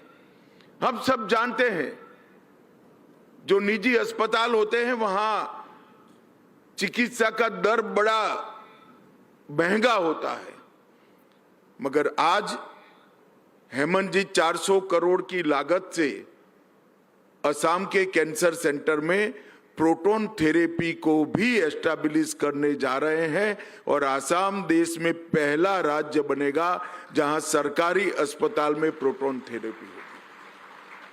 ये बहुत बड़ी बात है मित्रों। आज राधाकृष्ण दमानी जी भी यहां पर उपस्थित है। उन्होंने भी देश में अनेक जगहों पर मेडिकल कॉलेज बनाने के लिए अपने परिवार से 150 करोड़ 200 करोड़ जहां जितनी जरूरत है वो दान देने का संकल्प किया है। देश में और दुनिया में बहुत सारे लोग होते हैं जिनको ईश्वर दान देने की क्षमता देता है, जो बहुत धनी होते हैं। मैंने कई सारे ऐसे लोगों को दान देते हुए भी देखा है, मगर दान देने के बाद यश की जरा भी अपेक्षा न हो, ऐसे सिर्फ राधाकृष्ण दामानी को मैंने देखा। चुपचाप, चाहे वाराणसी में बनाना हो, आसाम में बनाना हो, मेरे गांव में भी एक बना रहे हैं, कई जगह पे देश में अस्पताल के साथ एकेडमिक ब्लॉक बनाने का काम उन्होंने अपने निजी ट्रस्ट से किया है। और जैसा हेमंत जी ने कहा, कोई अपेक्षा नहीं, कोई सरकारी काम का लालच नहीं, कोई मोह नहीं। और मैं आज बताना चाहता हूं, मैं और पीयूष भाई के साथ एक बार बात हुई थी इनकी, ये उनको मेडिकल कॉलेज के एकेडमिक ब्लॉक बनाने का आग्रह सरकार ने उनको नहीं किया है। उन्होंने सरकार को कहा है कि जहां जहां जरूरत हो वहां वहां बता दीजिए, हम बना देंगे। ये बहुत बड़ी बात होती है। और मन पूर्वक ये काम निष्ठा से करते हैं। किसी की भी प्रकार की यश, प्रतिष्ठा, आभार का भाव जगाए बगैर दान करते हैं। और हमारे देश के मध्यम वर्ग के बच्चों में जिनमें क्षमता पड़ी है, इनको पढ़ाने की व्यवस्था करते हैं। इस देश के बच्चे रसिया, यूक्रेन, कई छोटी छोटी कंट्री में आधा अधूरा डॉक्टर बनकर आते हैं और हमारे मरीजों का इलाज करते हैं। इसलिए बहुत जरूरी है कि हमारे देश में मेडिकल की शिक्षा की पूरी व्यवस्था हो, रिसर्च एंड डेवलपमेंट की पूरी व्यवस्था हो और हर प्रकार के क्रिटिकल रोग के लिए हमारे बच्चों को एक प्लेटफॉर्म मिले, जहां से वो रिसर्च कर कर न केवल भारत, दुनिया भर के मरीजों की सेवा कर सके। दामानी साहब, आपका और आपके परिवार का ये जो मूक योगदान है, वो भारत के मेडिकल शिक्षा की इतिहास जब भी लिखा जाएगा, इसमें सुवर्णमयी अक्षरों से लिखा जाएगा। आपकी अपेक्षा हो या न हो, क्योंकि ये समाज है जो मूक सेवकों का, मूक दानियों का ज्यादा सम्मान करता है। मित्रों, आज प्राग ज्योतिषपुर मेडिकल कॉलेज और अस्पताल का शिलान्यास हुआ, लोकार्पण हुआ। लगभग 700 करोड़ की लागत से बना है। इसके साथ साथ गोलाघाट कैंसर सेंटर 135 करोड़ की लागत से, तिनसुकिया कैंसर सेंटर 135 करोड़ की लागत से, डीफू मेडिकल कॉलेज और अस्पताल 220 करोड़ की लागत से, बरपेटा मेडिकल कॉलेज और अस्पताल 248 करोड़ की लागत से, जोरहाट मेडिकल कॉलेज और अस्पताल 310 करोड़ की लागत से, 6 माइल स्वास्थ्य भवन का शिलान्यास 218 करोड़ की लागत से और अभयापुरी जिला अस्पताल का शिलान्यास 115 करोड़ की लागत से।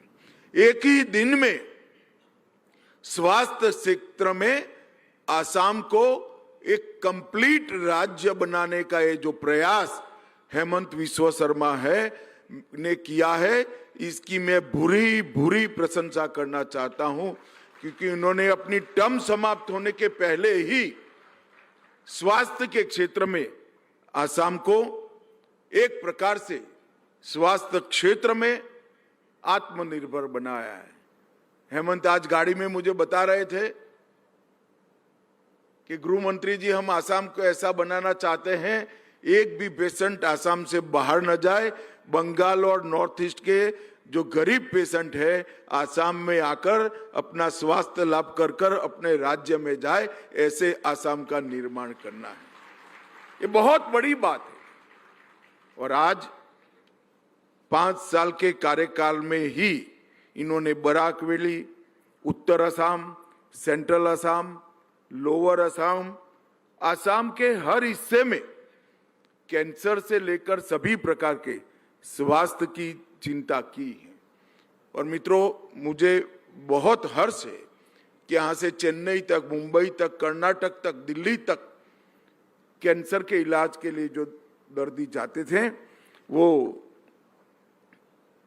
अब अपने परिवार से नजदीक ही सरकारी अस्पताल में सारा इलाज कर पाएंगे। आज मैं इस मंच से आसाम की जनता को वर्क कल्चर के बारे में भी बताना चाहता हूं। हमारी सरकार, भारतीय जनता पार्टी की सरकार, असम में 15 साल तक कांग्रेस की सरकार रही और कांग्रेस सरकार ने आसाम सरकार के माध्यम से स्वस्थ आसाम बनाने का संकल्प भी किया था। यहां से भारत के प्रधानमंत्री भी 10 साल तक चुनकर गए। मनमोहन सिंह जी यहां से सांसद बने थे, मगर आसाम के स्वास्थ्य का सुधार नहीं किया। और 10 ही साल में आज मैं इस मंच से गौरव से कह रहा हूं कि भारतीय जनता पार्टी की सरकार ने आसाम को स्वास्थ्य क्षेत्र और स्वास्थ्य शिक्षा के क्षेत्र में आज स्वावलंबी बनाने का काम समाप्त कर दिया। और कांग्रेस के 10 साल में 15 साल तक हर साल 150 करोड़ रुपया, आप कल्पना करिए कितना योग होता है। बच्चे जरा गिनती कर ले, मोबाइल निकाल कर, 15 साल तक 150 करोड़ हर साल उन्होंने निकाल दिया। 9 लाख ऐसे बच्चे इनका इलाज हो गया जिनका जन्म ही नहीं हुआ था। 390 ऐसी आंगनवाड़ी का पैसा चला गया जो कभी कंस्ट्रक्ट ही नहीं हुई थी। और गरीब बच्चों के पोषण के लिए जो पैसा दिया गया वो भी कांग्रेस की जमात के पॉकेट में चला गया। 15 साल तक हर साल 150 करोड़ रुपया स्वास्थ्य का, जो बच्चे के मुंह का निवाला है, जो बच्चे की शिक्षा की आदत बनाने की आंगनवाड़ी है और बच्चों के इलाज का है। 9 लाख बच्चे ऐसे जो जन्मे ही नहीं, इनका इलाज कर दिया इन्होंने। न जाने कैसे जादू करते हैं लोग। और उसकी जगह भारतीय जनता पार्टी की सरकार में आसाम का स्वास्थ्य का बजट जो 4000 करोड़ था, जिसमें से 150 करोड़ रुपया कांग्रेस हर साल चोरी कर जाती थी, वो बजट को 9000 करोड़ का कर हमने रुपयों को जमीन तक पहुंचाया। मित्रों, पहले 6 कॉलेज थे, अब 14 बन चुके हैं, 10 और बन चुके हैं, बनने हैं, नींव डल गई है। तो 6 की जगह 24 मेडिकल कॉलेज और 726 सीटें थी, सिर्फ 14 में अभी 1825 सीटें बनी। हेमंत जी को प्रधानमंत्री जी ने पूछा, फैकल्टी कहां से लाते हो? अस्पताल का भवन बनाना बड़ा आसान है, प्रोफेसर कहां से आएंगे इतने सारे? तो उन्होंने कहा, हम यहां पर 2.5 लाख रुपया तनख्वाह देते हैं, बच्चा एमडी होकर प्रोफेसर बनना ही पसंद करता है।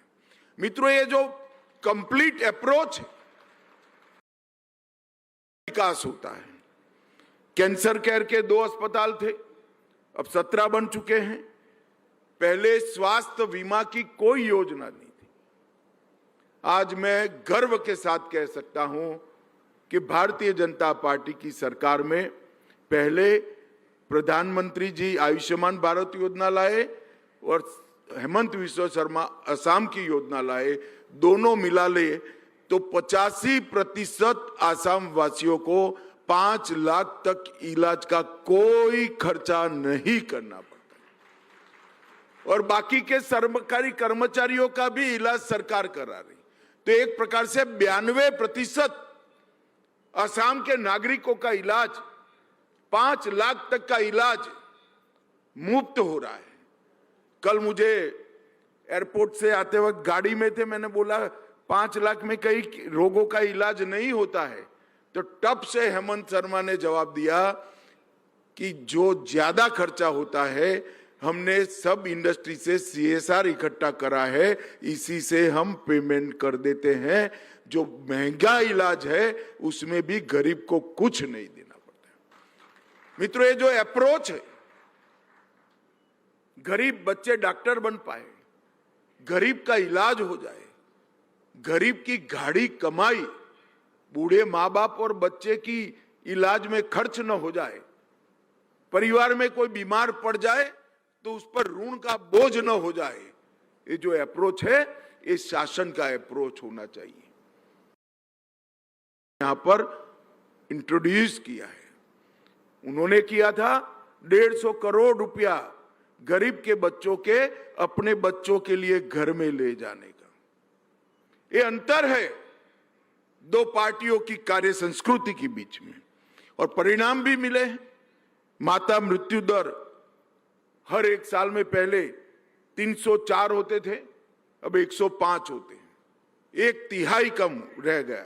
और शिशु मृत्यु दर 54 होते थे, अब 30 होते हैं।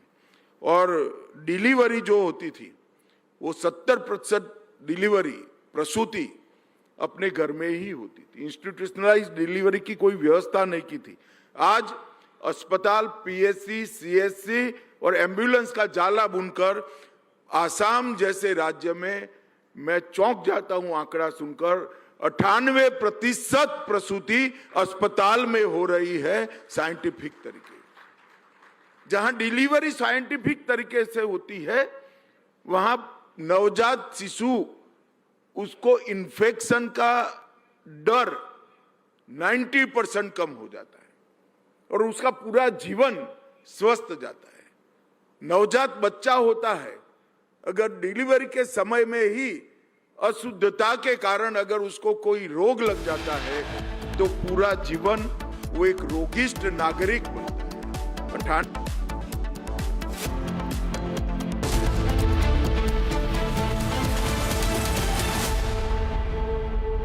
चमकी चाट से क्या बना है? आलू चाट या फ्रूट चाट, स्वाद बढ़ाए चमकी चाट। क्या बात है, स्वादिष्ट पकोड़े और फरसान, अरे चमकी चाट है इसकी जान। असली स्वाद सिर्फ चमकी चाट। QSMT achieved. The world's foremost university rankings organizations have ranked Amity amongst the top 3% universities globally, making it among the very few Indian universities to be included in both rankings. Yet another top ranking for Amity University. थोड़े में ज्यादा स्वाद, ये तो है इसकी खास बात। वाओ मामा, क्या स्वाद है, अरे मेरी राजा। सबका राजा और प्योर मसाला।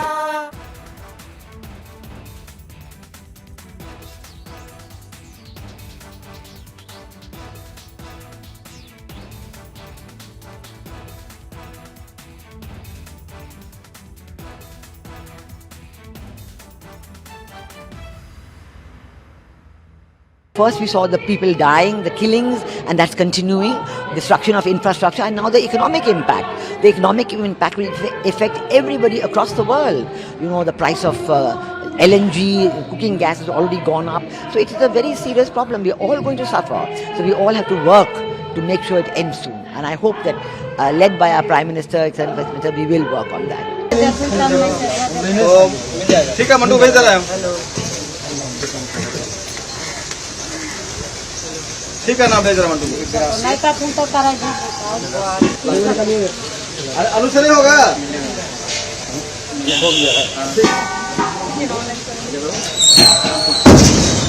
तुमचा कुणाला गेला तुम्ही अजून गाडीला पूर्ण होला त्याला कुठे गाडी मागवा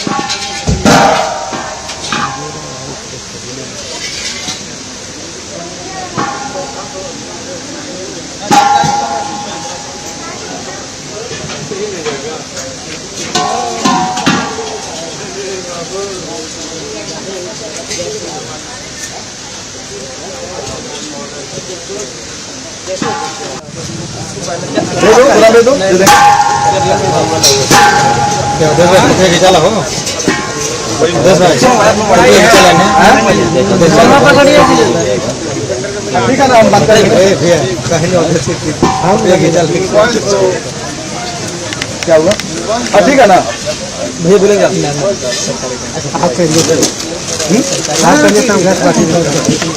गाड़ी जा ही रहा है गाड़ी नहीं जा रहा है गाड़ी तो 4 बजे निकला हुआ है आप पता है लोग ये FFCCS मतलब फाउंड्री फॉर कोऑपरेटिव सोसाइटी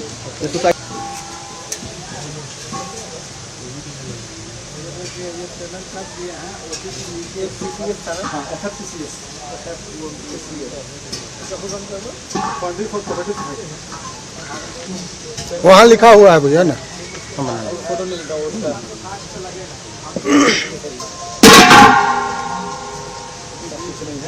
आज के लिए केवल है गाड़ी आ जाएगा दूसरे खत्म अभी तो राकेश आया था हाँ राकेश आया था भाई भाई कोई दिक्कत नहीं यार तुम बाइक चलना चला मुलाकात होती रहेगी हाँ बोला भाई भाई बाइक में हमारा दोनों बाइक में कोई दिक्कत तो पीछे दिक्कत है यहाँ जो कोर कंपनी मेंबर है वो HEC के एम्प्लॉई है बाहरी व्यक्ति नहीं रहते हैं यहाँ पे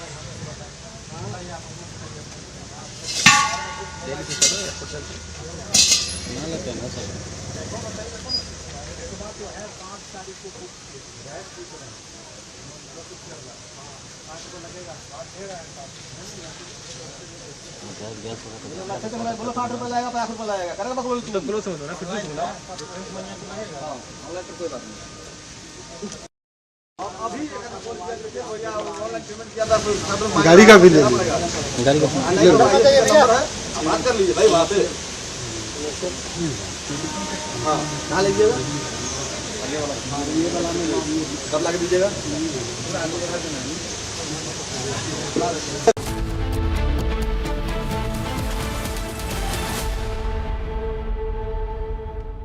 Forces First, the Navy edition.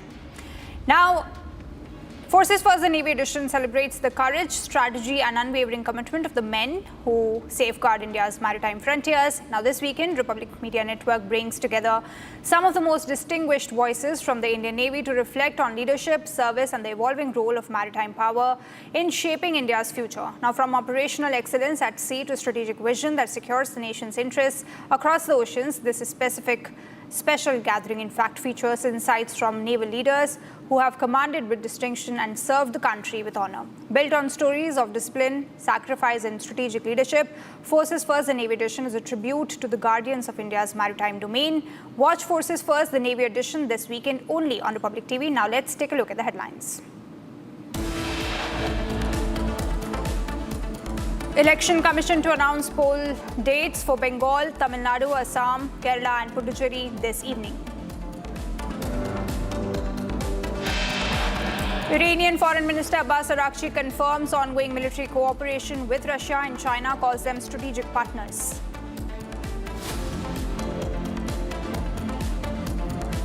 Trump also threatens Iran's oil infrastructure after US bombs Kharg Island, military sites vital to Iran's oil network. US President Donald Trump calls on allies to send warships, says the Strait of Hormuz will open one way or the other. Indian Navy escorts LPG carriers Shivalik and Nanda Devi through the Strait of Hormuz amid West Asia war. TVK chief Vijay appears before CBI in the Karur stampede case. CBI to question Vijay for the third time.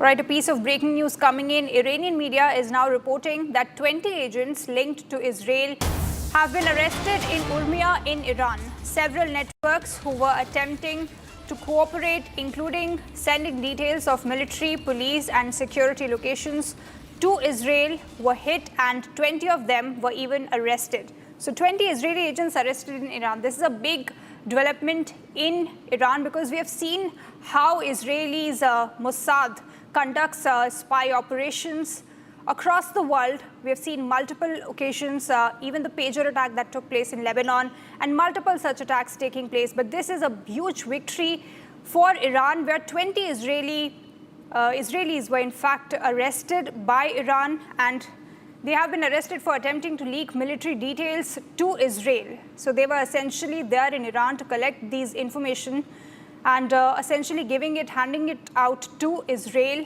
So this is a big win that we are seeing in this West Asia war. So a big news coming in from Iran. They were essentially carrying out espionage activities is what we are getting to know. 20 individuals, they were leaking the coordinates also of military sites in the city of Urmia, in fact, is what we are getting to know. They were detained on charges of espionage. So they were in fact leaking the coordinates of military sites which are located in Urmia, leaking it to Israel. All right, another piece of breaking news coming in from the West Asia war. Iran says it targeted US forces in UAE's Al Dhafra airbase with 10 missiles and unidentified number of drones. A big piece of news, Iran firing missiles there in UAE's Al Dhafra airbase. Now, we have earlier seen how this very airbase came under attack earlier as well in the starting days of the war, which kicked off, in fact, on 28th of February. In the starting days, we saw how there were massive attacks taking place on UAE. We are seeing multiple attacks taking place now as well. This particular facility, US military airbase, Al Dhafra airbase we're talking about, this also came under attack, firing tens of missiles, Iran firing tens of missiles and unidentified number of drones toward this facility. You can see the visuals there. These are the past visuals, how we saw strikes taking place on multiple occasions, in fact, on oil facilities as well in UAE and across multiple nations. Here, the visuals of the drone arsenal that Iran released, this video Iran released earlier, showing the massive amount of drones it in fact has as of now. So a big escalation in the war in West Asia. Now, a number of Iranian students gathered outside the United Nations Commission office in Tehran to commemorate the students who died, in fact, in the US-Israeli attack on an elementary school in Minab. Take a look at this.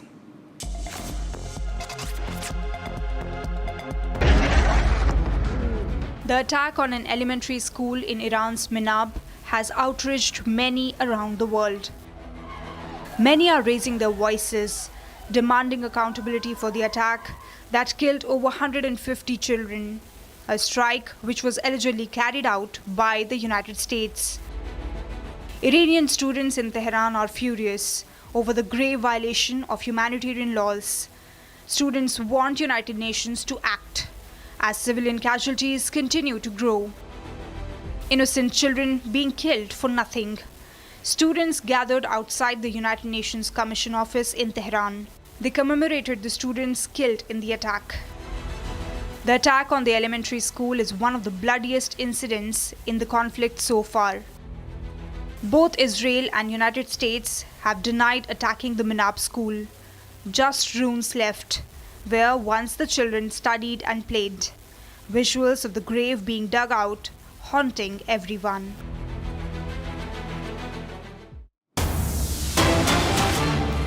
Another breaking news coming in, where United States is now sending additional munition shipments to Israel to continue strikes on Iran. A big development there, as United States are sending additional weaponry shipments to Israel. Now remember, Israel has its own arsenal of very high quality equipment, military equipment. One of it is Iron Dome. But these are additional munition shipments that are now being sent to Israel. Now remember, earlier a lot of about thousands of bombs were in fact given to Israel by United States. We saw how United States State Department approved an emergency sale of over 20,000 bombs to Israel. It was valued at around $660 million. So a huge shipment carrying the defense equipment will be now given to Israel to fight off the war against Iran. So huge help by United States there. Now with this development, we can very well see that the war is not going to end anytime soon. United States ensuring that the attack on Iran is carried out from all areas and boosting the defense arsenal of Israel there, giving munitions to Israel. Now, earlier we saw how thousands of bombs, in fact, were given to Israel to support the ongoing operations. Now, this particular deal that we're talking about, it was bypassed by the Congress, US Congress. And this, in fact, involves the sale of more than 20,000 bombs to Israel, which is worth around 650 millions we're talking about. And even the State Department said that Marco Rubio also determined that an emergency existed that required an immediate sale of these munitions to Israel. And in fact, the State Department waived the congressional review requirements for the sale. So the congressional review was in fact bypassed. The review was not done, it was bypassed. It was touted as an immediate sale that was required to be made to Israel.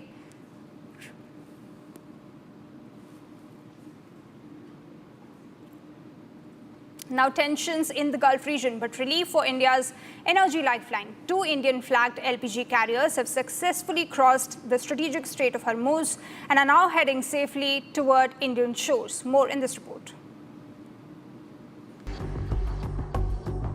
In a major development amid rising tensions in the Gulf region, 2 Indian-flagged LPG carriers, Shivalik and Nanda Devi, have safely crossed the crucial Strait of Hormuz. Both vessels transited the strategic waterway late last night and are now moving toward India under close monitoring.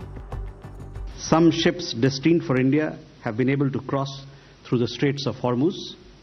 2 Indian ships, Shivalik and Nanda Devi, crossed the Straits of Hormuz and are now headed to ports in India.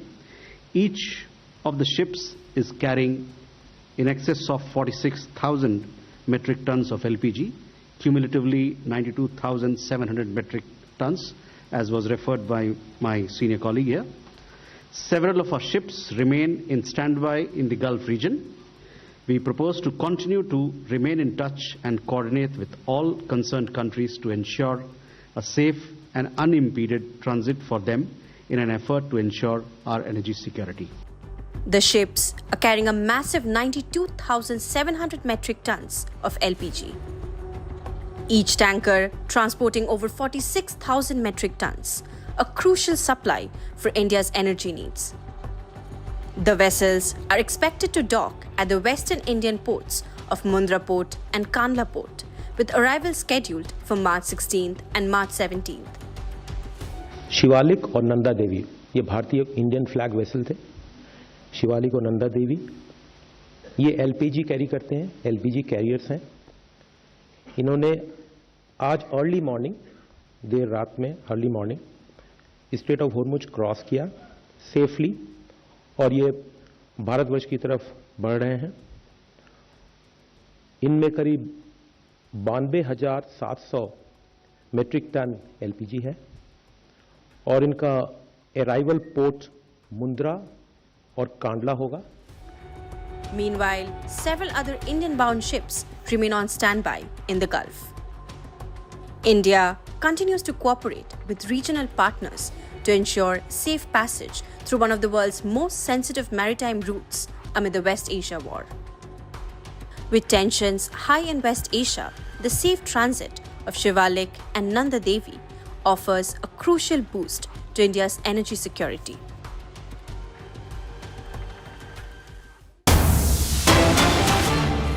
A big piece of breaking news coming in. Ministry of Petroleum introduces major changes to LPG supply regulations.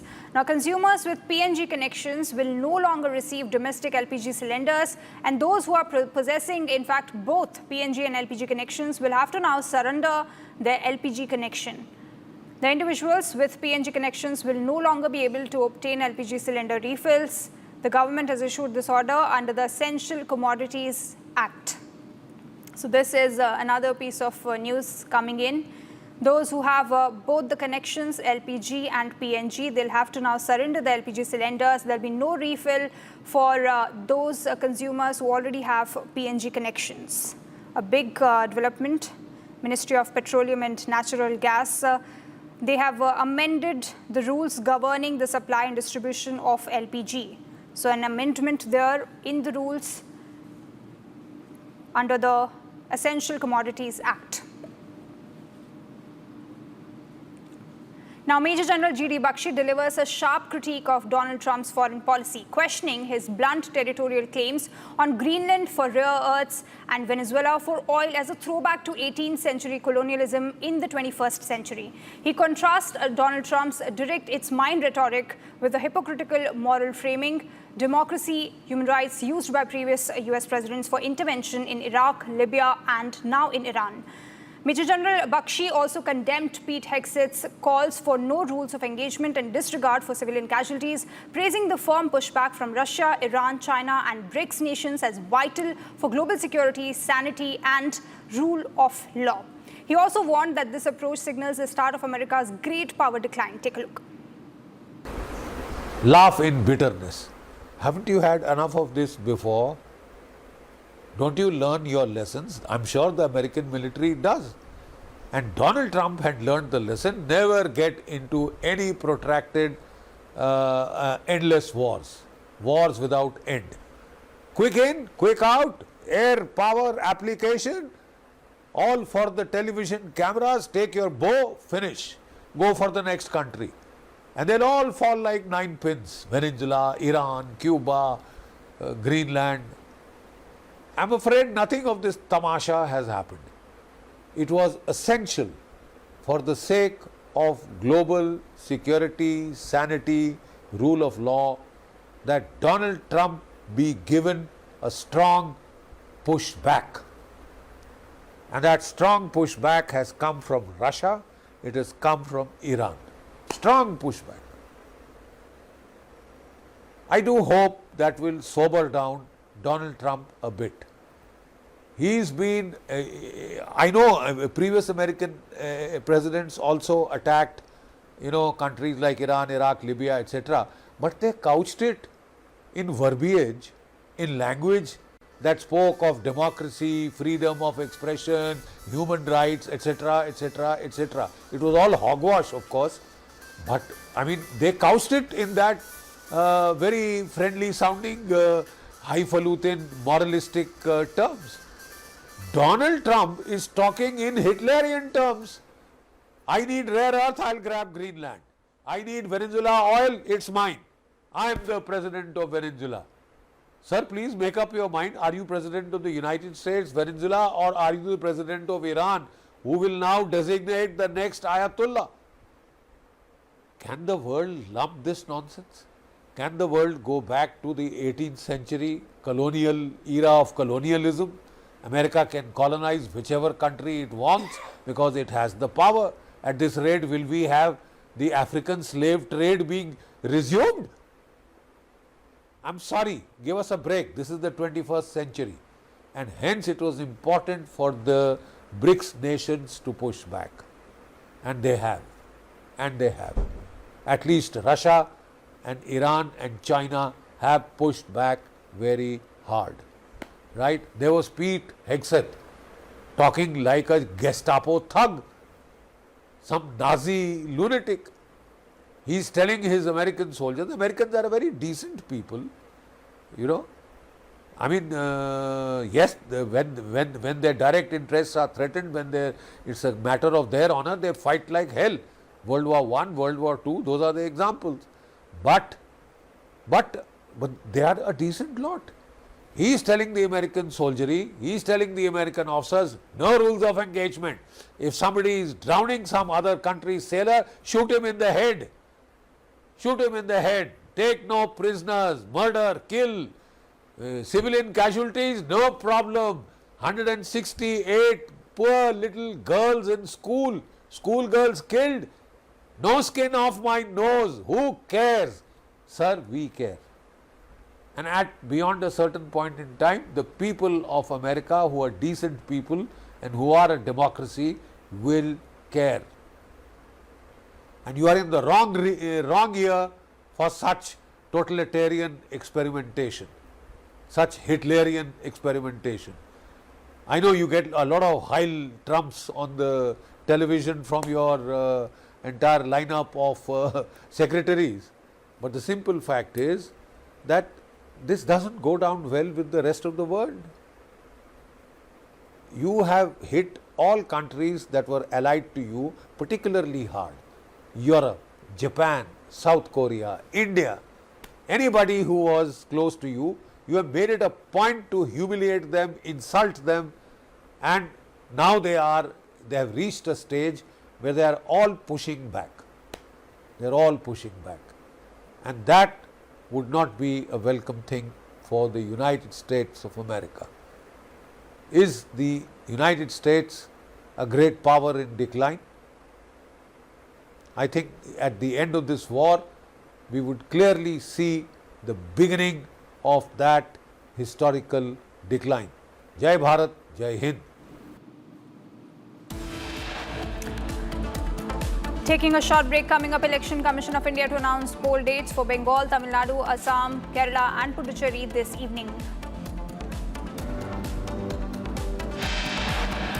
Iranian Foreign Minister Abbas Araghchi confirms ongoing military cooperation with Russia and China, calling them strategic partners.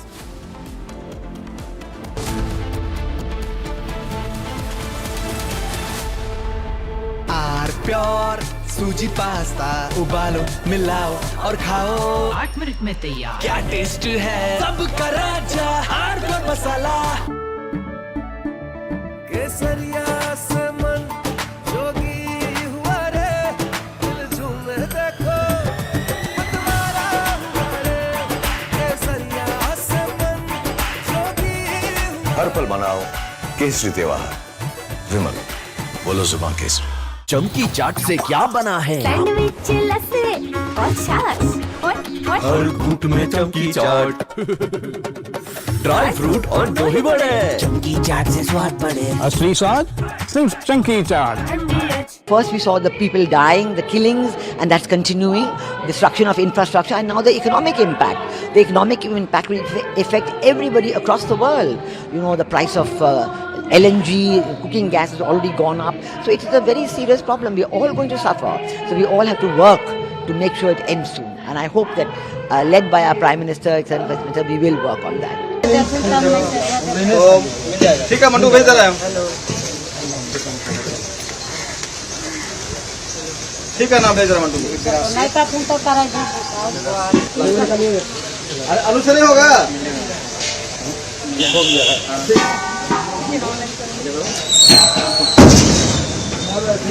तुमचा कुणाला केला नीचे अजून गाडीला पूर्ण होला माझा गोटे का गाडी मागवा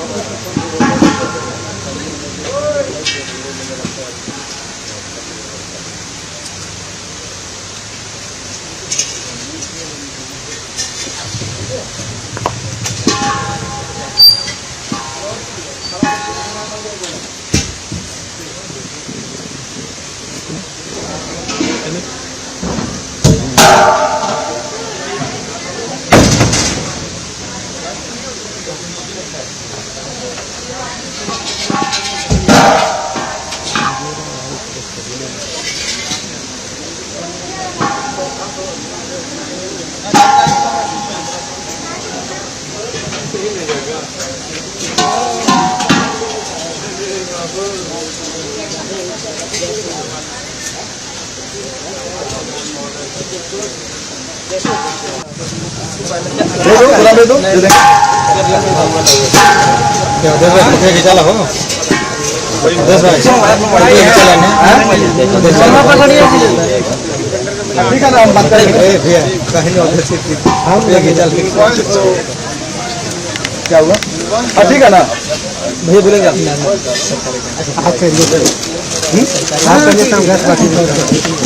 गाड़ी जा ही रहा है कौन बोलता गाड़ी नहीं जा रहा है गाड़ी तो 4 बजे निकला हुआ है आप पता है लोग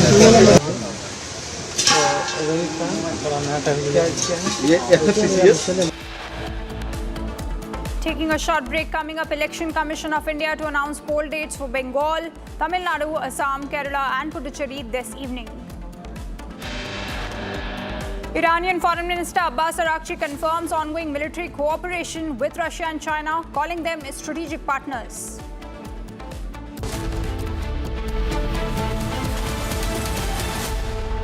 QS and THE, the world's foremost university rankings organizations, have ranked Amity amongst the top 3% universities globally, making it among the very few Indian universities to be included in both rankings.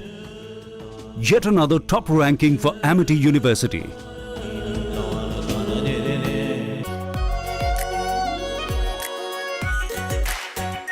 Our pure Shahi Paneer Masala.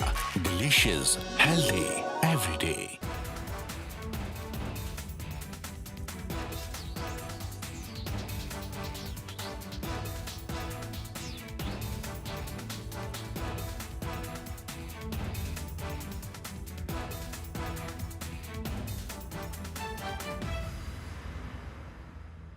First we saw the people dying, the killings, and that's continuing, destruction of infrastructure, and now the economic impact. The economic impact will affect everybody across the world. You know, the price of LNG, cooking gas has already gone up. So it is a very serious problem. We're all going to suffer. So we all have to work to make sure it ends soon. And I hope that, led by our Prime Minister, etc., we will work on that. ठीक है mandu भेज दे रहा है ठीक है ना भेज रहा मंडू नहीं तो तुम तो करेंगे अरे अनुसरी होगा हो गया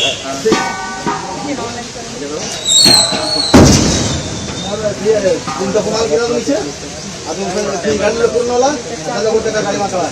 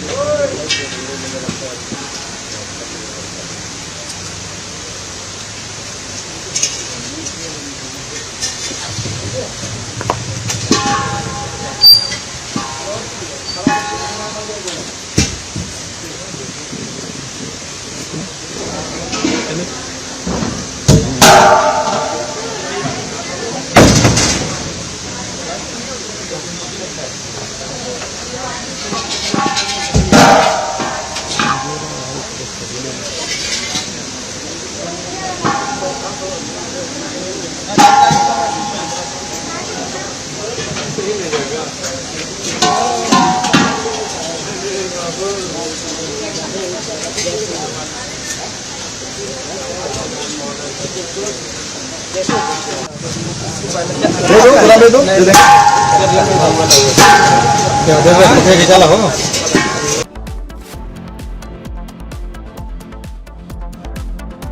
प्यास बुझाए ठंडक लाए सबको भाई जीरा से MTH का जलजीरा जीरा से जीरा सिप असली रिफ्रेशिंग असली स्वाद असली मजा MTH केसरिया से मन जोगी हुआ रे दिल झूमे देखो मतवारा हुआ रे केसरिया से मन जोगी हर पल मनाओ केसरी त्योहार विमल बोलो जुबान केसरी थोड़े में ज्यादा स्वाद यही तो है इसकी खास बात वाओ मामा क्या स्वाद है अरे मेरी राजा First we saw the people dying, the killings, and that's continuing, destruction of infrastructure, and now the economic impact. The economic impact will affect everybody across the world. You know, the price of LNG, cooking gas has already gone up. So it is a very serious problem. We're all going to suffer. So we all have to work to make sure it ends soon. And I hope that, led by our Prime Minister, Executive Minister, we will work on that. ठीक है mandu भेज दे रहे हैं ठीक है ना भेज रहे हैं मंडू अरे अनुसरी होगा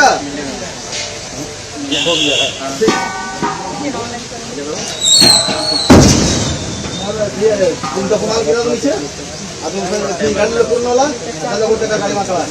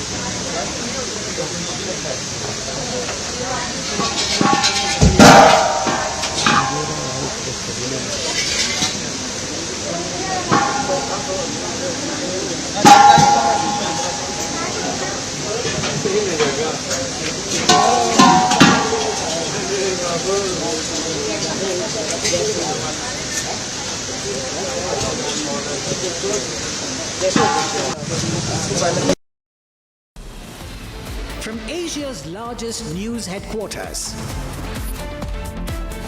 setting the agenda for Bharat.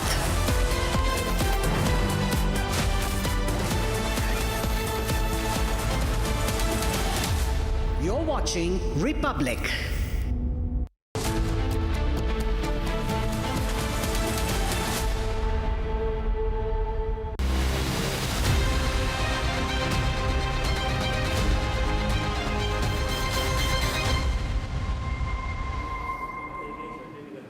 Very warm welcome, viewers. You're watching the Republic TV. This is Shivam Dutt Mehta.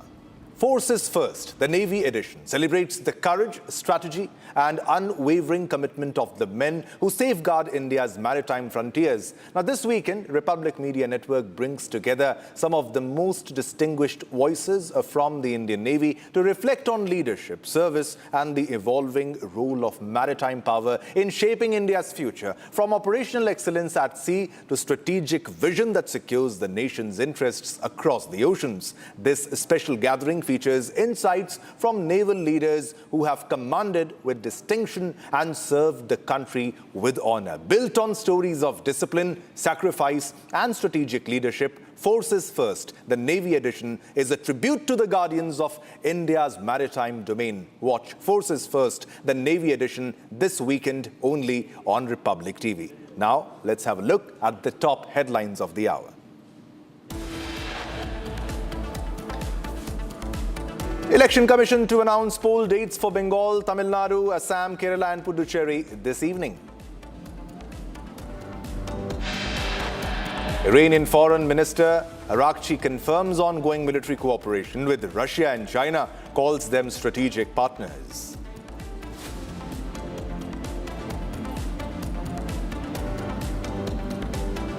Donald Trump also threatens Iran's oil infrastructure after US bombs Kharg Island military sites vital to Iran's oil network.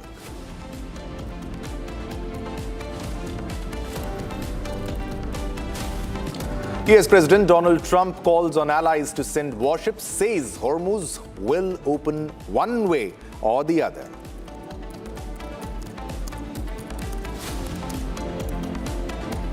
Indian Navy escorts LPG carriers Shivalik and Nanda Devi through the Strait of Hormuz amid West Asia war.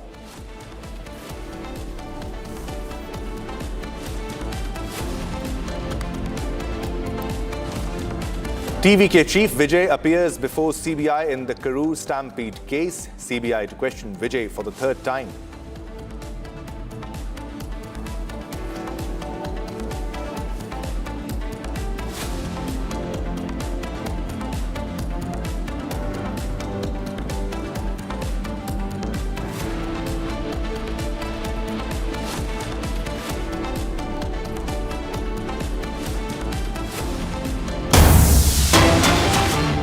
viewers, before we shift our focus to other stories, Republic here is getting you exclusive visuals of the Kharg Island after it was attacked by the United States. Now, these are the exclusive visuals on your television screen.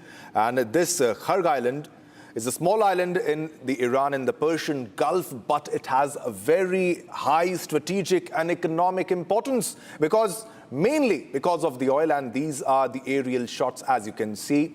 Republic exclusive, nobody else has it, we have it. These are the exclusive pictures, the visuals on your screen of Kharg Island. This was targeted by the United States of America, though the oil infrastructure was spared. Now these, you can see the oil tankers, the refineries, everything. It holds a very high strategic and economic importance when it comes to Iran. Now it's the day 16th of the war that is ongoing right now, and this was the island which was targeted, and Donald Trump has given a warning that it might strike it again just for fun.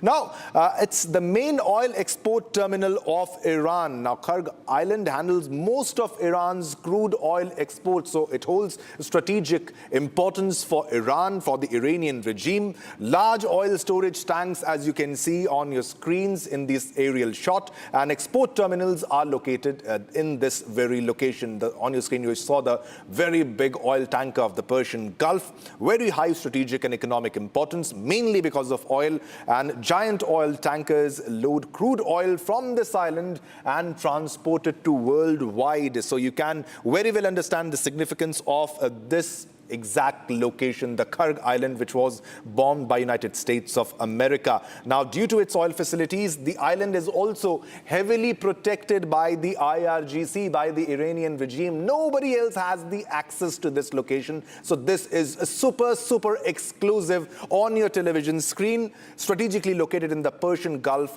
shipping routes. Any disruption there can impact the global oil supply in the entire globe.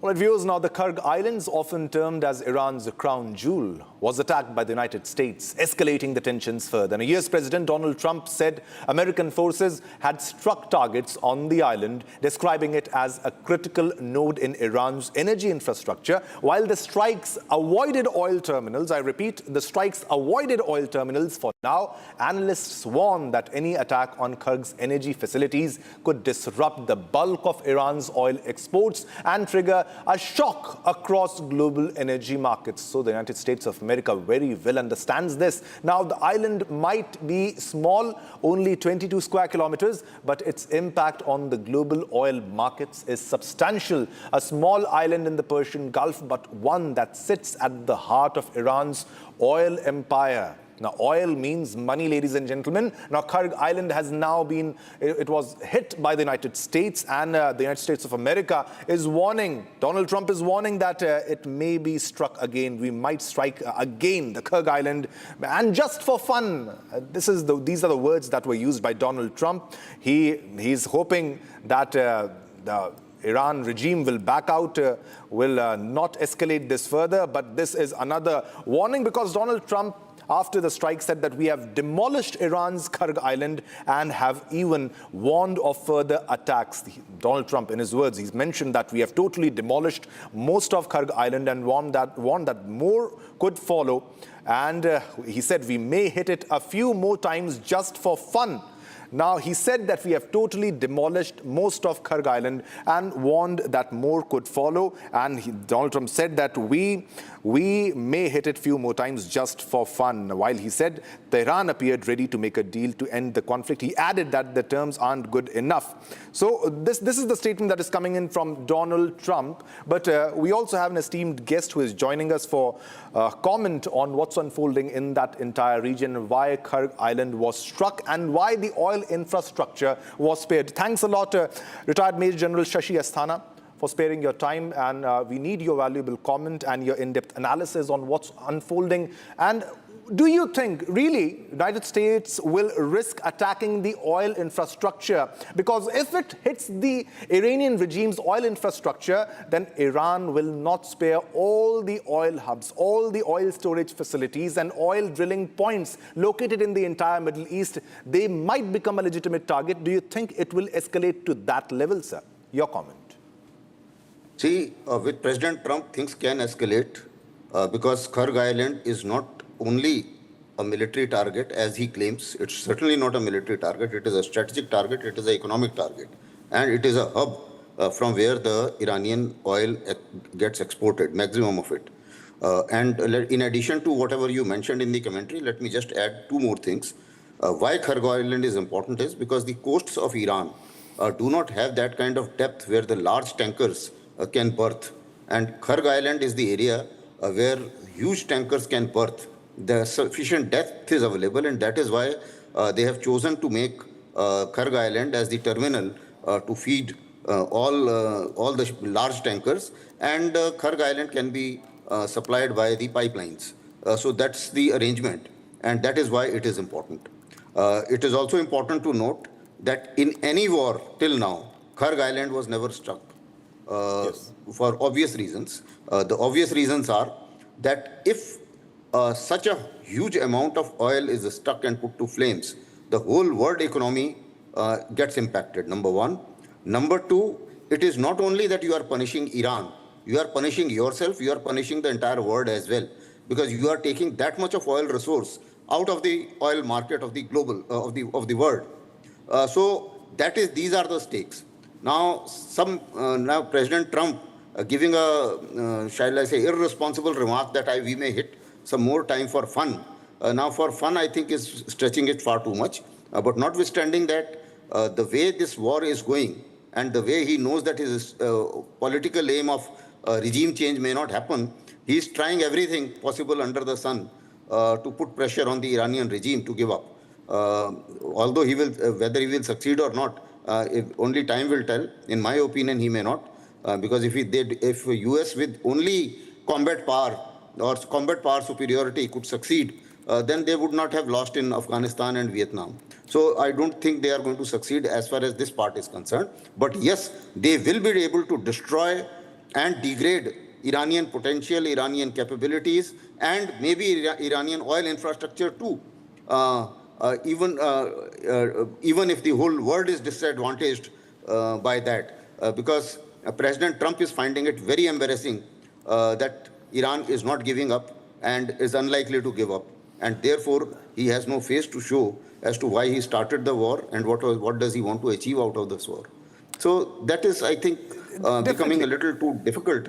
But in my opinion, some good sense should prevail, and they should not strike a global resource, because I treat energy as a global resource. Major General Asthana, are they not trying to do what in 1980s or 1988 during the war between Iraq and Iran, what Iraq wanted to do, and bring Iran to a negotiating table? Because they know if we attack the Kharg Island region, and it holds definitely it holds significance, economic importance for not just for Iran but for the entire globe. Is it a try to bring to the Iran regime to a negotiating table that if you escalate further, we will be hitting your economic infrastructure and this could be fatal for you? So is it everything? Does it point towards negotiations? Do you think it's about negotiations, pushing Iran towards negotiations? I don't think so, because who is fighting in Iran? It is IRGC which is fighting. Will IRGC negotiate because of the economic pressure? I don't think so. The issue is that the island may get destroyed, and the reaction from the IRGC will be that they will destroy every single oil infrastructure which has got any connection with United States or any United States company. They have already started hitting the financial infrastructure. They have started hitting banks, so that those banks all run away from Middle East. So this is going to trigger a chain reaction. If Iranian regime was to buckle under economic pressure or military pressure or damages, then it would have buckled by now. Now the problem is that you have crossed a point where nothing is off the table. So Iranians can think differently as well. Now let me also put another spanner in the wing, which the observers and your viewers can see. See, Iran has enriched uranium. If it mixes with the ammunition and he starts firing dirty bomb in the US bases, it is going to be a very major escalation. And knowing IRGC, instead of coming on the negotiating table and sitting there and saying sorry to Trump, they will better destroy everybody and take everybody down with them, especially the American bases and all their allies.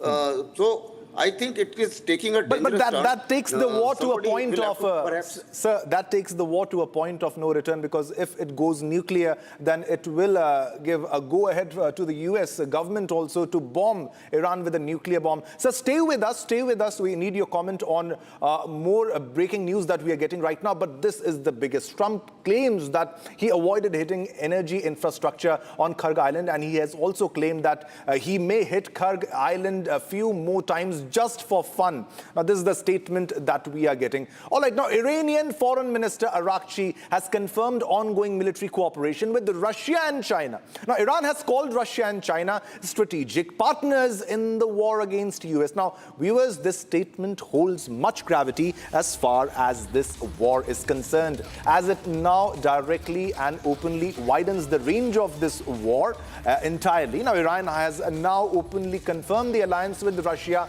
and China, leading to a very big question. Will the war escalate and cover more countries? Now, are they really the strategic partners as Iran claims? This is the biggest question of the day. What kind of partnership and what kind of support is Iran receiving when it comes from Russia and China? Major General Shashi Asthanaji is with us. Sir, your comment on this too. How do you think Russia and China are cooperating? How do you think they are helping in this war against the US government? Are they really strategic partners, or is just an overstatement? I think Russia and China would be helping them in intelligence sharing, giving pinpoint targeting, and in addition to that, some kind of material support, which would have gone earlier, as well as which may perhaps continue to go, because there are enough routes on the territorial side which are open between Iran and some of the neighboring countries, including the CAR countries, the Central Asian republics, from where the connectivity to Russia and China is quite simple.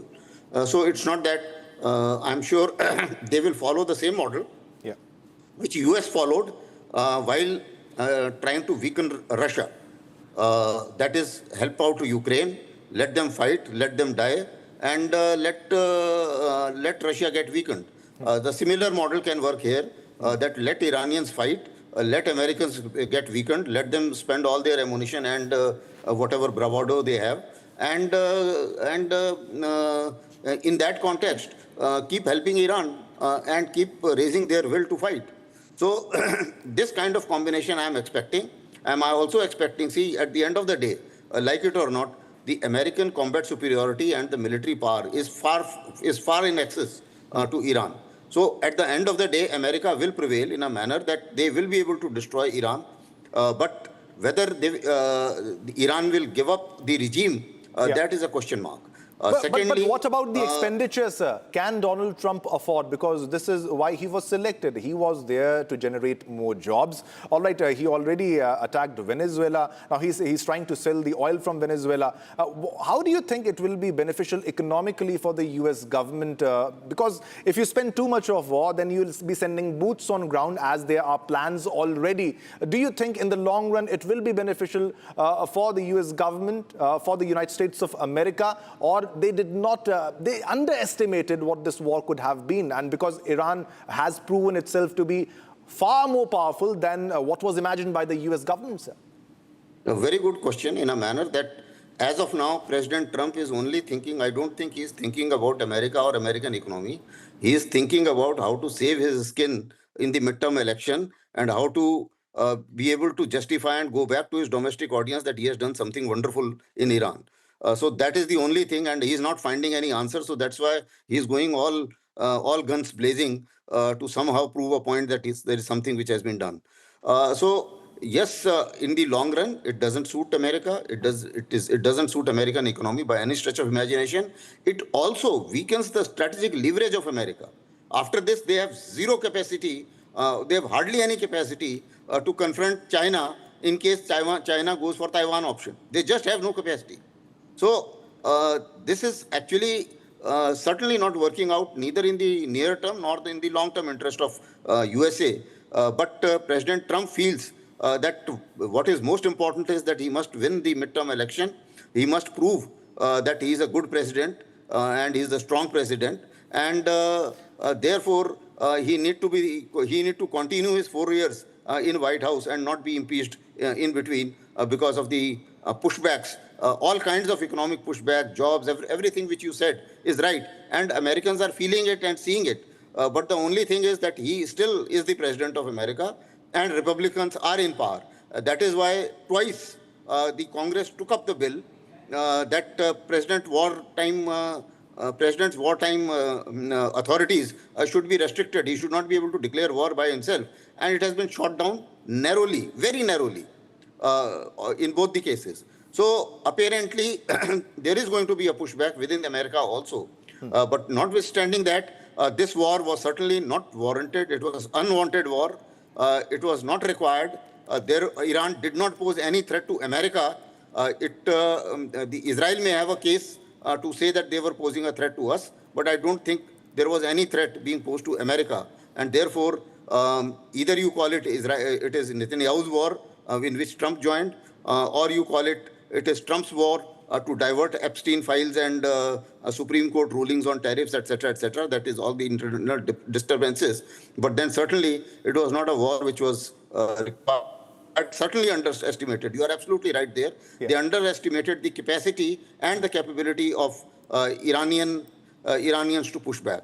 And I think now they are for a reasonable amount of surprise as to how to. They did not think through the end state. They did not think through the exit strategy. Now they are struggling with both the exit strategy because as well as the end state. Because if US exits now, it will be taken as a defeat, and IRGC will be promoting it as a victory for themselves. That look, we stood against the US government, the US might of the US military, and we won. And so they cannot exit as of now. And Donald Trump must have thought about the strategic and economic consequences of the war. So stay with us. We have another big development. Let me tell the guests about that also. Ladies and gentlemen, while the war rages, another angle that is emerging is the cost of the war for both USA and Iran, because war costs a lot of money. Now, however, what is being talked about is the extra cost that US is paying to counter the cheap Iranian drones. And for the long run, the cheaper your drones are, the cheaper your missiles are, and the more effective they are, will be an added advantage for a war against even a bigger enemy. So the graphics are on your screen. As you can see, the Shahid drone,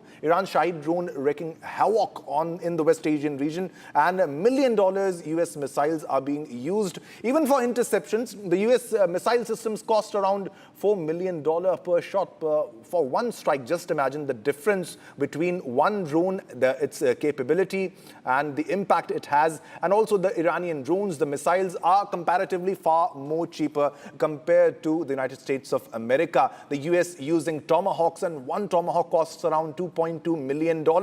Now, this also is a very important point of discussion. Major General, sir, what's your comment on this? For Iran, it's comparatively cheaper to fight a war against the United States of America, or let it be any other challenge it is facing as of now. And for United States of America, every fighter jet is expensive, every aircraft, refueling aircraft is expensive, every missile is expensive.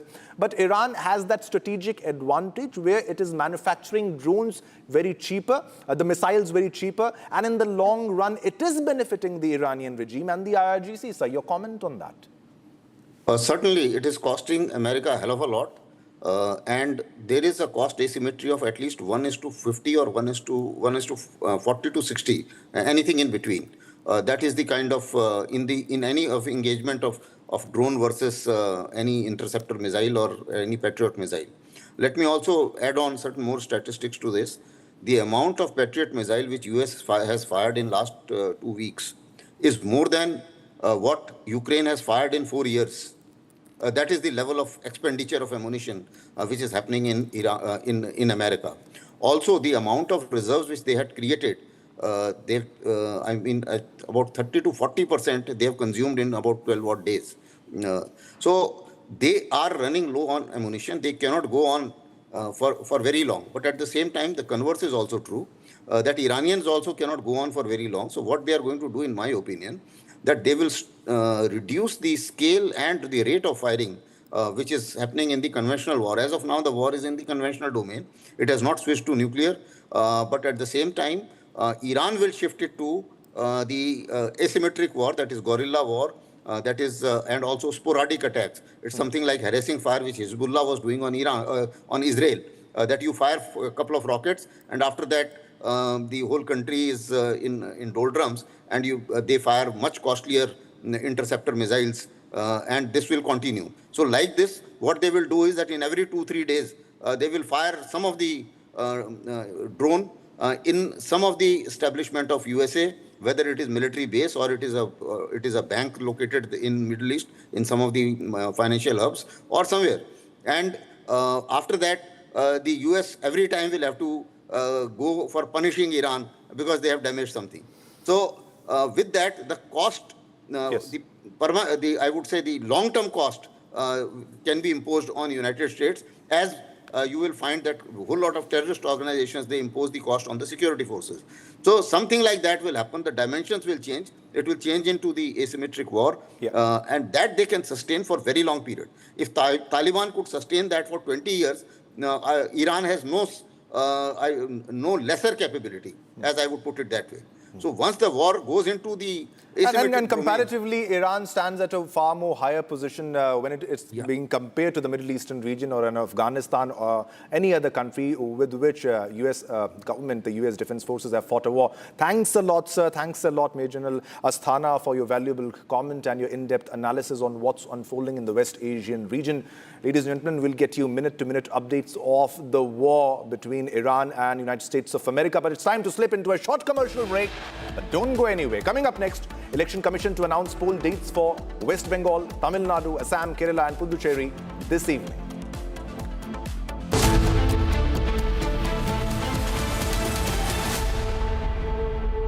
चमकी चाट से क्या बना है? Sandwich, लस्सी और छाछ हर घूंट में चमकी चाट। अब बताओ, स्वाद आया? आया। असली स्वाद सिर्फ चमकी चाट। केसरिया से मन जोगी हुआ रे, दिल झूमे देखो मतवारा हुआ रे। केसरिया से मन जोगी हर पल मनाओ केसरी त्योहार। विमल, बोलो जुबान Kesari.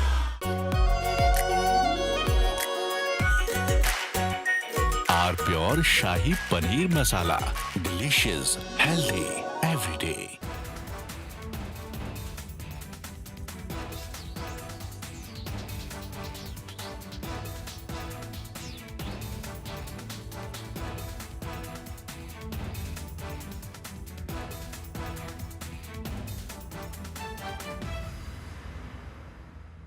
First we saw the people dying, the killings, and that's continuing, destruction of infrastructure, and now the economic impact. The economic impact will affect everybody across the world. You know, the price of LNG, cooking gas has already gone up. So it is a very serious problem. We're all going to suffer. So we all have to work to make sure it ends soon. And I hope that, led by our Prime Minister, etc., we will work on that. ठीक है mandu भेज रहा है ठीक है ना भेज रहा मंडू नहीं तो तुम तो करा अरे आलू से नहीं होगा हो गया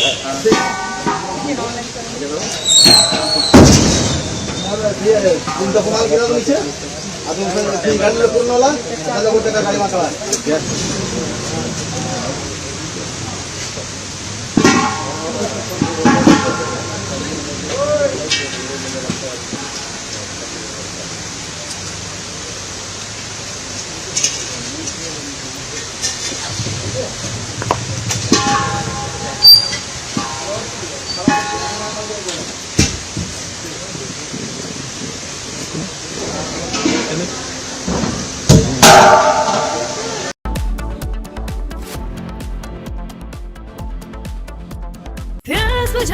ठंडक लाए सबको भाई जीरा सिप MDH का जलजीरा जीरा सिप जीरा सिप असली रिफ्रेशिंग, असली स्वाद, असली मजा। QS and THE, the world's foremost university rankings organizations, have ranked Amity amongst the top 3% universities globally, making it among the very few Indian universities to be included in both rankings. Yet another top ranking for Amity University. Pure सूजी pasta उबालो मिलाओ और खाओ 8 minute में तैयार क्या taste है सबका राजा हार pure masala. First we saw the people dying, the killings, and that's continuing, destruction of infrastructure, and now the economic impact. The economic impact will affect everybody across the world. You know, the price of LNG, cooking gas has already gone up. So it is a very serious problem. We're all going to suffer. So we all have to work to make sure it ends soon. And I hope that led by our Prime Minister, Executive Minister, we will work on that. ठीक है mandu भेज दे रहे हैं. ठीक है ना भेज रहे हैं मंडू. आलू से नहीं होगा. हो गया.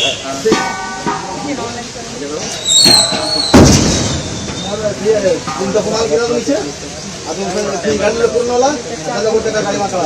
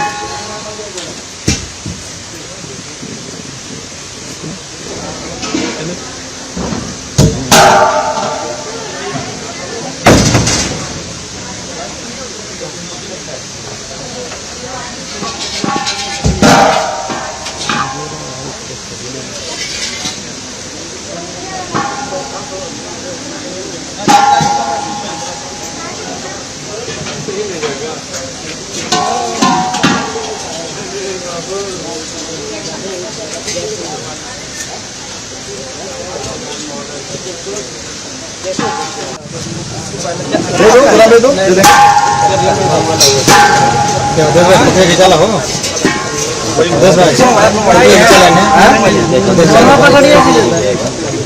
ठीक है ना हम बात करेंगे कहीं हम चल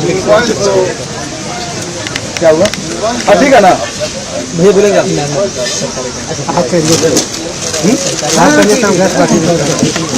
गाड़ी जा ही रहा है कौन सा गाड़ी नहीं जा रहा है गाड़ी तो 4 बजे निकला हुआ है आप बताएं लोग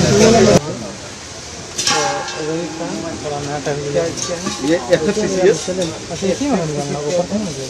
Foundry for Cooperative Society.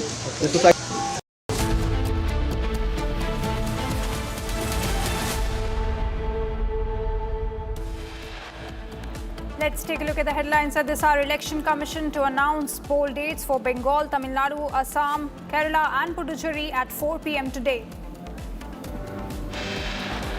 Iran releases video evidence of missile debris with Made in India, Made in USA in fact written on it, which proves that United States was indeed behind the attack on Minab school in Iran.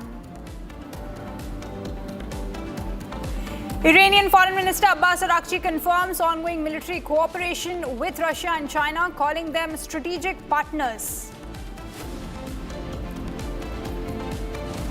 US President Donald Trump calls on allies to send warships, says Hormuz will open one way or the other. Indian Navy escorts LPG carriers Shivalik and Nanda Devi through the Strait of Hormuz amid the West Asia war. TVK chief Vijay appears before CBI in the Karur stampede case. CBI to question Vijay for the third time. Just a day after PM Modi's visit, Home Minister Amit Shah in Assam today launches projects worth 2,092 crore rupees ahead of assembly polls.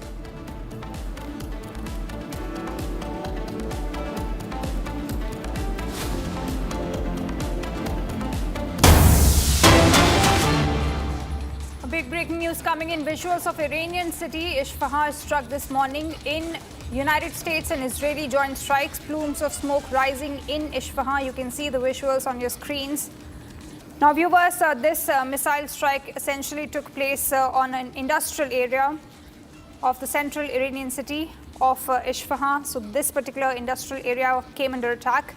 We are also getting the reports that at least 15 people with workers having been inside a factory at the time of the attack were in fact killed. So the workers were there inside the factory at the time when this joint strike took place in central Iran in Isfahan. 15 lives have been lost. Now the strike hit a factory producing heating and cooling equipment. It was a normal working day in Iran, led to the killing of 15 individuals. These are the fresh visuals that we are getting you from the Iranian city of Isfahan. You can see massive fire breaking out after the joint strike being carried out by United States and Israel. Now multiple strikes have already been taking place in Iran across regions. Earlier we saw yesterday how a massive strike took place in Kharg Island as well, 15 explosions there, and now this strike.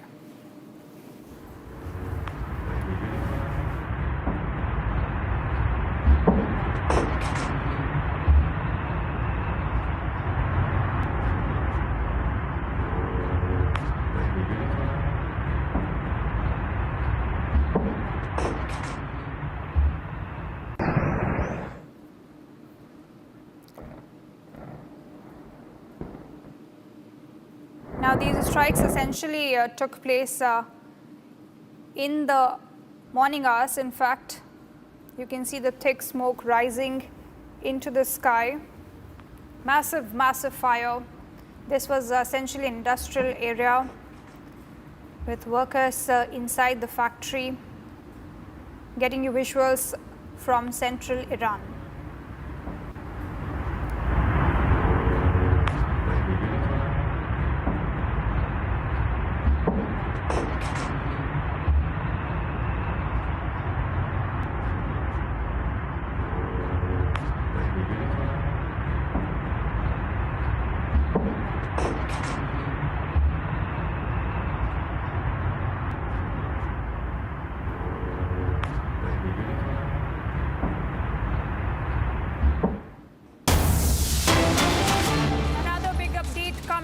Saudi Arabia says it downed 4 drones in Riyadh area. So interception of 4 drones which were in fact shot at Riyadh area. Strikes being carried out by Iran in Saudi Arabia. Multiple Gulf nations are coming under attack as the war escalates in West Asia. Here are the visuals that we have of drone strikes from in fact that were carried out earlier, but these are also the visuals of explosions that we are seeing happening across the Gulf region, multiple areas. Now Saudi Arabia in fact was hit by multiple drone attacks from Iranian territory, and now Saudi Arabia putting out the details that it intercepted in fact 10 drones we are talking about in eastern regions of the country, and the capital of Riyadh in fact came under attack. So Iran making use of the drones, the massive drone arsenal it carries, and carrying out attacks across multiple facilities, oil facilities, whether it's ports, oils, military infrastructure of United States across the Gulf region. Multiple facilities are coming under attack. Fresh strikes taking place in Saudi Arabia over Riyadh, and drones being intercepted. 4 Iranian drones downed in Riyadh, others intercepted. These are the visuals that we are getting you from Saudi Arabia.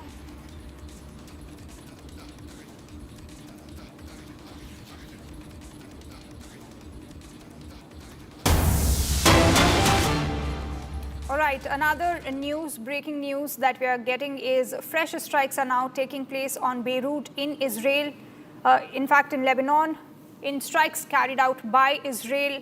So these are the visuals that we are getting you from Beirut in Lebanon, where you can see how explosions and strikes are taking place from the Israeli territory towards Hezbollah targets. Israel attacking multiple facilities of Hezbollah, Iran-backed militia group, which is active in Lebanon. Of course, it's a multi-pronged war that we're talking about. and Israel hitting out at the command centers of Hezbollah. We've also seen how multiple paramedic workers also came under attack, in fact lost their lives.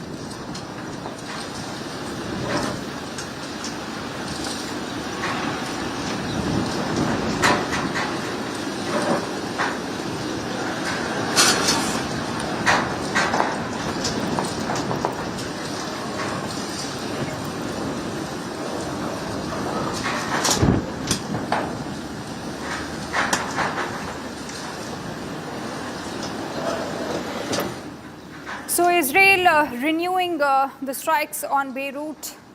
We have already seen how Israeli Prime Minister Benjamin Netanyahu has taken a hard line on Hezbollah militants, saying that those infrastructure will be dismantled by Israel completely. Dozens of attacks taking place in Lebanon, and also the other way around, where Hezbollah is also carrying out, in fact, attacks on the Israeli territory. Massive destruction in the Israeli strikes in Beirut neighborhood. Reports of casualties as well, multiple injuries also. Visuals we are getting you live from Beirut in Lebanon, where buildings in the heart of Beirut are coming under attack in Lebanon. Israel saying that it is trying to take out the Hezbollah command centers and other infrastructure linked to the militant group.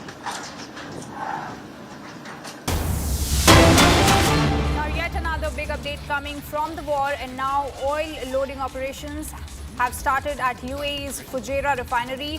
Oil loading operations at the UAE's Fujairah Emirate, a major bunkering hub and crude export terminal, have resumed following a drone strike and fire on Saturday. A Fujairah-based industry source has told that Fujairah, outside the Strait of Hormuz, is in fact the outlet for about 1 million barrels per day of the UAE's Murban crude oil, a volume equal to about 1% of world demand. So a big update there, and a good news that the operations, oil refinery operations at Fujairah has now restarted. Now remember, in the early days of war, multiple oil refineries across the Gulf region came under attack, and one of it was in fact Fujairah oil refinery. Even the oil refinery shut down its operations for a while, but it was carrying out, the attacks were in fact carried out by Iran on its facilities in UAE time and again. And now Fujairah again giving out a statement that it is now in fact restarting its oil processing operations. Now yesterday in fact the operations were halted because an airstrike took place on the Fujairah oil refinery in UAE, but now Fujairah has in fact put out a statement saying that it is resuming the operations that were halted earlier.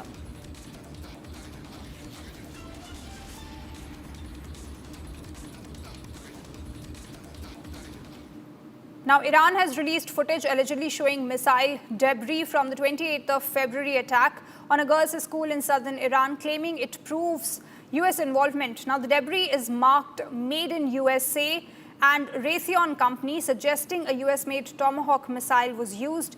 Now, the US military also launched an investigation with preliminary findings suggesting outdated targeting data may have led to the strike. Now, the attack killed 165 people, mostly schoolgirls, and the United States has denied involvement, citing an ongoing investigation.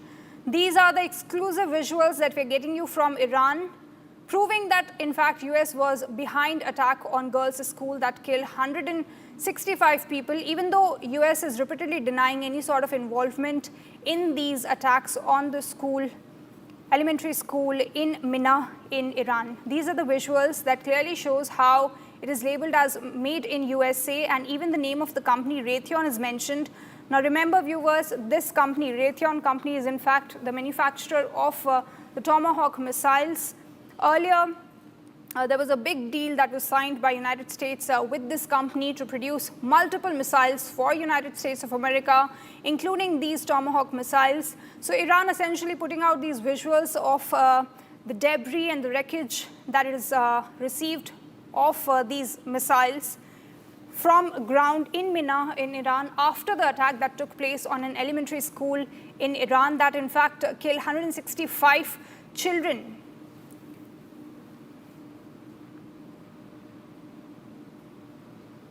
Now, US and Iran are at a stalemate, rejecting ceasefire calls amid escalating airstrikes and drone attacks.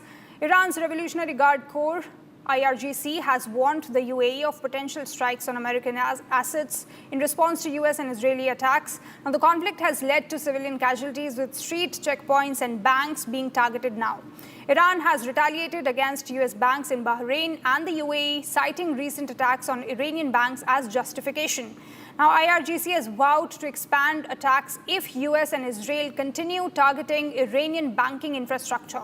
Now, Republic TV is the only network reporting from inside Iran, getting you all the updates of the war. Take a look at this report from Yazd in Iran. Civilian buildings are still being destroyed by the US and Israeli attacks. The UN says as many as 3.2 million people have been displaced since the fighting began on February 28th. Tehran's municipal government says more than 3,000 people, including over 900 families, have been left homeless. They've been relocated to 12 different hotels. Elsewhere, on the southern island of Qeshm, local officials say 2 passenger and tourism piers have been hit by missiles.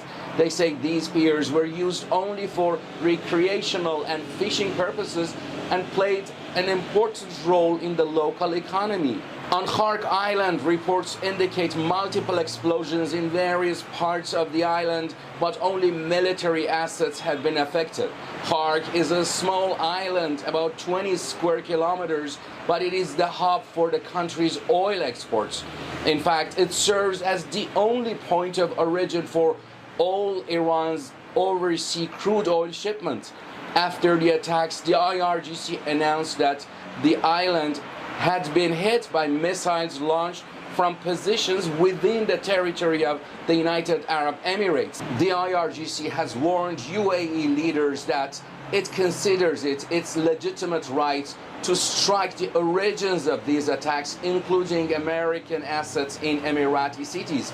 Iranian armed forces also say they have targeted 2 American banks in Bahrain and the UAE. The strikes are said to be retaliation for the recent US and Israeli attacks on 2 Iranian banks. Now, with war in its 3rd week, the mounting concerns over the stranded oil tankers in the Strait of Hormuz, US President Donald Trump is now asking nations, including China, to send warships to keep the strait open. Take a look at this detailed report.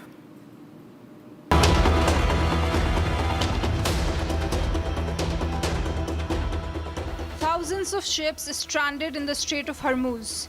Multiple US-flagged vessels have come under attack. West Asia war in its 3rd week, raging on relentless. And now it seems like Trump is caving in to the pressure exerted by the Iranian regime. Trump has been bombarding his Truth Social account with a barrage of posts on the war. And in the latest, Trump says countries that receive oil through the Strait of Hormuz must take care of the passage. Trump says if the countries extend help, United States will also help a lot. Says US will coordinate with those countries so that everything goes quickly, smoothly and well. This comes just a day after Trump specifically mentioned China, France, Japan, South Korea and UK. He claims these countries are affected by this blockade and that he hopes these nations will send ships to the Strait of Hormuz so the Iranian threat can be totally decapitated. In the meantime, Donald Trump says United States will be bombing the hell out of the shoreline and will continue shooting Iranian boats and ships. Trump vows to soon make the Strait of Hormuz open, safe and free, one way or the other. Trump's request to the nations to send warships to Strait received a sharp response from the Iranian Foreign Minister Abbas Araghchi. Araghchi calls this as Trump begging others, even China, to help it make Hormuz safe. Iranian Foreign Minister in a post wrote, "Touted US security umbrella has proven to be full of holes and is just inviting rather than deterring trouble." Araghchi also called on brotherly neighbors to expel foreign aggressors, Now, Trump reaching out to other nations to make Hormuz safe is also a signal that United States is struggling to dismantle Iranian navy, even as Trump claims it has been completely obliterated.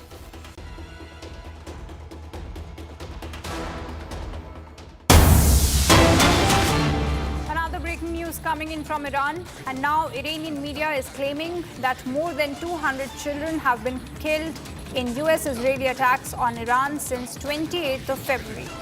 So in 2 weeks of war in West Asia, over 200 children have been killed in these joint strikes, is what Iran's health ministry is in fact claiming. Now remember, about more than 150 children have already lost their lives in the attack in Minab on an elementary school in Iran. And now Iranian health ministry putting out these numbers that in fact the number is more than 200, and all of these attacks that have been carried out in the joint strikes that have been carried out between by Israel and United States.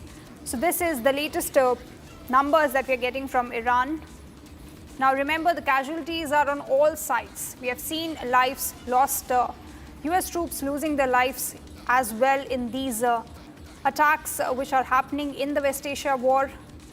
In fact, about 7 US soldiers have lost their lives so far since 28th of February, and Iran putting out these numbers. Now remember, these are grave human rights violations taking place, humanitarian laws being flouted as the war rages on. Iran putting out these numbers that more than 200 children have in fact been killed in US strikes. So of course, the humanitarian toll of the war is just growing by the day. You have the visuals of ambulances stationed in Iran taking the injured to the hospitals, with many killed.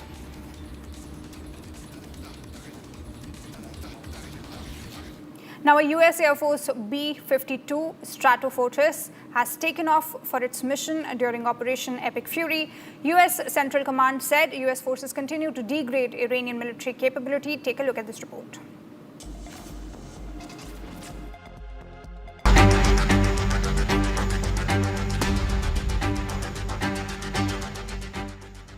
Operation Epic Fury has entered the third week of the West Asia War.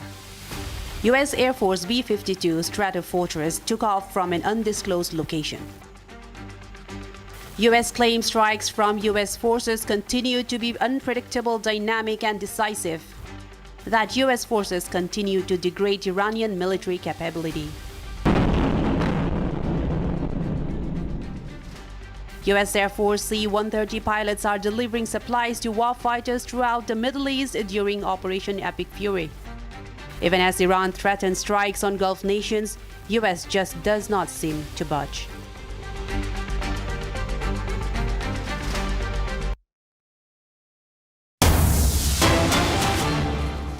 Another piece of breaking news coming in. Ukrainian President Volodymyr Zelensky is now saying that Ukraine wants money and technology in return for Middle East drone help to United States. So this is the latest statement by Zelensky, who is now saying that we will give you all the help that you need in terms of anti-drone capabilities to counter these strikes by Iran on Gulf nations, on Israel as well. But you will have to now provide money and technology to us. So this is a bargain that is going on the part of Zelensky now. Now remember how earlier Donald Trump humiliated Zelensky, saying that he does not hold any cards, and now Zelensky in fact has all the cards in this war, because remember, Iran is waging this war majorly with the help of drone strikes that are being carried out across the Gulf nations. And now Zelensky even bargaining, saying that we will give you the anti-drone technology, but you will have to give me money, and also in return you will have to give technology. Remember, in the war between Ukraine and Russia that has been going on for past 4 years, Ukraine has essentially significantly developed its anti-drone capabilities, and now giving this statement straight to United States. big update there on part of Zelensky, saying that Ukraine will want money and technology in return of help. Now, Major General G.D. Bakshi delivers a sharp critique of Donald Trump's foreign policy, questioning his blunt territorial claims on Greenland for rare earths and Venezuela for oil as a throwback to 18th century colonialism in the 21st century. He contrasts Donald Trump's direct its mind rhetoric with the hypocritical moral framing democracy, human rights used by previous US presidents for interventions in Iraq, Libya and Iran. Major General Bakshi also condemned Pete Hegseth's calls for no rules of engagement and disregard for civilian casualties, praising the firm pushback from Russia, Iran, China and BRICS nations as vital for global security, sanity and rule of law. He also warned that this approach signals the start of America's great power decline. Take a look. Laugh in bitterness. Haven't you had enough of this before? Don't you learn your lessons? I'm sure the American military does. And Donald Trump had learned the lesson, never get into any protracted, endless wars. Wars without end. Quick in, quick out, air power application, all for the television cameras, take your bow, finish. Go for the next country. And they'll all fall like 9 pins. Venezuela, Iran, Cuba, Greenland. I'm afraid nothing of this tamasha has happened. It was essential for the sake of global security, sanity, rule of law that Donald Trump be given a strong push back. And that strong pushback has come from Russia, it has come from Iran. Strong pushback. I do hope that will sober down Donald Trump a bit. He's been, I know previous American presidents also attacked, countries like Iran, Iraq, Libya, etc. But they couched it in verbiage, in language that spoke of democracy, freedom of expression, human rights, etc., etc., etc. It was all hogwash, of course, but I mean, they couched it in that very friendly sounding, highfalutin, moralistic terms. Donald Trump is talking in Hitlerian terms. I need rare earth, I'll grab Greenland. I need Venezuela oil, it's mine. I am the president of Venezuela. Sir, please make up your mind. Are you president of the United States, Venezuela, or are you the president of Iran, who will now designate the next Ayatollah? Can the world lump this nonsense? Can the world go back to the 18th century colonial era of colonialism? America can colonize whichever country it wants because it has the power. At this rate, will we have the African slave trade being resumed? I'm sorry, give us a break. This is the 21st century. And hence it was important for the BRICS nations to push back. And they have. And they have. At least Russia and Iran and China have pushed back very hard. Right? There was Pete Hegseth talking like a Gestapo thug, some Nazi lunatic. He's telling his American soldiers, the Americans are a very decent people, I mean, yes, when their direct interests are threatened, when it's a matter of their honor, they fight like hell. World War I, World War II, those are the examples. But they are a decent lot. He is telling the American soldiery, he is telling the American officers, no rules of engagement. If somebody is drowning some other country's sailor, shoot him in the head. Shoot him in the head. Take no prisoners, murder, kill. Civilian casualties, no problem. 168 poor little girls in school, schoolgirls killed. No skin off my nose. Who cares? Sir, we care. And beyond a certain point in time, the people of America who are decent people and who are a democracy will care. And you are in the wrong year for such totalitarian experimentation, such Hitlerian experimentation. I know you get a lot of Heil Trumps on the television from your entire lineup of secretaries. But the simple fact is that this doesn't go down well with the rest of the world. You have hit all countries that were allied to you particularly hard. Europe, Japan, South Korea, India, anybody who was close to you, you have made it a point to humiliate them, insult them, and now they have reached a stage where they are all pushing back. They are all pushing back. And that would not be a welcome thing for the United States of America. Is the United States a great power in decline? I think at the end of this war, we would clearly see the beginning of that historical decline. Jai Bharat, Jai Hind. Taking a short break, coming up, Iranian Foreign Minister Abbas Araghchi confirms ongoing military cooperation with Russia and China, calling them strategic partners.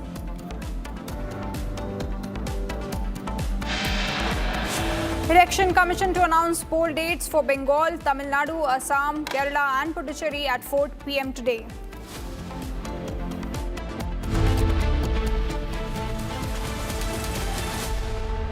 चमकी चाट से क्या बना है? आलू चाट या fruit चाट, स्वाद बढ़ाए चमकी चाट। क्या बात है? स्वादिष्ट पकोड़े और फरसान, अरे चमकी चाट है इसकी जान। असली स्वाद सिर्फ चमकी चाट।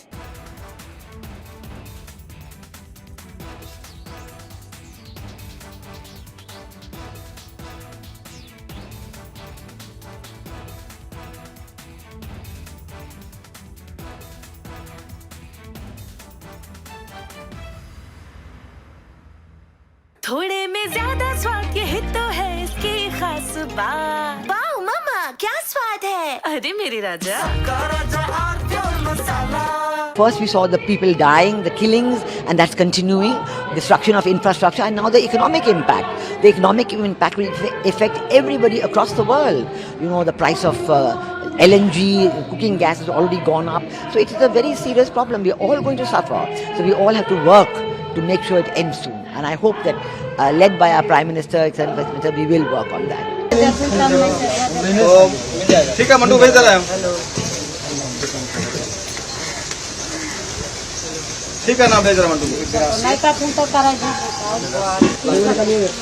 अरे आलू से नहीं होगा। हो गया।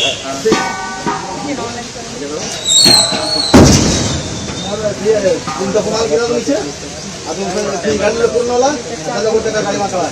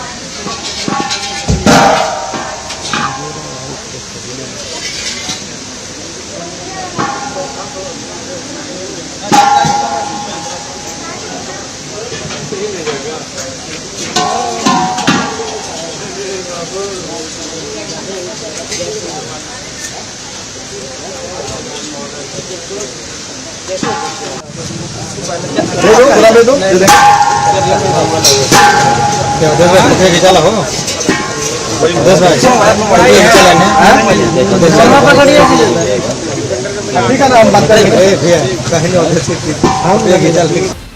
From Asia's largest news headquarters, setting the agenda for Bharat.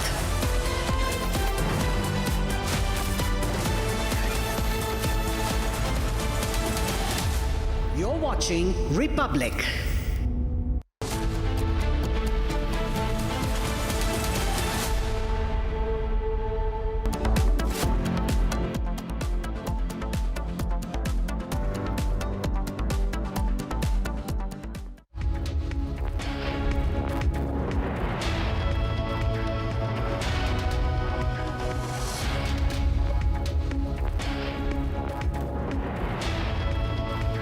Good afternoon, viewers. You're watching Republic TV with me, Hina Sharma. Now, yesterday, United States carried out a strike on the Kharg Island, which is an island in the Persian Gulf.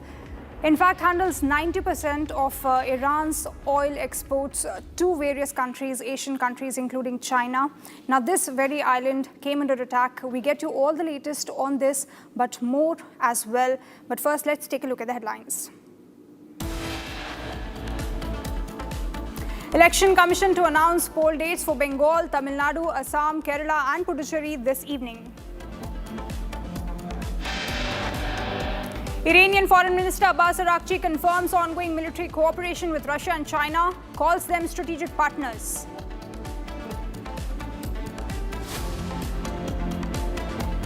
Trump also threatens Iran's oil infrastructure after US bombs Kharg Island military sites vital to Iran's oil network. US President Donald Trump calls on allies to send warships, says the Strait of Hormuz will open one way or the other. Iranian Navy escorts LPG carriers Shivalik and Nanda Devi through the Strait of Hormuz amid West Asia war. TVK chief Vijay appears before CBI in the Karur stampede case. CBI to question Vijay for the third time.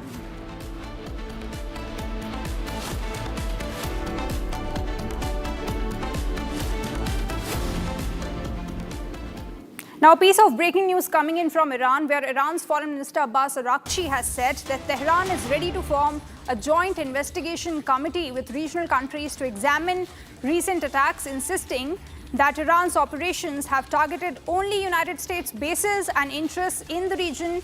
Now, Abbas Araghchi also stated that Iran's supreme leader is in full health and actively managing the situation. He denied any Iranian involvement in attacks on civilian or residential areas in the neighboring countries as well. So this is a statement by Iran's Foreign Minister Abbas Araghchi saying that Mujtaba Khamenei is in fact in good health and is managing the situation, managing the war in West Asia. It's a big statement by Abbas Araghchi, clearing all the doubts related to the health of Mujtaba Khamenei, with speculations earlier arising that he was injured, in fact, in the strikes that was carried out jointly by United States and Israel on 28th of February. He also said that Iran is only and only attacking US military bases in the region.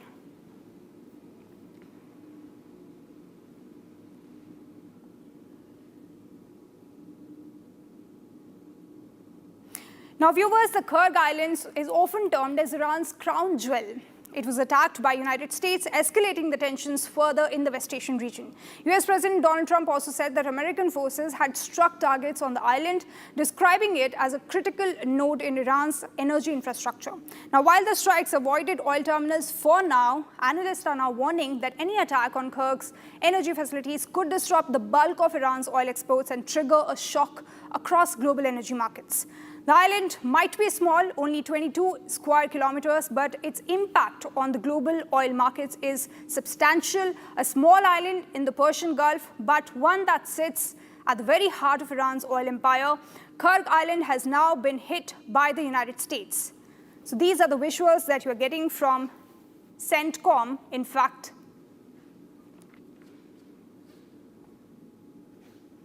Now, Kharg Island is strategically important because it functions as the primary hub of Iran's oil export infrastructure. It handles nearly 90% of country's crude oil exports. Now, the island also hosts major oil terminals, storage tanks, and loading jetties where crude transported through pipelines from key Iranian oil fields and is stored here and loaded onto supertankers for shipments to global markets in the Asian countries. Let's take a look at all of its features. Now we have, first of all, Kharg Island, Iran's lifeline. Why it is Iran's oil lifeline and why it is called crown jewel. It's a crown jewel of Iran's energy network. It handles nearly 90% of Iran's oil exports. So the oil exports, crude oil is exported to various countries in the Asian region by Iran. 90% of crude oil is exported from Iran to various Asian countries. Now also main oil loading terminal in the Persian Gulf. Now this is essentially one and the only major facility that Iran has, in fact, in the Persian Gulf. It exports about 1.1 to 1.5 million barrels of oil per day. It's a big substantial oil, in fact, a critical revenue source as well. We have been talking about since yesterday when the attack took place that how an attack on this facility will have a huge impact on Iran's oil economy. It's a critical revenue source.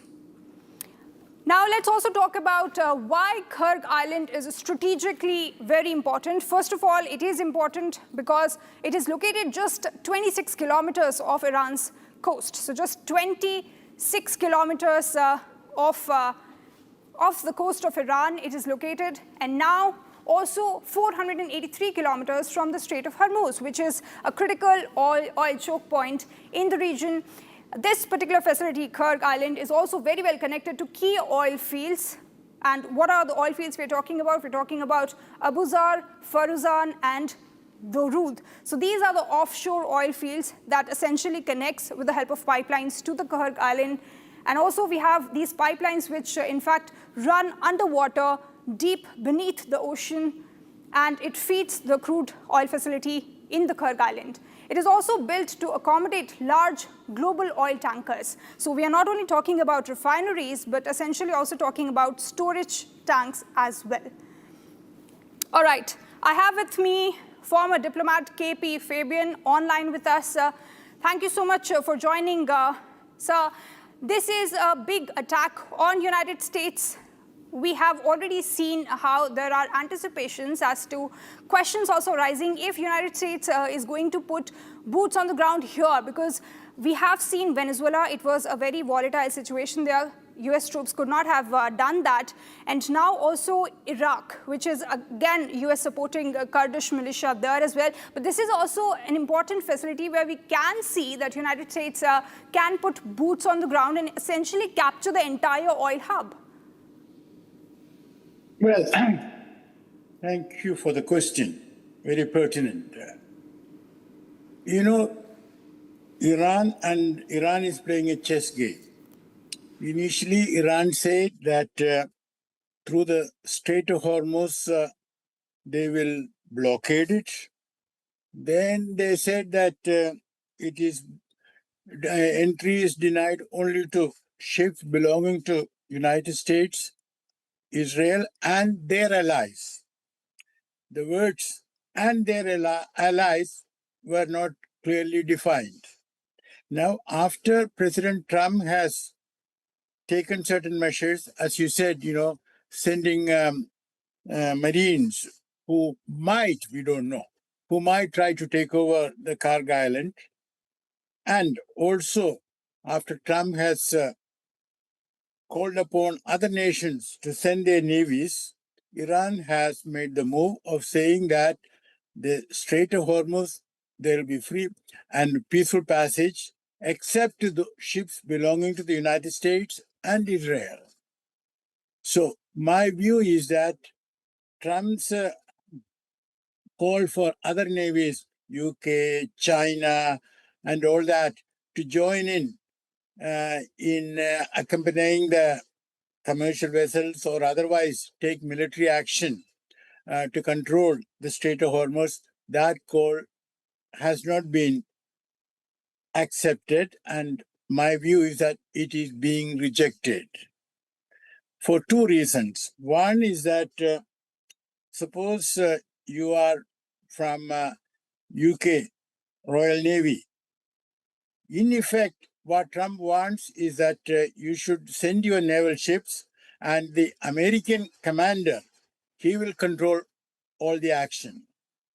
Now, no European country would like to do that, and asking China, well, that is a bit of a joke.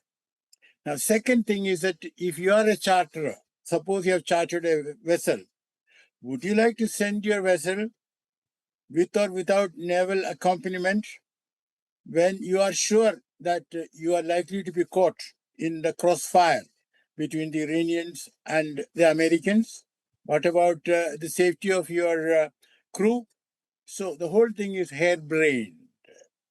And you may remember that sometime back, after the 7th of October, when the Houthis tried to blockade the entrance to the Red Sea, President Biden had proposed a similar idea, but it didn't work out. So now what might happen is that I doubt whether President Trump will actually try to take over the Kharg Island. I think it's only a threatening move. And now that the Iranian foreign minister has said that they are prepared to have a joint panel to investigate what Iran has done to the GCC states. Iran claims, I'm not sure whether his claim is correct, but Iran claims that they have attacked only American entities. Well, but again, it's a very clever move by suggesting a joint investigation. But my own view is that President Trump has been skating on ice, thin ice, getting thinner and thinner, and he is likely to fall. But it's also possible that sooner or later, certainly before he meets with Xi Jinping, President of China, on the 31st of March, President Trump will declare, quote, victory, unquote, and say that he was stopping all military action because now we have to give a chance to the people of Iran to rise up and overthrow their government. Prime Minister Netanyahu will be most unhappy, but I don't think he would have much of a choice. He will have to fall in. So there can be a ceasefire. And of course, Iran, though it has been saying that it should get compensation and all that, I think Iranians, being good chess players, will with alacrity accept the ceasefire and stop sending drones and all that.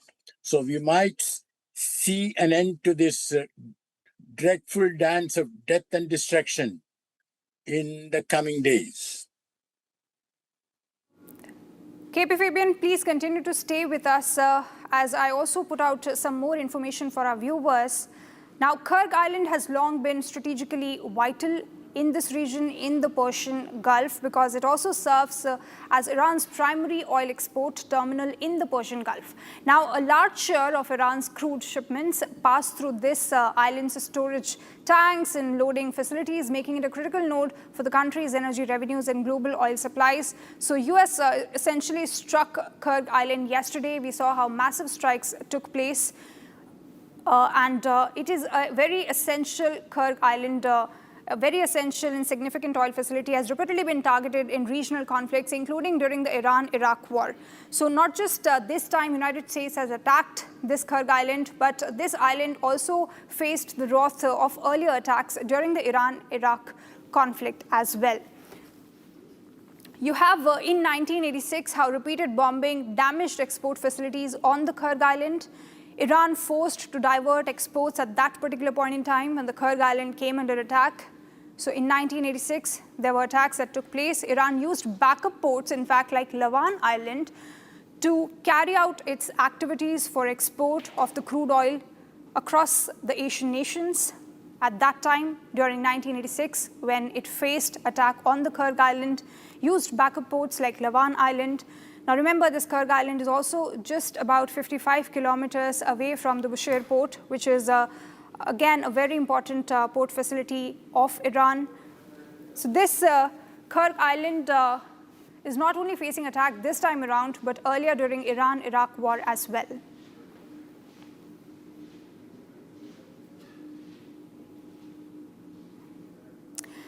Now, India faces several potential risks following the attack on Kharg Island, Iran's key oil export terminal. Now, as the country that imports nearly 85% of its crude oil, India could, in fact, experience higher global oil prices if supply from Iran is disrupted.